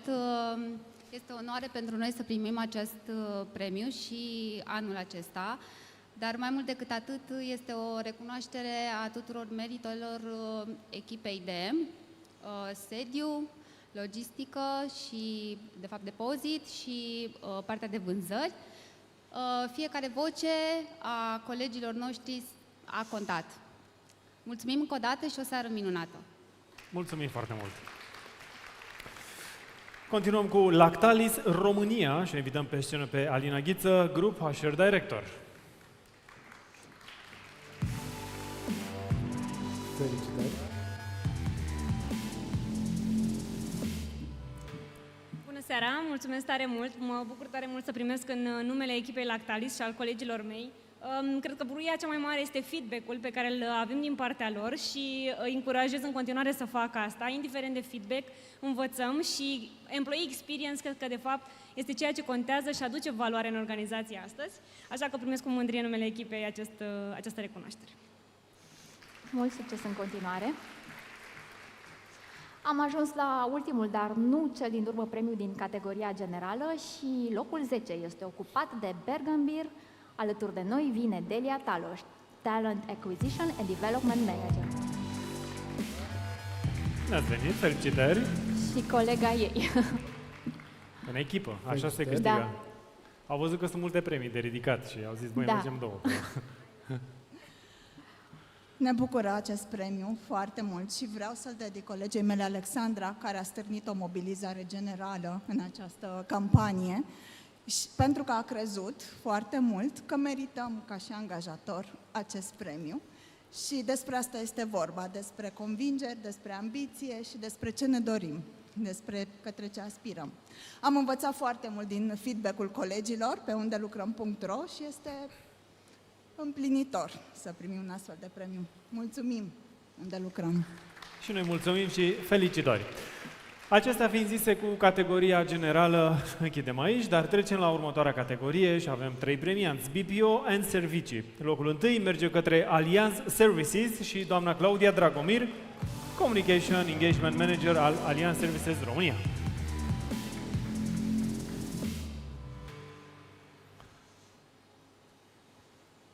În echipă, give me 5.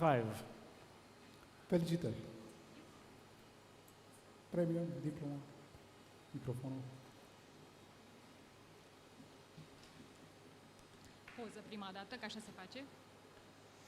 Și fotografia, desigur. Super. Salutare tuturor!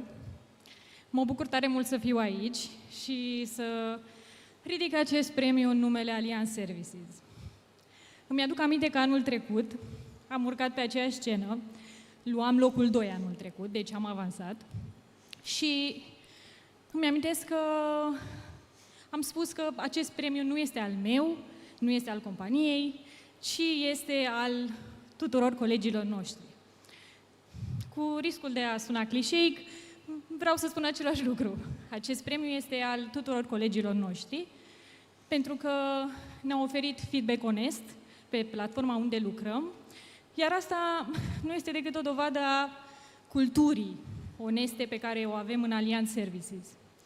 Cultură care îi susține pe colegi, îi încurajează să bring their best self to work și care încurajează eșecul ca parte din proces. Pe lângă asta, aș vrea să mulțumesc echipei mele mici, dar de seamă, de comunicare și engagement, pentru toate inițiativele pe care le-au susținut în anul 2025 și, chiar dacă nu a vrut să urce pe scenă, aș vrea să-i mulțumesc în mod special colegei mele, Paula Nistor, care susține eforturile noastre în zona de employer branding și, practic, fără ea nu cred că am fi fost aici. Mulțumesc tuturor și felicitări tuturor câștigătorilor! Mulțumim foarte mult, felicitări! Locul 2 la categoria BPO and Servicii merge către Iron Mountain Romania și vine alături de noi Jessica Toderas, Employer Branding Manager.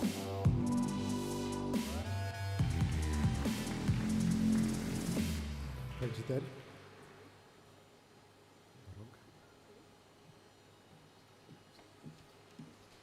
Felicitări! Mulțumim tare mult, mulțumim din suflet. Este o onoare pentru noi să fim pentru al 3-lea an consecutiv pe această scenă, cu o mică aventură, căci noi aveam zbor, mai devreme s-a amânat chiar când părăseam incinta și ne-am întors, deci ne bucurăm din suflet că putem să fim aici, să ridicăm acest premiu, foarte important pentru noi. Focusul nostru, atenția noastră, eforturile noastre merg în mod natural înspre a crea cele mai bune experiențe pentru colegii noștri și pentru candidații noștri. Asta este ceea ce noi avem în minte întotdeauna, iar faptul că prietenii de la unde lucrăm remarcă aceste eforturi și decid să le premieze, nu poate decât să ne bucure foarte, foarte mult. Mulțumim partenerilor, mulțumim colegilor și mulțumim unde lucrăm. Mult succes în continuare! Și cel de-al 3-lea premiu, pe locul 3, merge către compania Ipsos Interactive Services, doamna Silvia Soare, Talent Acquisition Lead. Felicitări! Vă rog. Bună seara tuturor! Mai aproape de microfon. Da. E ok, așa se aude? Bună seara! În primul rând vreau să le mulțumesc tuturor colegilor, fie că sunt, nu știu, foști angajați sau actuali angajați, pentru aceste rezultate. Premiul ăsta îl dedicăm lor, tuturor celor care au lăsat un review sincer și autentic pe platformă și promitem ca la anul să fim și mai sus în clasament, atât în cel general, cât și în cel pe categorie. Mulțumesc mult și sperăm să ne vedem și la anul. Și noi. Așa să fie, Doamne ajută! Felicitări! Noi trecem la o nouă categorie, asigurările. Pe locul 1 la această categorie se află compania NN România și vine alături de noi Elena Delcea, Senior People Partner, Tech and Data, Head of Recruitment, Internal Comms and Employer Branding.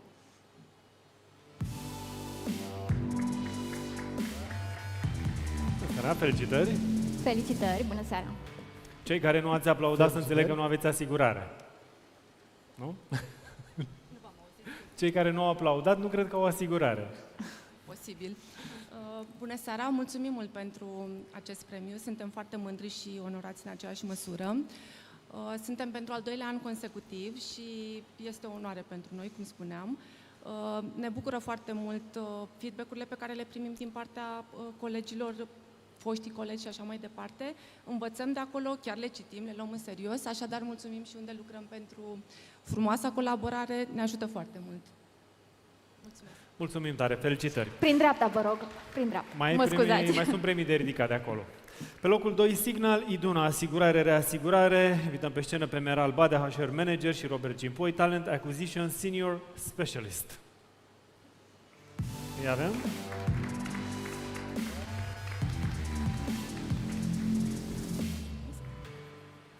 Perfect. Tineri în departament de HR, cu poftă de viață. Salutare, felicitări! Felicitări! Felicitări! Felicitări! Cine are 2 cuvinte? Doar 2.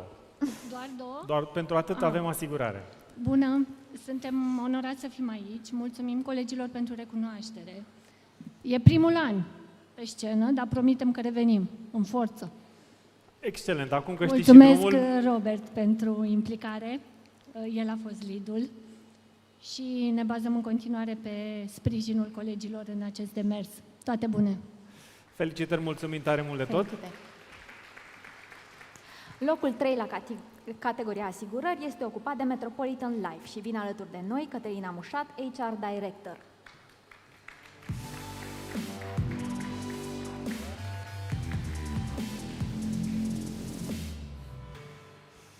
Pentru noi e o surpriză să vedem, vine din stânga, vine din dreapta, mai întârzie. Stânga. Bună, bună, felicitări! Dar să coborâți prin dreapta, vă rog. Felicitări! O dată, de 2 ori. Mulțumesc tare mult! Eu sunt Elena Grumăzescu, colega mea nu a reușit să ajungă. Sunt Talent Acquisition Partner în cadrul Metropolitan Life și sunt tare onorată să pot să ridic acest premiu. Vreau să le mulțumesc în primul rând colegilor noștri pentru tot ceea ce aduc și pun pe masă în fiecare zi. În Metropolitan Life avem o cultură tare faină și o cultură muncită. O să continuăm să facem lucrurile așa cum simțim și o să avem grijă unii de ceilalți. Așa că vă mulțumesc! Mulțumim foarte mult! Felicitări încă o dată! Acestea fiind zise cu categoria asigurări și mergem mai departe, ne mutăm și noi biroul către bănci, sediul băncilor, cum ar veni. Pe locul 1, ING Bank România va primi premiul la birou în zilele ce urmează și trecem pe locul 2, TBI Bank. Vine pe scenă Roxana Dadiloveanu, Country People and Culture Head, și Mădălina Bocai, Senior People Culture Partner.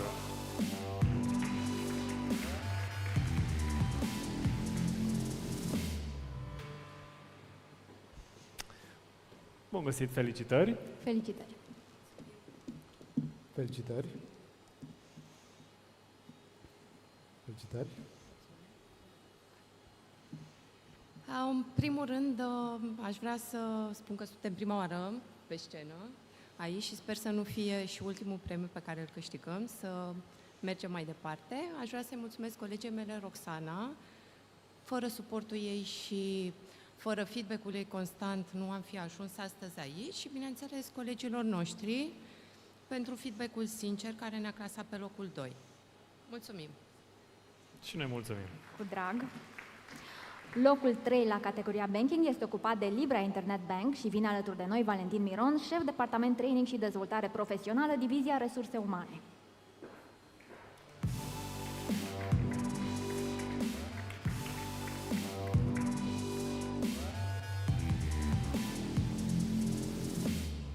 O să rog colegii de la tehnic dacă pot să dea locul 3 pe ecran. Salutare! Felicitări! Felicitări! Libra Internet Bank. Locul 3 la categoria bănci. Bună ziua! Dacă pentru restul lumii a fost mai dificil cu microfonul la mine, acum da. Mai dificil în sensul celălalt. Nu este pentru prima dată când Libra este în topul angajatorilor, dar este pentru prima dată când eu sunt prezent aici. Ce am descoperit e că pe cât de greu este să ajungi în topul ăsta, pe atât de greu este menții. Am reținut ceva astăzi din una dintre prezentările de mai devreme. Cred că Raluca a spus că e foarte important să ascultăm vocea celor care definesc cultura din echipa noastră. Și cred că prin colaborarea pe care o avem cu Undelucrăm, asta reușim să facem. să ascultăm vocea celor care fac parte din organizație, vocea celor care definesc de fapt cultura și cu atât mai mult să luăm seama de ceea ce spun și să punem în aplicare lucrurile astea. Mulțumesc! Mulțumim, felicitări! Și la anul, acum că am învățat drumul, pe partea asta fără cadouri, pe acolo cu premii. Exact. Trecem la categoria consultanță. Locul întâi merge către Bearing Point România. Vine pe scenă Catarina Bota, partener al Bearing Point. Felicitări! Felicitări! Felicitări! Rog. Sunt mai mică. Mulțumesc frumos! Este a 4-a oră pentru noi să fim pe numărul 1 din industria noastră și, sincer să fiu, este foarte humbling să primim acest telefon în toamnă că ați luat din nou numărul 1 în industria voastră și, ce să zic, suntem o gașcă faină și promit să facem tot posibil să ne vedem la anul aici a 5-a oră. Mulțumesc frumos! La revedere! Mulțumim și noi! Felicitări! Locul 2 la categoria consultanță merge către Forbis Mazar și vine alături de noi Andreea Văduva, HR Business Partner.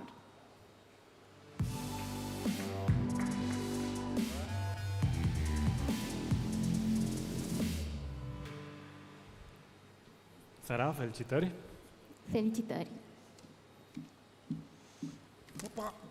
Felicitări! Mă rog? Suntem ca politicienii cu... Da.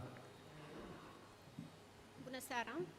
Mulțumim pentru această recunoaștere. Se pare că păstrăm trendul anilor anteriori și ne regăsim din nou pe podium. Locul 2 la această categorie este pentru noi o mare realizare și ne confirmă faptul că performanța nu înseamnă doar rezultate către client, ci înseamnă și un mediu de lucru în care oamenii se simt apreciați și sprijiniți în dezvoltarea lor profesională. Le mulțumesc colegilor mei pentru profesionalism și pentru implicare și, desigur, mulțumim Undelucrăm pentru această inițiativă care pune vocea angajaților pe primul plan. Mulțumim! Felicitări!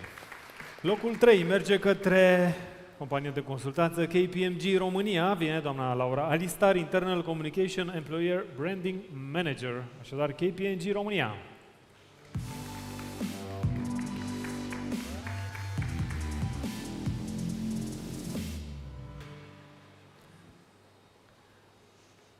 One of the big four. Sara, felicitări! Bună seara! Felicitări! Mulțumesc! Rog. Bună seara! Mulțumim foarte mult celor care provoacă în fiecare zi. Citim, dacă nu zilnic, săptămânal, cel mult lunar, dar nu chiar, review-urile pe care le primim și exact așa încurajăm pe colegii noștri să spună tot adevărul, să spună toate, nu știu, nemulțumirile, frustrările, mulțumirile, bineînțeles, lucrurile care le plac, pentru că ne uităm acolo, exact cum am zis, foarte des și luăm în calcul feedback-ul lor. Felicitări celor care au fost și astăzi pe scenă și celor care nu se găsesc pe scenă. Știm că e o muncă în fiecare zi, să ascultați oamenii și să faceți din ce în ce mai bine. Felicitări! Seară bună! Mulțumim! Trecem la o nouă categorie, energia și industrie extractive și invităm alături de noi o companie care a mai fost deja de 2 ori pe scenă, Schneider Electric România. Vine Cristina Mancaș din nou. Cristina Mancaș, Schneider România.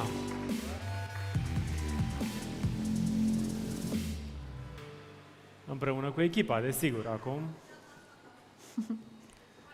Data viitoare vă aducem un scaun și îl lăsăm pe scenă. Felicitări, felicitări, felicitări. Bravo. Perfect, să facem o poză împreună. Asta am și vrut. Și am vrut să punem un pic și o față la echipa de HR și să le mulțumesc încă o dată, pentru că cu ele am ajuns să fim un reper în sectorul energetic. Cultura noastră e aici. Felicitări Bravo, tuturor! felicitări! Trebuia și o poză de grup așa acolo în biroul cel nou, la intrare, Exact. nu? Continuăm pe locul 2, E.ON România. Vine Costin Alexandra, Specialist Employer Branding al E.ON România. Felicitări!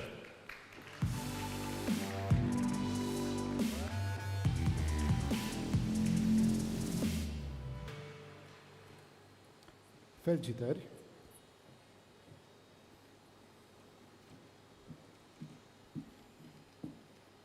Să aranjez așa frumos, da?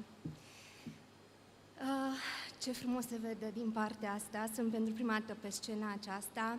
Vin tocmai din Târgu Mureș ca să mă întâlnesc cu voi și să vă felicit pe fiecare în parte pentru că țineți ștacheta atât de sus și le mulțumesc și celor de pe locul întâi, pe care sper să-i întrecem la anul.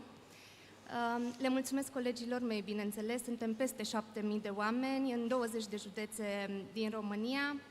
Mulțumesc colegei mele care îmi face poze ca să pot să mă mândresc cu premiul acesta și le mulțumesc colegilor pentru că aleg să facă parte în fiecare zi din tranziția către noua era energiei. Și vă mulțumesc din suflet, o seară frumoasă! Mulțumim foarte mult, frumoasă. felicitări! Felicitări! Mult succes! Locul 3 la categoria energie industrie extractive este ocupat de grupul ENGIE și ne vom asigura că diploma și premiul lor vor ajunge la birourile lor. Mulțumim foarte mult! Și trecem la următoarea categorie și anume Entertainment. La această categorie, primele două companii clasate în ordinea următoare, locul 1 către Superbet și locul 2 Evolution România. De asemenea, ne vom asigura că premiile vor ajunge la sediile lor. Felicitări! Iar locul 3 are și un reprezentant ce va veni pe scenă, sper. Este vorba despre MaxBet România și vine alături de noi Elena Manda, director de resurse umane.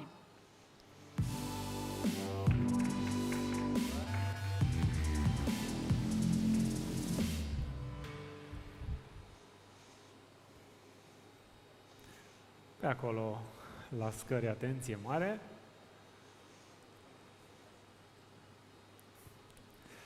Felicitări! Bună seara! Felicitări! Felicitări! Mulțumesc!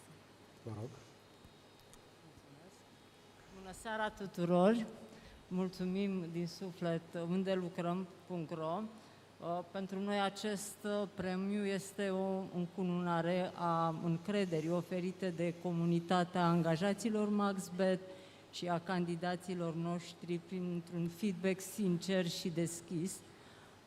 Foarte important pentru noi dialogul pe care îl avem în permanență cu comunitățile noastre ne ajută, bineînțeles, în fiecare zi să devenim mai buni, să creăm un mediu de lucru mai bun, în care oamenii să se simtă respectați, apreciați și să simtă că evoluează. Mulțumim din suflet echipei Undelucram.Ro pentru că ne-au facilitat o platformă în care dialogul este sincer, este transparent și ne apropie în permanență de oameni. Mult succes și la cât mai multe inițiative care să ne țină aproape. Mulțumim! Și noi mulțumim foarte mult! Trecem mai departe la următoarea categorie. Încercăm să comprimăm timpul pe cât de mult putem, pentru că sunt foarte multe premii de acordat și aș vrea să grăbim cumva ritmul astfel încât să putem să le cuprindem cât mai repede pe toate. ITNC, Booking Holdings România, din nou Cătălina Stancu, Recruitment Manager al Booking Holdings România.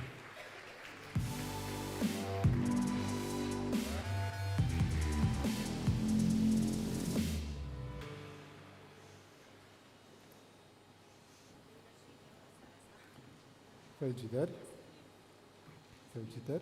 Felicitări! Felicitări! Să nu uitați, Bună seara, sper că mă auziți, Cătălina și echipa în seara aceasta. În primul rând sunt emoționată și recunoscătoare pentru faptul că sunt aici. Mulțumim Costin, Cătălina și Cristina pentru această recunoaștere. Suntem mândri că suntem numărul 1 în top ITNC. Acest lucru este datorat colegilor mei, care sunt colegii din spatele tehnologiei, și pentru că tehnologia schimbă lumea, iar colegii mei sunt excelenți, vreau să le mulțumesc pentru această recunoaștere și pentru acest premiu pe care l-am obținut în această seară. Vă mulțumim! Mulțumim și noi! Mult succes în continuare! Locul 2 la această categorie este ocupat de CGK România și vine alături de noi Andreea Adamescu, Employer Branding and Communication Specialist.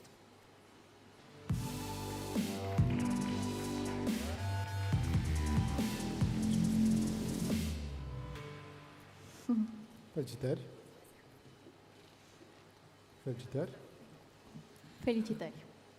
Bună ziua! Păreați mult mai puțin intimidanți de la masă, așa că o să zic ceva super rapid. Sunt aici alături de Diana Constantin, ea este colega mea, facem super echipă și n-aș fi putut să accept acest premiu fără ea, pentru că împreună construim în fiecare zi la CGK un loc în care sperăm noi, toți oamenii se simt bineveniți, apreciați și ascultați. Asta vrem să facem și în continuare. Vă mulțumim! Vă mulțumim! Mulțumim și noi! Locul 3 merge către Google România și de asemenea ne vom asigura că premiul va ajunge în siguranță la birouri. Anunț următoarea categorie? Da, trecem la categoria inginerie și anume Bosch România, Ioana Botian, Senior Employee and Branding Specialist și Ioana va adresa și speech-ul pe care așteptăm alături de Carla Gal, Corporate Communications. Așadar, Bosch România!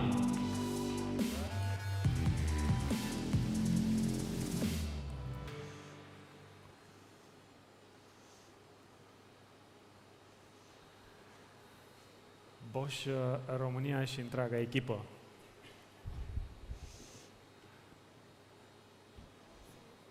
Felicitări! Felicitări! Felicitări!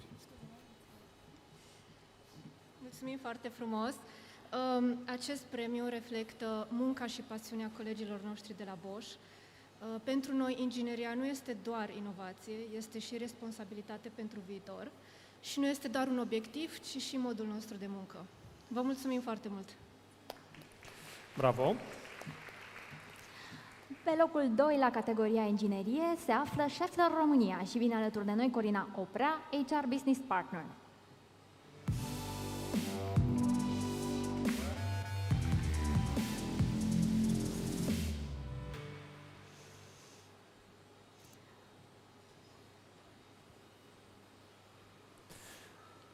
Bună seara și felicitări!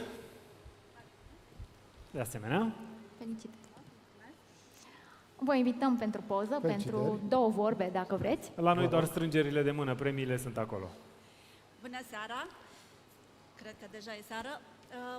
Suntem aici cu mândrie și suntem onorați pentru acest rezultat, mai ales că ne confirmă acest rezultat evoluția pe drumul cel bun. Da? Anul trecut am fost aici, am avut premiul, am avut locul 5, da? Am ajuns astăzi la locul 2 și vom continua această călătorie.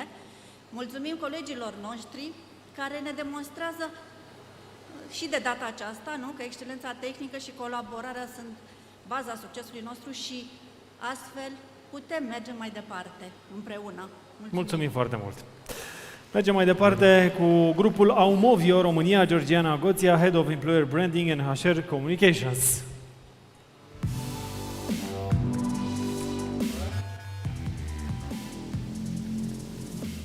Bună, felicitări!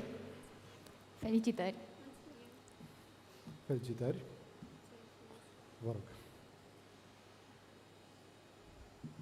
Salutare tuturor! Cu mine nu cred că veți face economie de timp, poate doar de spațiu. Că tot vorbeam de simțuri și senzații, vroiam să vă întreb dacă și voi ați avut senzația recent și o aveți în continuare că o comunitate puternică nu se construiește neapărat în vremuri ușoare, ci în acele momente când e nevoie de curaj. Ei bine, asta e și povestea Aumovio România. Și poate parte dintre voi spuneți, da, who is Aumovio? Cine din sală știe cine e Aumovio? Oh, bine, bine. Păi suntem noi, Continental Automotive, dacă ne știți. Peste 12.000 de colegi la nivel de țară și sunt foarte recunoscătoare să mă aflu astăzi aici în numele colegilor mei din Iași, Sibiu și Timișoara, dar și colegii cu care lucrăm aproape Electrobit din Brașov. De ce sunt mândră e pentru că acest trofeu foarte frumos nu e doar un loc în clasament, el este foarte mult despre oamenii care au înțeles ce înseamnă un nou brand, au avut încredere într-o nouă identitate și au văzut câtă energie, pasiune și reziliență am pus în acest lucru. Anul 2025 și nici 2024 nu au fost deloc blânzi cu industria automotive. Cine-i din automotive aici în sală? Câțiva? Mai puțin, Puțin? Da, foarte puțin. Psihologul meu mai are locuri, dacă sunteți interesați, dacă nu vă aștept la pauza de cafea să ne compătimim împreună. Dincolo de greutăți, de transformare, da, poate au fost ani fără creștere, ani de incertitudine, ani cu momente dificile, au fost și momente frumoase. Și iată-ne că am reușit și această transformare într-un final. Am construit o comunitate care nu s-a clătinat când valurile au devenit mari și sunt foarte recunoscătoare pentru acest lucru. Vă felicit că sunteți astăzi aici, felicit și echipa unde lucrăm pentru invitație și pentru premiu și vă doresc o seară minunată. Mulțumim, felicitări! Următoarea categorie. Producția de bunuri de larg consum și primul premiat de la această categorie este JDI România. Vine alături de noi Adelina Pocora, Employer Branding Manager.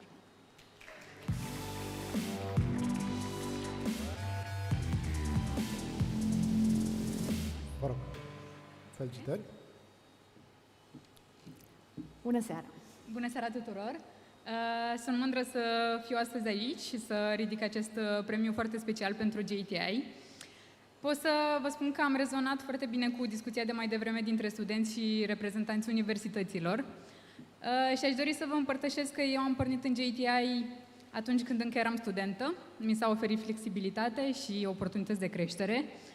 Așa că 8 ani mai târziu sunt încă aici și cred că asta spune multe despre cultura noastră.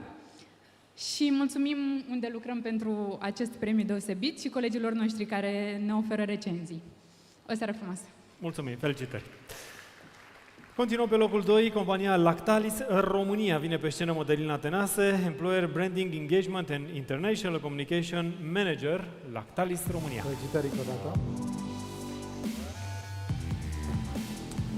Cel de-al doilea premiu. Mulțumesc tare mult încă o dată. Tot ce vreau și să vă zic și la ce m-am gândit de la ultima urcare pe scenă a fost așa, că sub hashtag-ul Lactalis Experience, în care ne propunem lucruri, mă bucur tare mult să văd că se și întâmplă realitate și că această experiență e reflectată prin feedback-ul colegilor dat de el și credeți-ne că în spate chiar n-a fost o campanie, mă bucur extraordinar de mult să iau și acest al doilea premiu în această seară. Mult succes tuturor și felicitări în același timp! Pe locul 3, la categoria producției bunurilor de larg consum, se află Bergambir și vine alături de noi Delia Taloș. Bergambir S.A.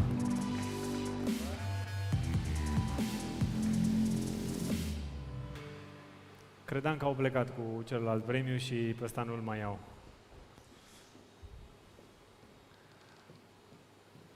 Bun. Felicitări încă o dată. Între timp ne pregătim de următoarea categorie, vă rog. 2 premii deja pentru noi este o recunoaștere cum nu speram și îl dedic de data aceasta tuturor colegilor din Bergambir care în ciuda unui an foarte dificil, cum a menționat și colega de dinainte, în ciuda acestui an dificil, au crezut în continuare în noi și ne-au votat și ne bucurăm de acest rezultat. Vă mulțumesc! Excelent! Felicitări!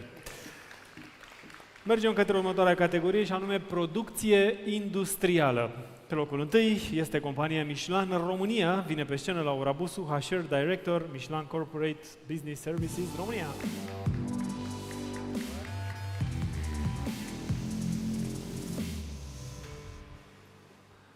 Împreună cu colega, desigur, pentru că au văzut că sunt mai mult de 2 premii de ridicat, cum ar veni. Felicitări, bine ați venit! Felicitări, bine ați venit! Felicitări. Cu drag! Vă rog. Felicitări! Mulțumesc! Este un premiu care ne onorează. O am alături pe Anca Urevicianu, colega mea HR Employer Branding și Communication la fabrica din Florești. Este un premiu Michelin România, că Michelin România pentru noi înseamnă cele 3 fabrici cât centru de servicii. Este un premiu al echipelor de HR, al echipei de management și al tuturor salariaților. Și cred că este un premiu care dovedește că toți colegii noștri, indiferent de unde lucrează, că sunt în București, că sunt la Florești, că sunt la Zalău, împărtășesc aceleași principii, aceleași valori și aceeași cultură organizațională. Mulțumim!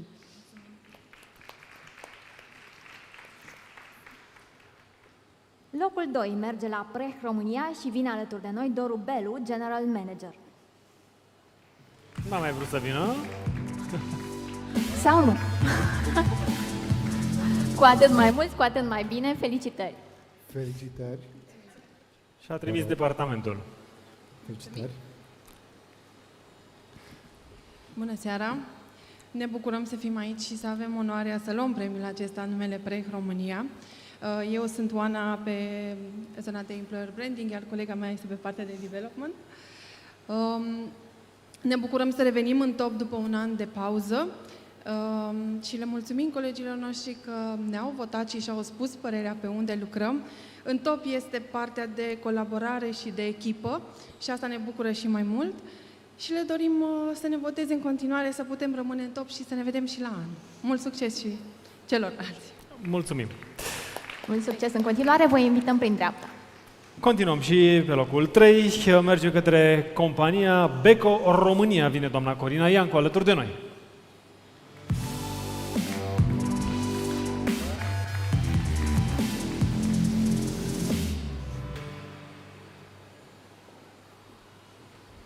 Bun găsit, felicitări!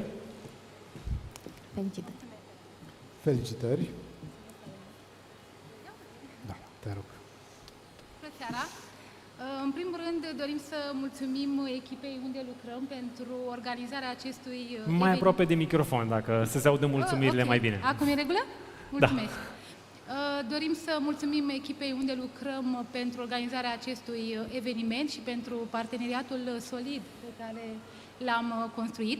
Ne bucurăm foarte tare pentru acest premiu obținut în categoria relevantă pentru compania noastră. Însă trebuie să mărturisesc că acest rezultat este și o motivație foarte puternică. Și spun asta pentru că Beko România a obținut anul trecut locul 1, iar ambiția noastră este să revenim acolo. Așadar, o să continuăm să investim în oameni, în cultură, în performanță și toate astea pentru a construi un mediu de lucru din ce în ce mai bun. Mulțumim tare mult, seară frumoasă în continuare! Trecem la un nou domeniu și mai avem câteva, sperăm să fiți răbdători, pentru că oamenii aceștia chiar merită premiile pe care le primesc.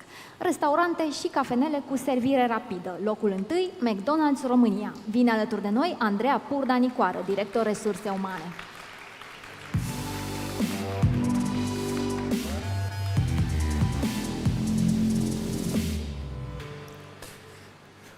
Restaurante și cafenele cu servire rapidă. Cred că ți-e foame. Puțin. După Puțin, intonația ta. La o servire rapidă n-a zice, nu? Felicitări. Vă rog. Bună seara tuturor! Recunosc, sunt foarte emoționată și totodată mândră să primesc acest premiu.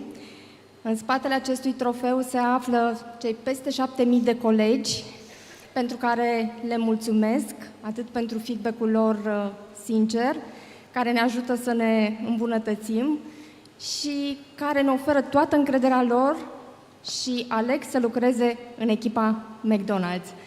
Totodată vreau să mulțumesc și echipei cu care sunt în seara asta aici, pentru că fără ei nu aș fi reușit să celebrăm ceea ce sărbătorim în seara aceasta. Anul trecut am plecat de aici cu locul 2, mândri, dar totodată conștienți că putem fi mai buni. Astăzi locul 1 ne onorează, dar totodată vine cu o mare responsabilitate pentru că trebuie să continuăm să facem ceea ce facem cu grijă pentru colegii noștri. Mulțumim Undelucrăm pentru această oportunitate și felicitări tuturor companiilor pentru proiectele frumoase pe care le implementați pentru colegii voștri. Mulțumim foarte mult! Bun, continuăm. Pe locul 2, Starbucks România. Vine alături de noi Anca Eclemea, HR Brand Manager. Starbucks România, locul 2. Sunt exemplele de care vă spuneam la început, de companii care, cu informațiile de anul trecut, adaptate, au reușit să schimbe ceva și să se vadă anul acesta în rezultate, în topuri. McDonald's este un exemplu. Bună seara! Bună seara! Mulțumim foarte frumos pentru acest premiu. Suntem pentru al 3-lea an consecutiv pe această scenă și acest rezultat incredibil se datorează tuturor partenerilor noștri. Mulțumesc foarte mult! Locul 3 merge la KFC România, iar noi ne asigurăm că premiul merge la ei și trecem la următorul domeniu, care este retailul alimentar. Pe locul 1 se află Lidl România. Vine alături de noi Georgiana Alecu, HR Director, Talent Development and Engagement.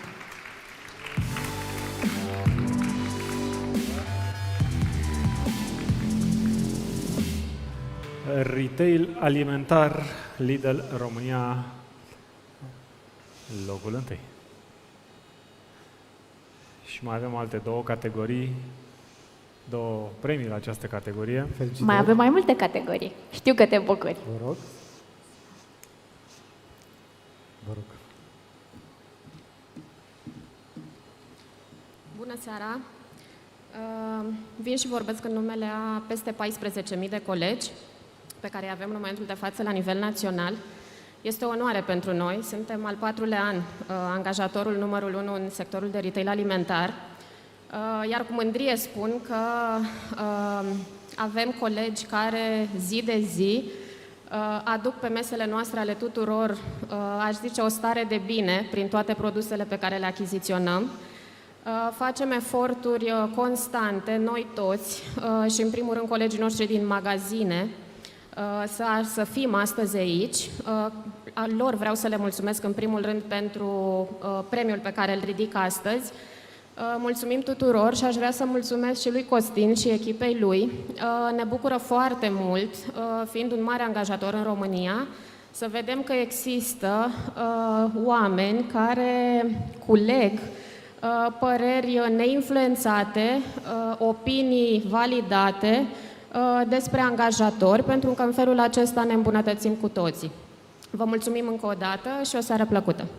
Vă mulțumim foarte mult și vă mulțumesc și că mi-ați amintit ce am de făcut după ce plec de aici, de la această conferință. Mă gândeam la asta. Continuăm cu locul 2, Oșan România. Vine alături de noi Aurelia Mihai, Head of Talent, Recruitment, Learning and Development. Oșan România, locul 2.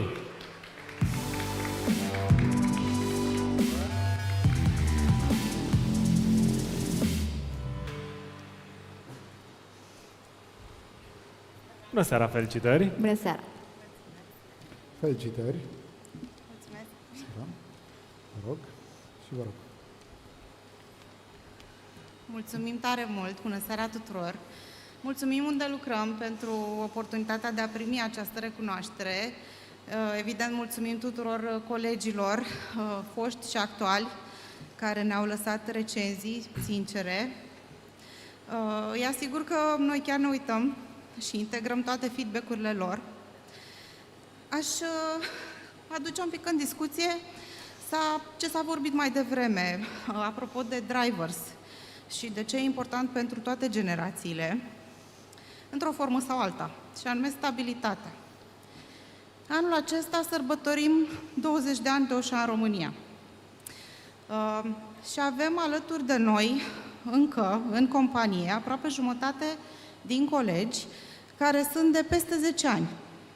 Ne-am uitat, chiar eram curioși cât sunt chiar de la început. Avem 320 de colegi care sărbătoresc alături de noi 20 de ani. Le mulțumim foarte mult, primim cu bucurie această recunoaștere, după cum spuneam, dar și cu responsabilitate, să ne ridicăm și de acum încolo la nivelul așteptărilor lor. Mulțumim tare mult! Bravo!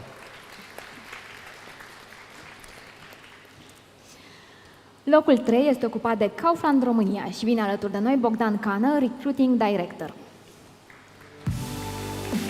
Bună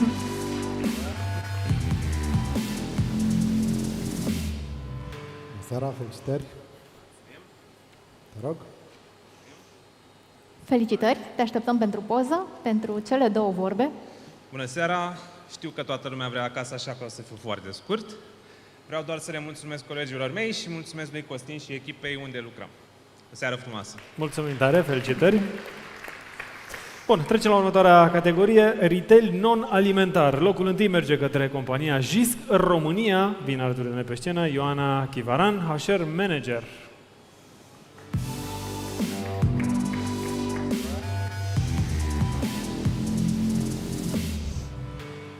Retail non-alimentar. Locul 1, JISC România. Al 2-lea premiu din seara asta, dacă nu mă înșel, nu? Felicitări! Felicitări încă o dată! Mai lăsăm și la alții. Da, al 2-lea premiu din această seară și cred că este al 4-lea an când suntem pe scenă. Sunt foarte bucuroasă să fiu astăzi aici, să ridic acest premiu în numele și pentru colegii mei din JISC. Trofeul ăsta e frumos, dar nu este doar un trofeu, ci e cumva vocea colegilor noștri. Una dintre caracteristicile culturii organizaționale din JISC este că fiecare angajat are dreptul, dar mai ales datoria să-și spună părerea. Prin urmare, aici este vocea lor și le mulțumesc din suflet pentru că fac asta și pentru că prin dedicare și prin munca lor de fiecare zi ne ajută să creăm acest mediu frumos, sănătos, axat pe angajați și pe creștere la JISC. Și ca să continui cu ceea ce ai spus tu, Laviniei, mai devreme, vă invit să ne ajutați în acest feedback, pentru că noi încurajăm feedback-ul și din partea angajaților, dar și din partea clienților. Deci când veniți la JISC, nu uitați, avem o tabletă acolo, lăsați-ne un feedback, pentru că, așa cum îi cunosc eu pe colegii mei, veți fi obligați să lăsați doar steluțe verzi. Mulțumim! Mulțumim, felicitări! Locul 2 este ocupat de Deichmann și revin alături de noi Raluca Nicolae și echipa. Deichmann România. Felicitări în primul rând. Vă rog. Dacă este ceva ce ați uitat să spuneți mai devreme. Sau vrei o nouă poză? Foarte pe scurt, săptămâna viitoare vom fi în Austria, în Viena, cu peste 150 de lideri care au lucrat foarte mult pentru acest premiu. Le mulțumim, luăm premii și celebrăm succesul și de anul acesta. Mulțumim frumos! Mulțumim și spor în Austria. Pe locul 3, compania Taylor, vine alături de noi Olivia Drăgușin.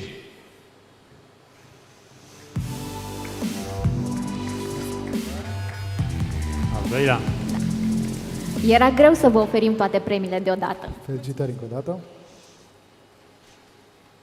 Le mulțumesc colegilor mei încă o dată pentru că împreună ducem mai departe povestea Taylor de mai bine de 27 de ani. O seară bună tuturor! Mult succes în continuare! Trecem la retail-ul farmaceutic, iar pe locul 1 la această categorie se află Catena. Diana Dragomir vine alături de noi, ea este director HR.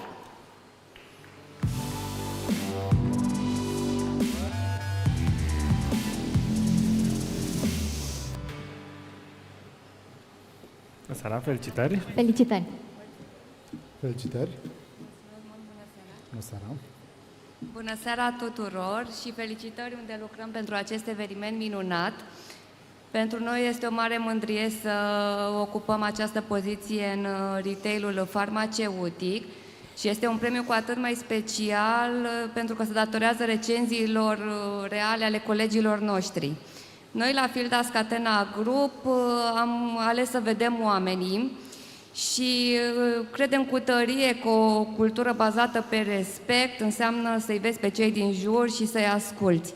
Vreau să mulțumesc pe această cale tuturor colegilor care ne-au acordat încredere și care ne-au oferit un feedback real pe parcursul tuturor proiectelor noastre pe care le-am implementat și, în ultimul rând, echipei mele de HR, fără care aceste proiecte nu ar fi fost posibile.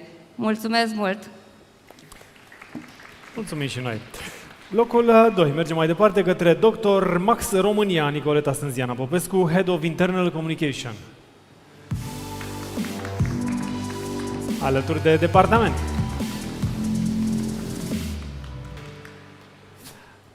Retail farmaceutic, locul 2, Dr. Max România.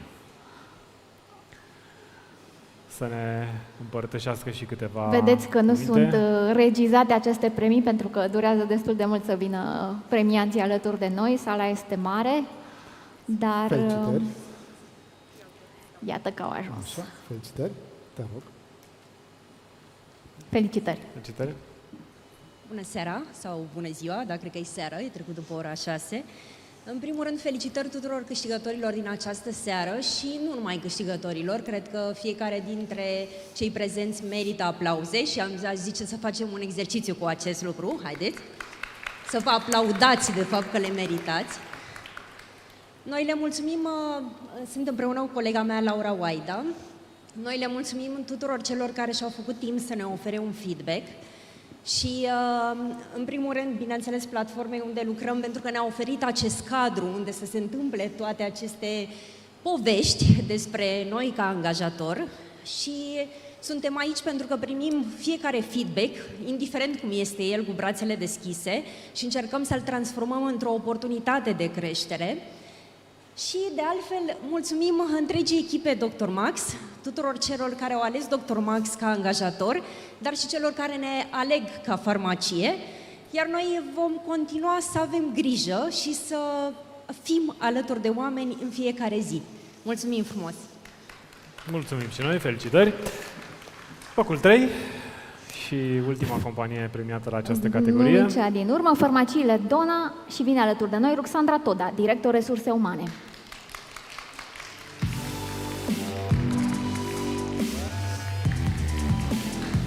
Ce echipă numeroasă! O să dăm la final și premiu pentru echipele care aplaudă cel mai tare. Felicitări. Vă rog.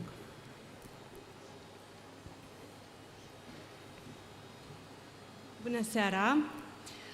În primul rând, mulțumesc foarte mult pentru premiu și felicitări pentru un eveniment reușit.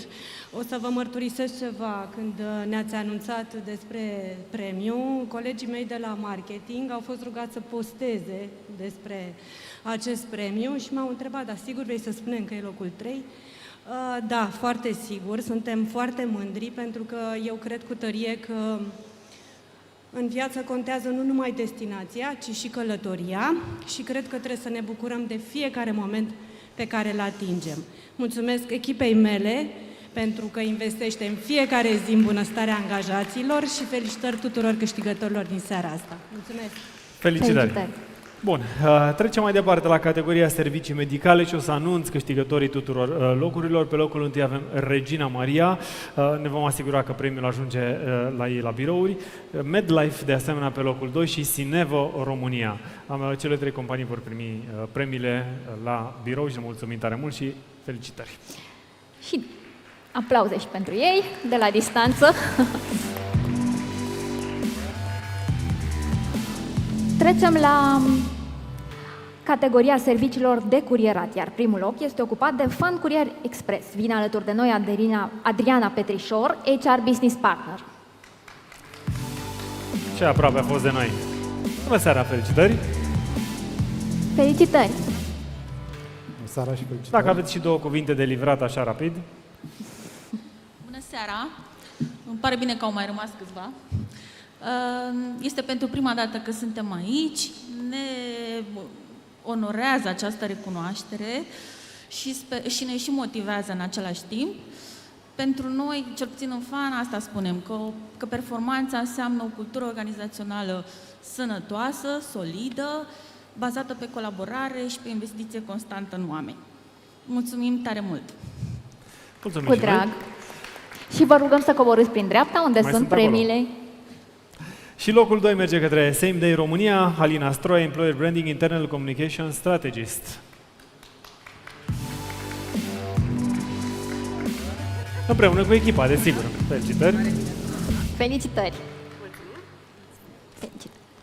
Felicitări! Felicitări!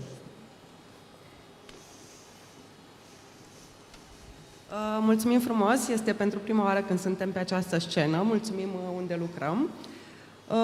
Vrem să felicităm pe colegii de la Fan Curier pentru locul 1, toți câștigătorii și mulțumim foarte mult colegilor cu review-uri negative pentru că ne ajută să ne îmbunătățim constant. Mulțumim frumos! Mulțumim și noi! Cea de-a treia companie? Cea de-a treia companie este Cargus și vine alături de noi Ada Müller, HR Business Partner.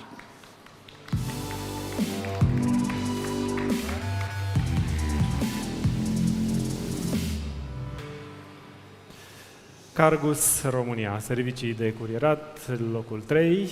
Bine ați venit, felicitări! Felicitări! Seara, felicitări!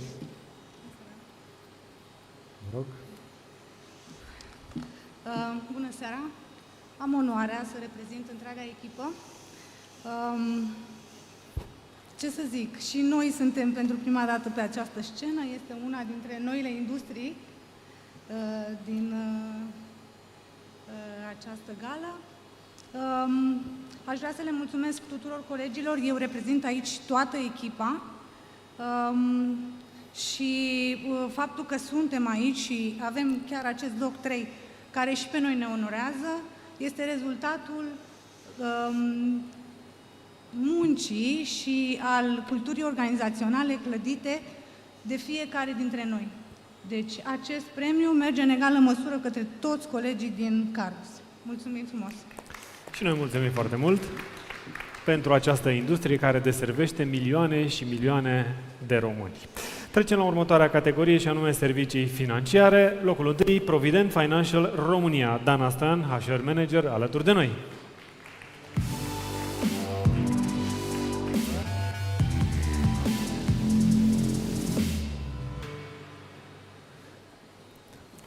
Provident, servicii financiare. Vă rog.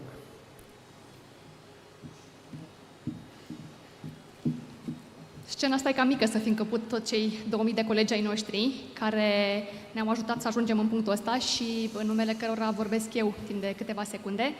Faptul că suntem aici este doar meritul lor și mi-ar fi plăcut ca fiecare dintre ei să fi fost aici pe scenă, să trăiască momentul ăsta de bucurie și recunoștință pentru premiul primit. Mulțumesc tuturor și mulțumesc unde lucrăm!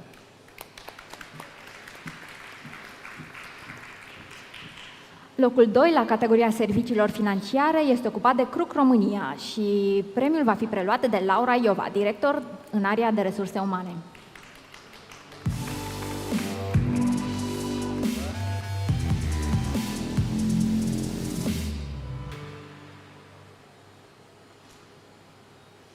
Cei care se uită la noi de acasă trebuie să știe că e aproape un labirint cel prin care trec premianții până să ajungă la noi.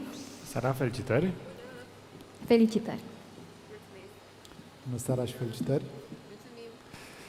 Vă rog. Este drum lung până la scenă, drum lung până la succes, drum lung până la premii. Exact, o metaforă foarte frumoasă. Drumul lung al succesului. Așa să fie, da. Bună seara! Mai aproape de microfon o să vă rog. Labirint. Păi, la 1 metru jumate. Așa? M-am descurcat. Mulțumim mult! Ne bucurăm foarte mult să fim din nou pe podium.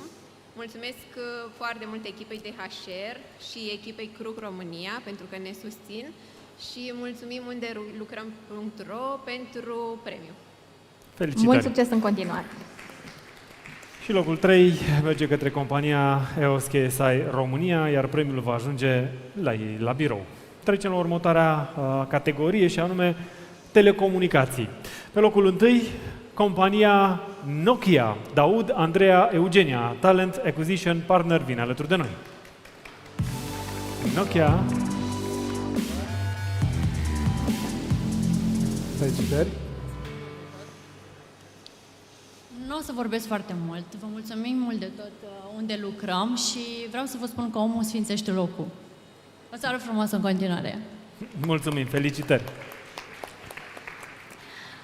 Locul 2 este ocupat de Orange România și vine alături de noi Gabriela Constantinescu, Head of HR Services and Labor Relations. Bună seara și felicitări! Bună seara! Bună seara!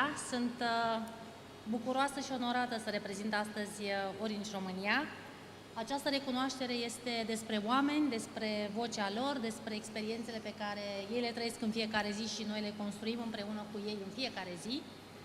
Știm foarte bine că succesul vine atunci când există un dialog permanent cu oamenii, când feedback-ul lor este transformat în acțiuni concrete.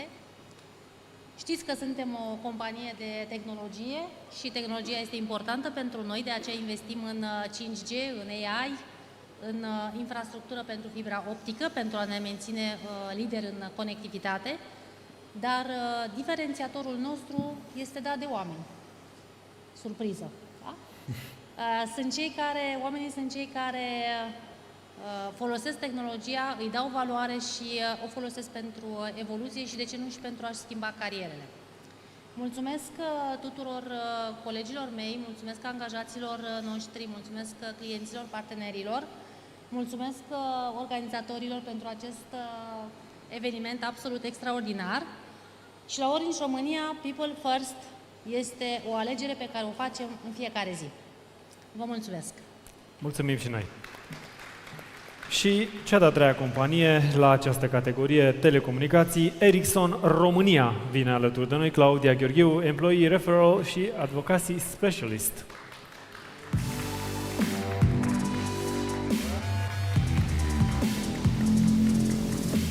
Felicitări!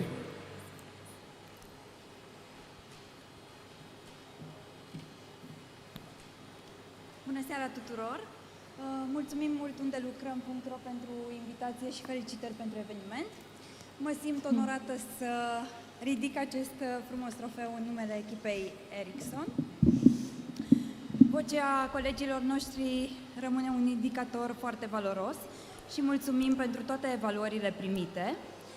Feedback-ul ne ajută să construim împreună un loc de muncă mai bun, să păstrăm ceea ce facem bine și să creștem acolo unde mai este loc. Rămânem la fel de motivați să facem în continuare lucruri frumoase, astfel încât fiecare coleg din Team Ericsson să simtă că are impact în ceea ce face zi de zi și ca Ericsson România să rămână un angajator de top. Mulțumim frumos! Mulțumim și noi, felicitări!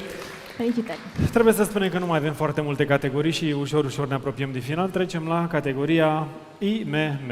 Unde avem 5 premii, iar pe unul l-am dat deja. Vă amintiți? Puțin mai devreme, locul 1. Și atunci trecem direct la locul 2, care merge către compania Cargo Track Solutions SRL. Și vine alături de noi pe scenă Sicon Adriana.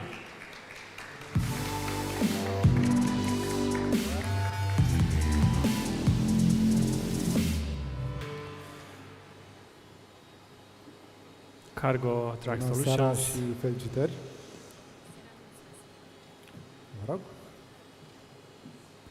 Bună seara! Bună seara tuturor! Eu vă aduc salutări de la Oradea. Cargo Track Solutions este o firmă care oferă servicii de telematică și anume monitorizare prin GPS. Să știți că nu ne monitorizăm angajații în modul acela peiorativ, dar monitorizăm în mod constant ceea ce se întâmplă în interior. Adică partea de încredere, partea de respect, să ne asigurăm că sunt tratați corect și cred că lucrurile acestea se văd în cadrul echipei noastre. Locul 2, la nivel național, pe noi ne onorează, dar ne și responsabilizează ca în continuare să facem lucrurile cât mai bune în cadrul echipei. Mulțumim mult, felicitări tuturor câștigătorilor și vă doresc o seară plăcută! Felicitări!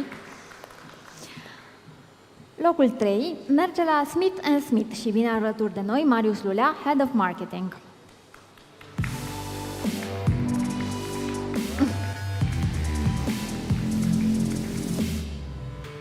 Smith & Smith. Bună seara, felicitări!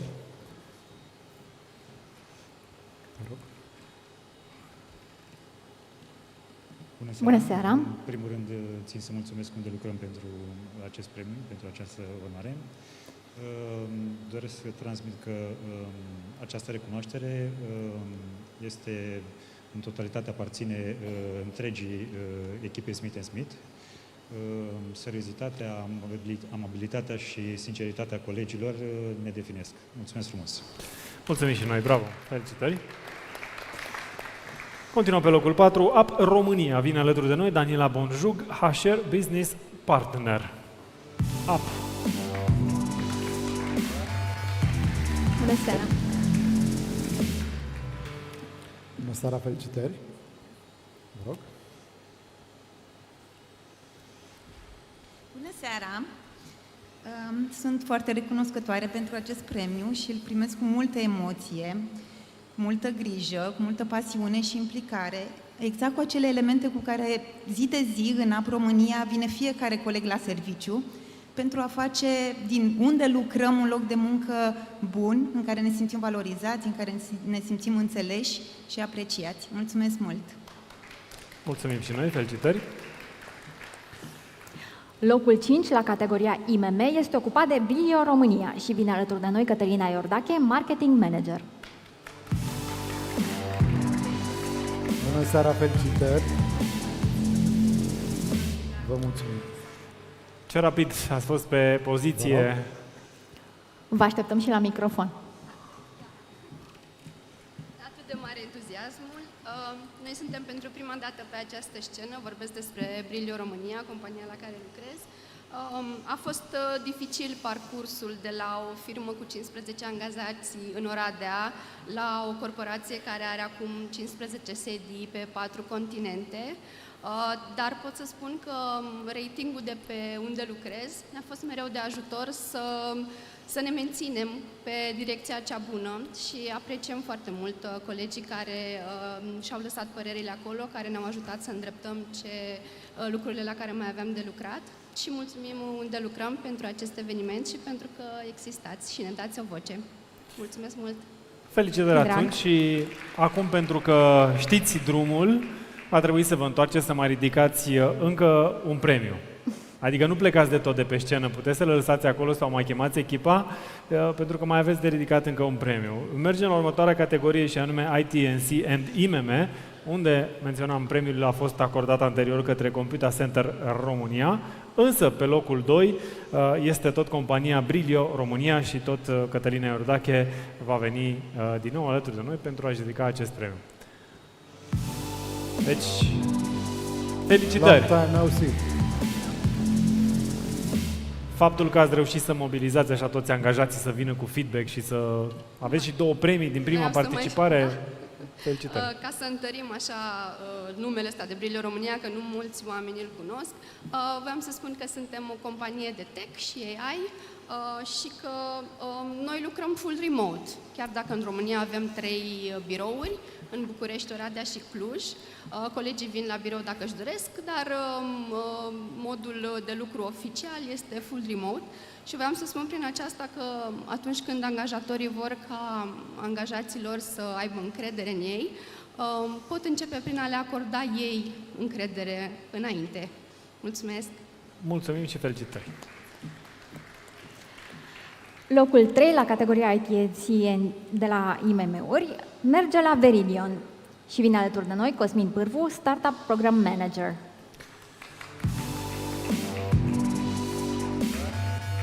Bună seara, felicitări!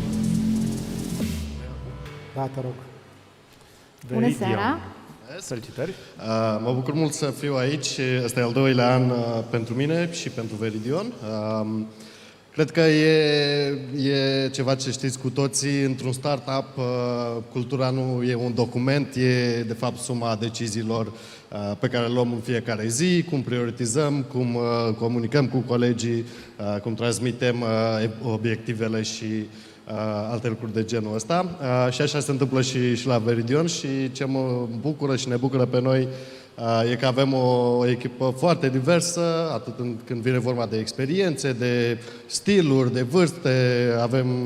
De fapt, avem sigur toate categoriile din quizul de mai devreme și am reușit cumva să facem să funcționeze chiar foarte bine. Și cu asta vreau doar să mai mulțumesc tuturor colegilor, bineînțeles, și fondatorilor care au reușit să creeze un mediu propice pentru dezvoltare. Mulțumim tare mult și felicitări! Așadar, cu pași, zicem noi, destul de repede, ne-am apropiat de ultima categorie și imediat după ultima categorie o să avem și acel premiu special. Vom afla cine este câștigătorul Journey of Senses, toate simțurile care au fost așa ca un circuit pe durata întregii zile. Așadar, ultima categorie, asigurări și IMM. Compania de pe locul 1 este BRD Asigurări de Viață și vine Raluca Ganea, director de resurse umane.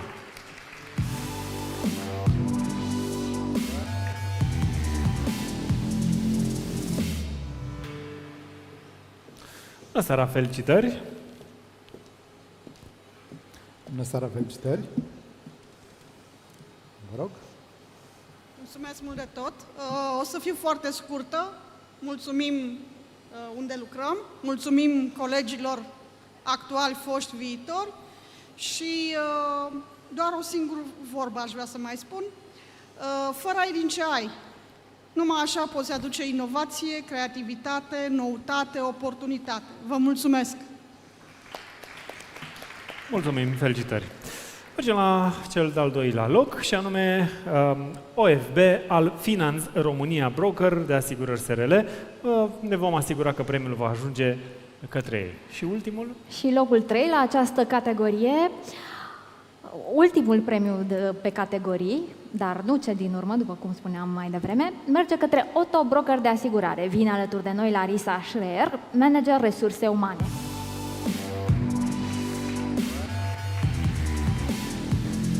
Otto Broker de asigurare, locul 3 la categoria asigurări IMM. Uneori e bine că repetăm lucrul acesta, pentru că anul viitor, la următoarea conferință, o să vedem poziția mai bine. Felicitări! Felicitări! Bună seara și felicitări! Bună seara! Vă rog! Bună seara! Profit un pic să ne prezentăm. Otto Broker este o companie antreprenorială, 100%. Și dacă mai pun și faptul că avem o medie de 26 de ani constant, acest premiu este și mai valoros pentru noi. Lucrăm cu foarte mulți colegi la început de carieră și am rezonat mult cu ceea ce au spus studenții în panel. Și profit de această ocazie să-i felicit pe colegii mei că în fiecare zi încearcă să fie cea mai bună versiune a lor și împreună să creăm un mediu uman și profesionist în cadrul Otto Broker.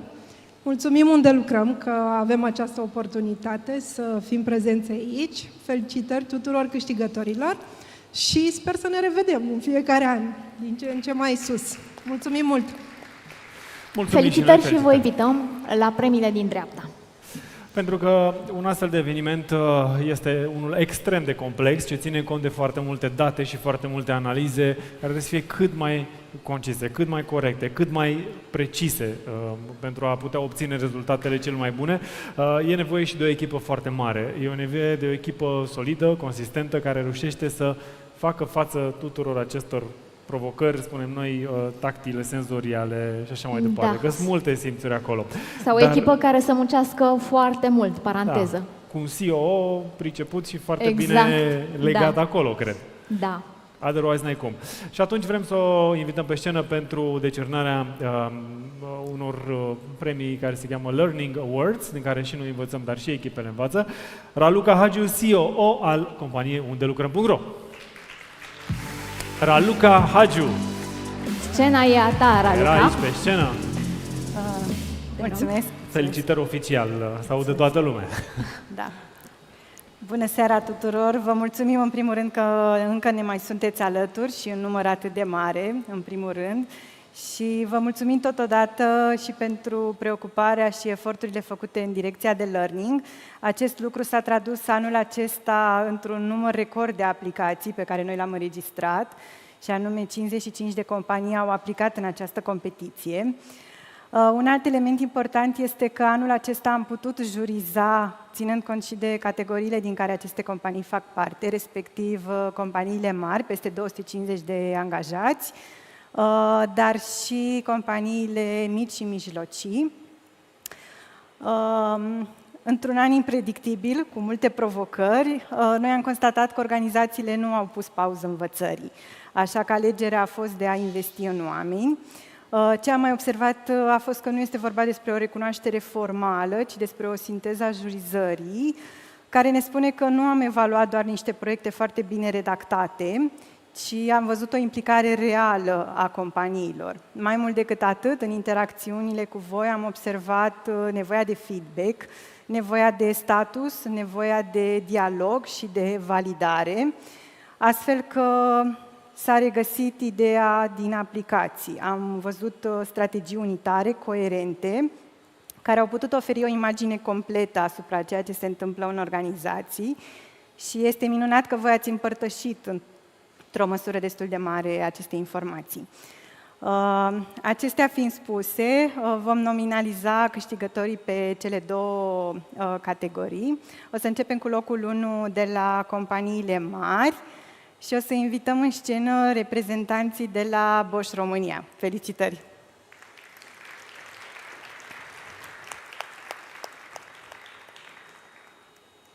Cred că în acest caz felicitările pot merge de 2 ori, pentru că surpriza acestui an a fost să revedem că demersurile pe care voi le-ați făcut au fost constante și mai mult decât atât, voi vă propuneți de la an la an să faceți și mai multe acțiuni. Felicitări!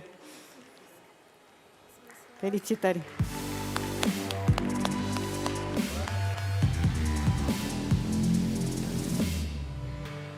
Mulțumim foarte mult! Într-adevăr a fost o surpriză, nu știam cum o să decurgă seara aceasta cu acest premiu și sunt foarte încântată de acest premiu, mai ales că am chiar o campanie de derulare pe zona de learning. Chiar acum avem o campanie prin care poziționăm Bosch ca și o companie de learning în România. Pentru noi, pentru Bosch, cuvântul learning este la fel de important ca și cuvântul tehnologie și inovație, este în egală măsură la fel de important.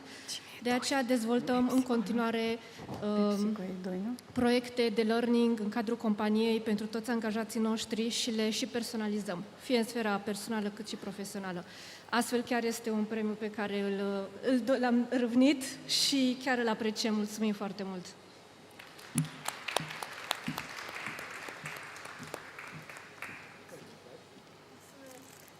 Da, da.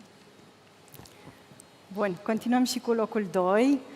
Felicitări companiei PepsiCo. Avem reprezentanți?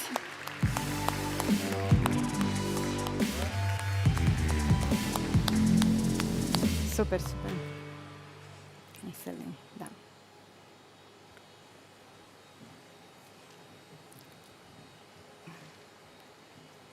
Felicitări întregii echipe. Sunt super happy să fiu aici și să reprezint PepsiCo România.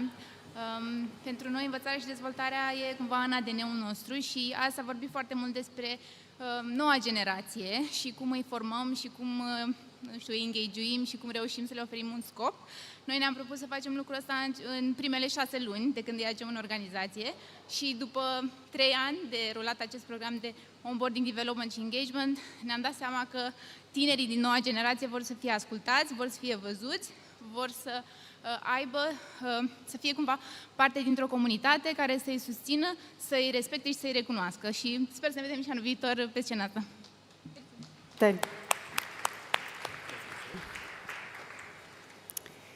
Și pentru locul 3 de la companii mari, invităm reprezentantul de la London Stock Exchange Group. Felicitări!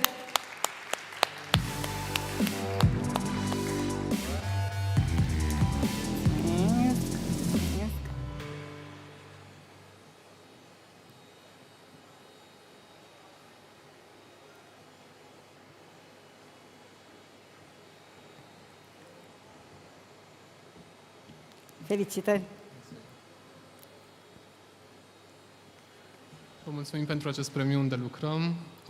Este o dovadă a tuturor eforturilor făcute de echipa de Learning and Development din cadrul companiei ELSEG. Sunt mândru să primesc acest premiu în numele lor și vă mulțumesc pentru acesta.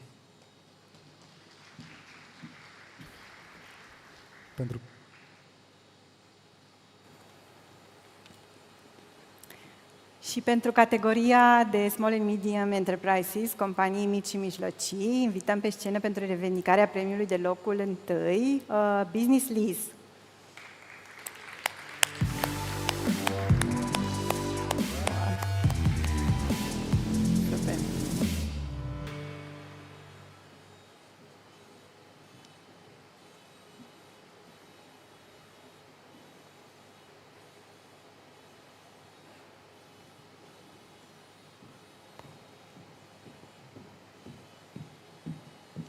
Felicitări!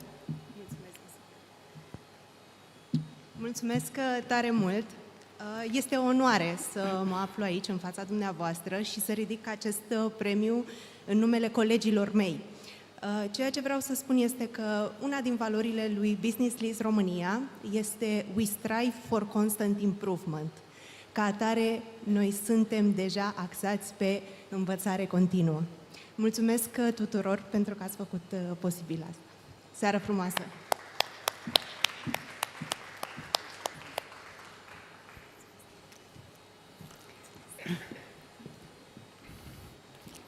Acum să vedem la ce microfon ne auzim. Sigur, sigur. Probabil că de-a lungul zilei ați experimentat conceptul evenimentului nostru, această experiență multisenzorială la care noi am vrut să vă expunem cu ajutorul partenerilor noștri și încă de la începutul evenimentului am avut alături pe partenerii noștri de la Hype. Acolo a fost o incursiune importantă și ne-am gândit că cel mai bine ar fi să vină ei alături de noi și să ne explice exact în ce a constat întreaga zi și experiență. Patricia Neamțu și Nicolae Laurențiu. Da, scuze. Bună seara! Bună seara! Mulțumim în primul rând că ați trecut pe la noi, pe la stand și pe la fiecare stand partener. Înseamnă mult această interacțiune cu voi. Nu o să mai lungesc această seară. Avem 4 premii. Primul o să fie un kit senzorial din partea partenerilor noștri cu care v-ați interacționat astăzi. Apoi o să avem un premiu pentru organizație, va câștiga un workshop interactiv. La voi în organizație decidem împreună ce exact o să facem, îl personalizăm în funcție de nevoile voastre. Mai avem un video de employer branding și cocktail barul pe care l-ați văzut astăzi. O să extrag în ordine. O să vrei tu? Să vedem. Și o să chemăm pe scenă. Dacă nu sunteți pe scenă, vă găsim noi, stați liniștiți. Da? Pentru primul premiu, pentru kitul senzorial din partea partenerilor, Lula Nicoleta de la DM. Nu e nimic, o găsim noi după aia. Ok. Vrei să mai tragi tu? Pentru employer branding. Avem Bocai Mădălina de la TBI Bank.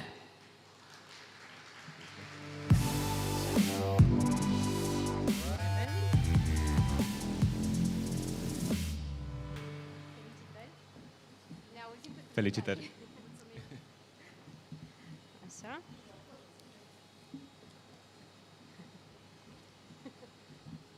Ne facem cât mai dă o dată plicul? Mulțumim! Așa. Apoi, următorul premiu, un workshop interactiv la voi în organizație. Vedem. Ganea Elena Raluca de la BR de Asigurări. Bună!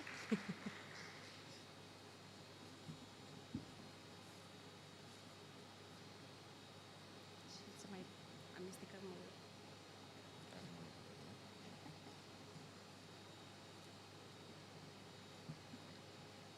Nu te uita. Te uiți într-o parte. Așa. Felicitări. V-am nimerit. Da. Felicitări! V-am nimerit atunci. Mulțumim. Și ultimul premiu. Laura, să nu te uiți, uite-te, într-o parte. Ramona Zărnescu de la PepsiCo.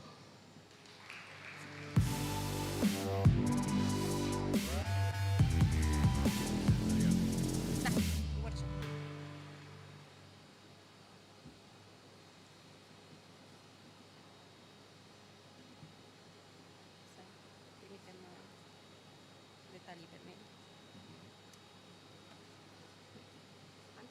ajungem înapoi cu...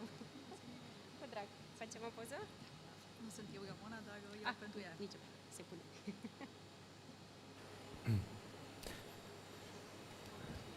Mulțumim mult și vă dorim o seară frumoasă. Și noi mulțumim tare mult de tot. Felicitări Hype pentru premiile acordate și mulțumim că ați fost parteneri ai acestui eveniment. Pentru că sunt și alți câțiva parteneri, vrem să vă mulțumim vouă pentru că ați stat în continuare în stare, dar le mulțumim și celor de acasă care ne-au urmărit în direct pe ziarul financiar.ro, dar și celor care n-au ascultat între timp în mașină, în trafic, printre claxoane și alte tramvaie, pe radio Guerilla, unde binele învinge. Nu?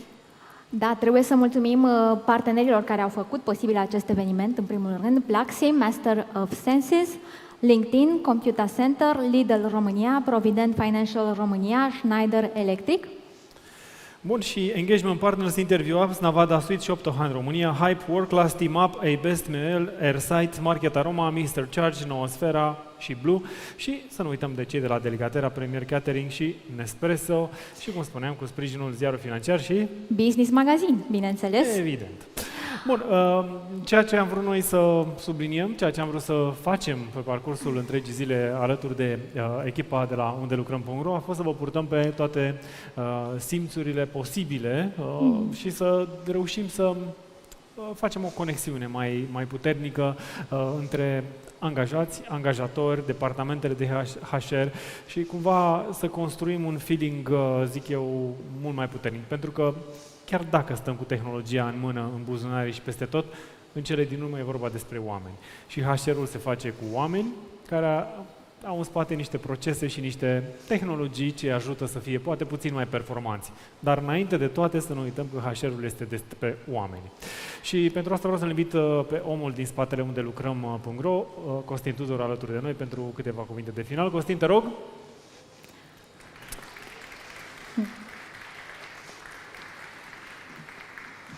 Costin Tudor vine alături de noi. Aș vrea să te întreb, Costin, am vorbit despre simțuri toată ziua.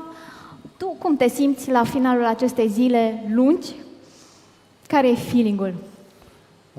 Vreau să mulțumesc tuturor celor care au fost și mai sunt astăzi aici, respectiv celor din online, pentru încredere. Credeți-mă, totul începe cu încredere.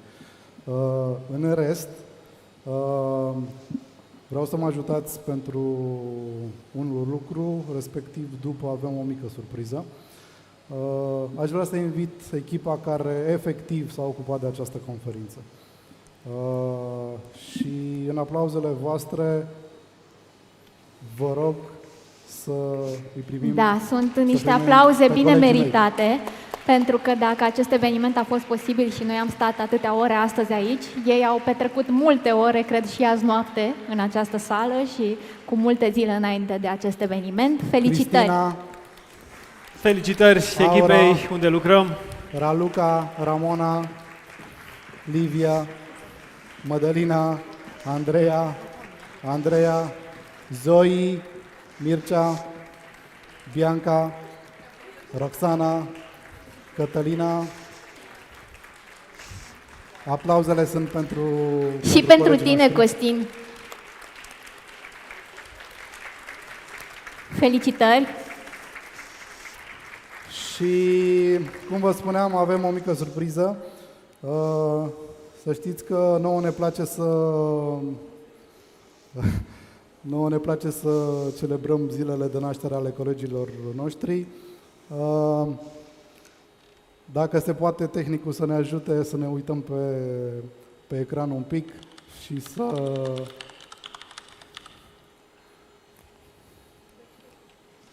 Am întârziat un pic la birou, așa că o să ne ocupăm acum de celebrare. La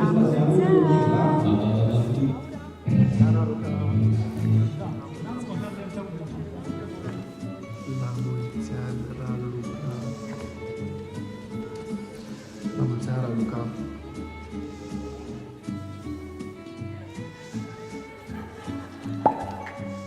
Oricare.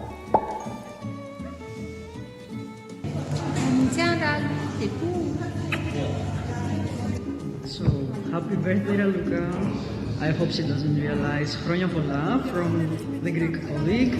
I hope everything you want in life you're going to accomplish, and all the best. Seara, Luca, să fii mereu veselă, să fii mereu fericită, să fii mereu sursa noastră de inspirație și de voie bună.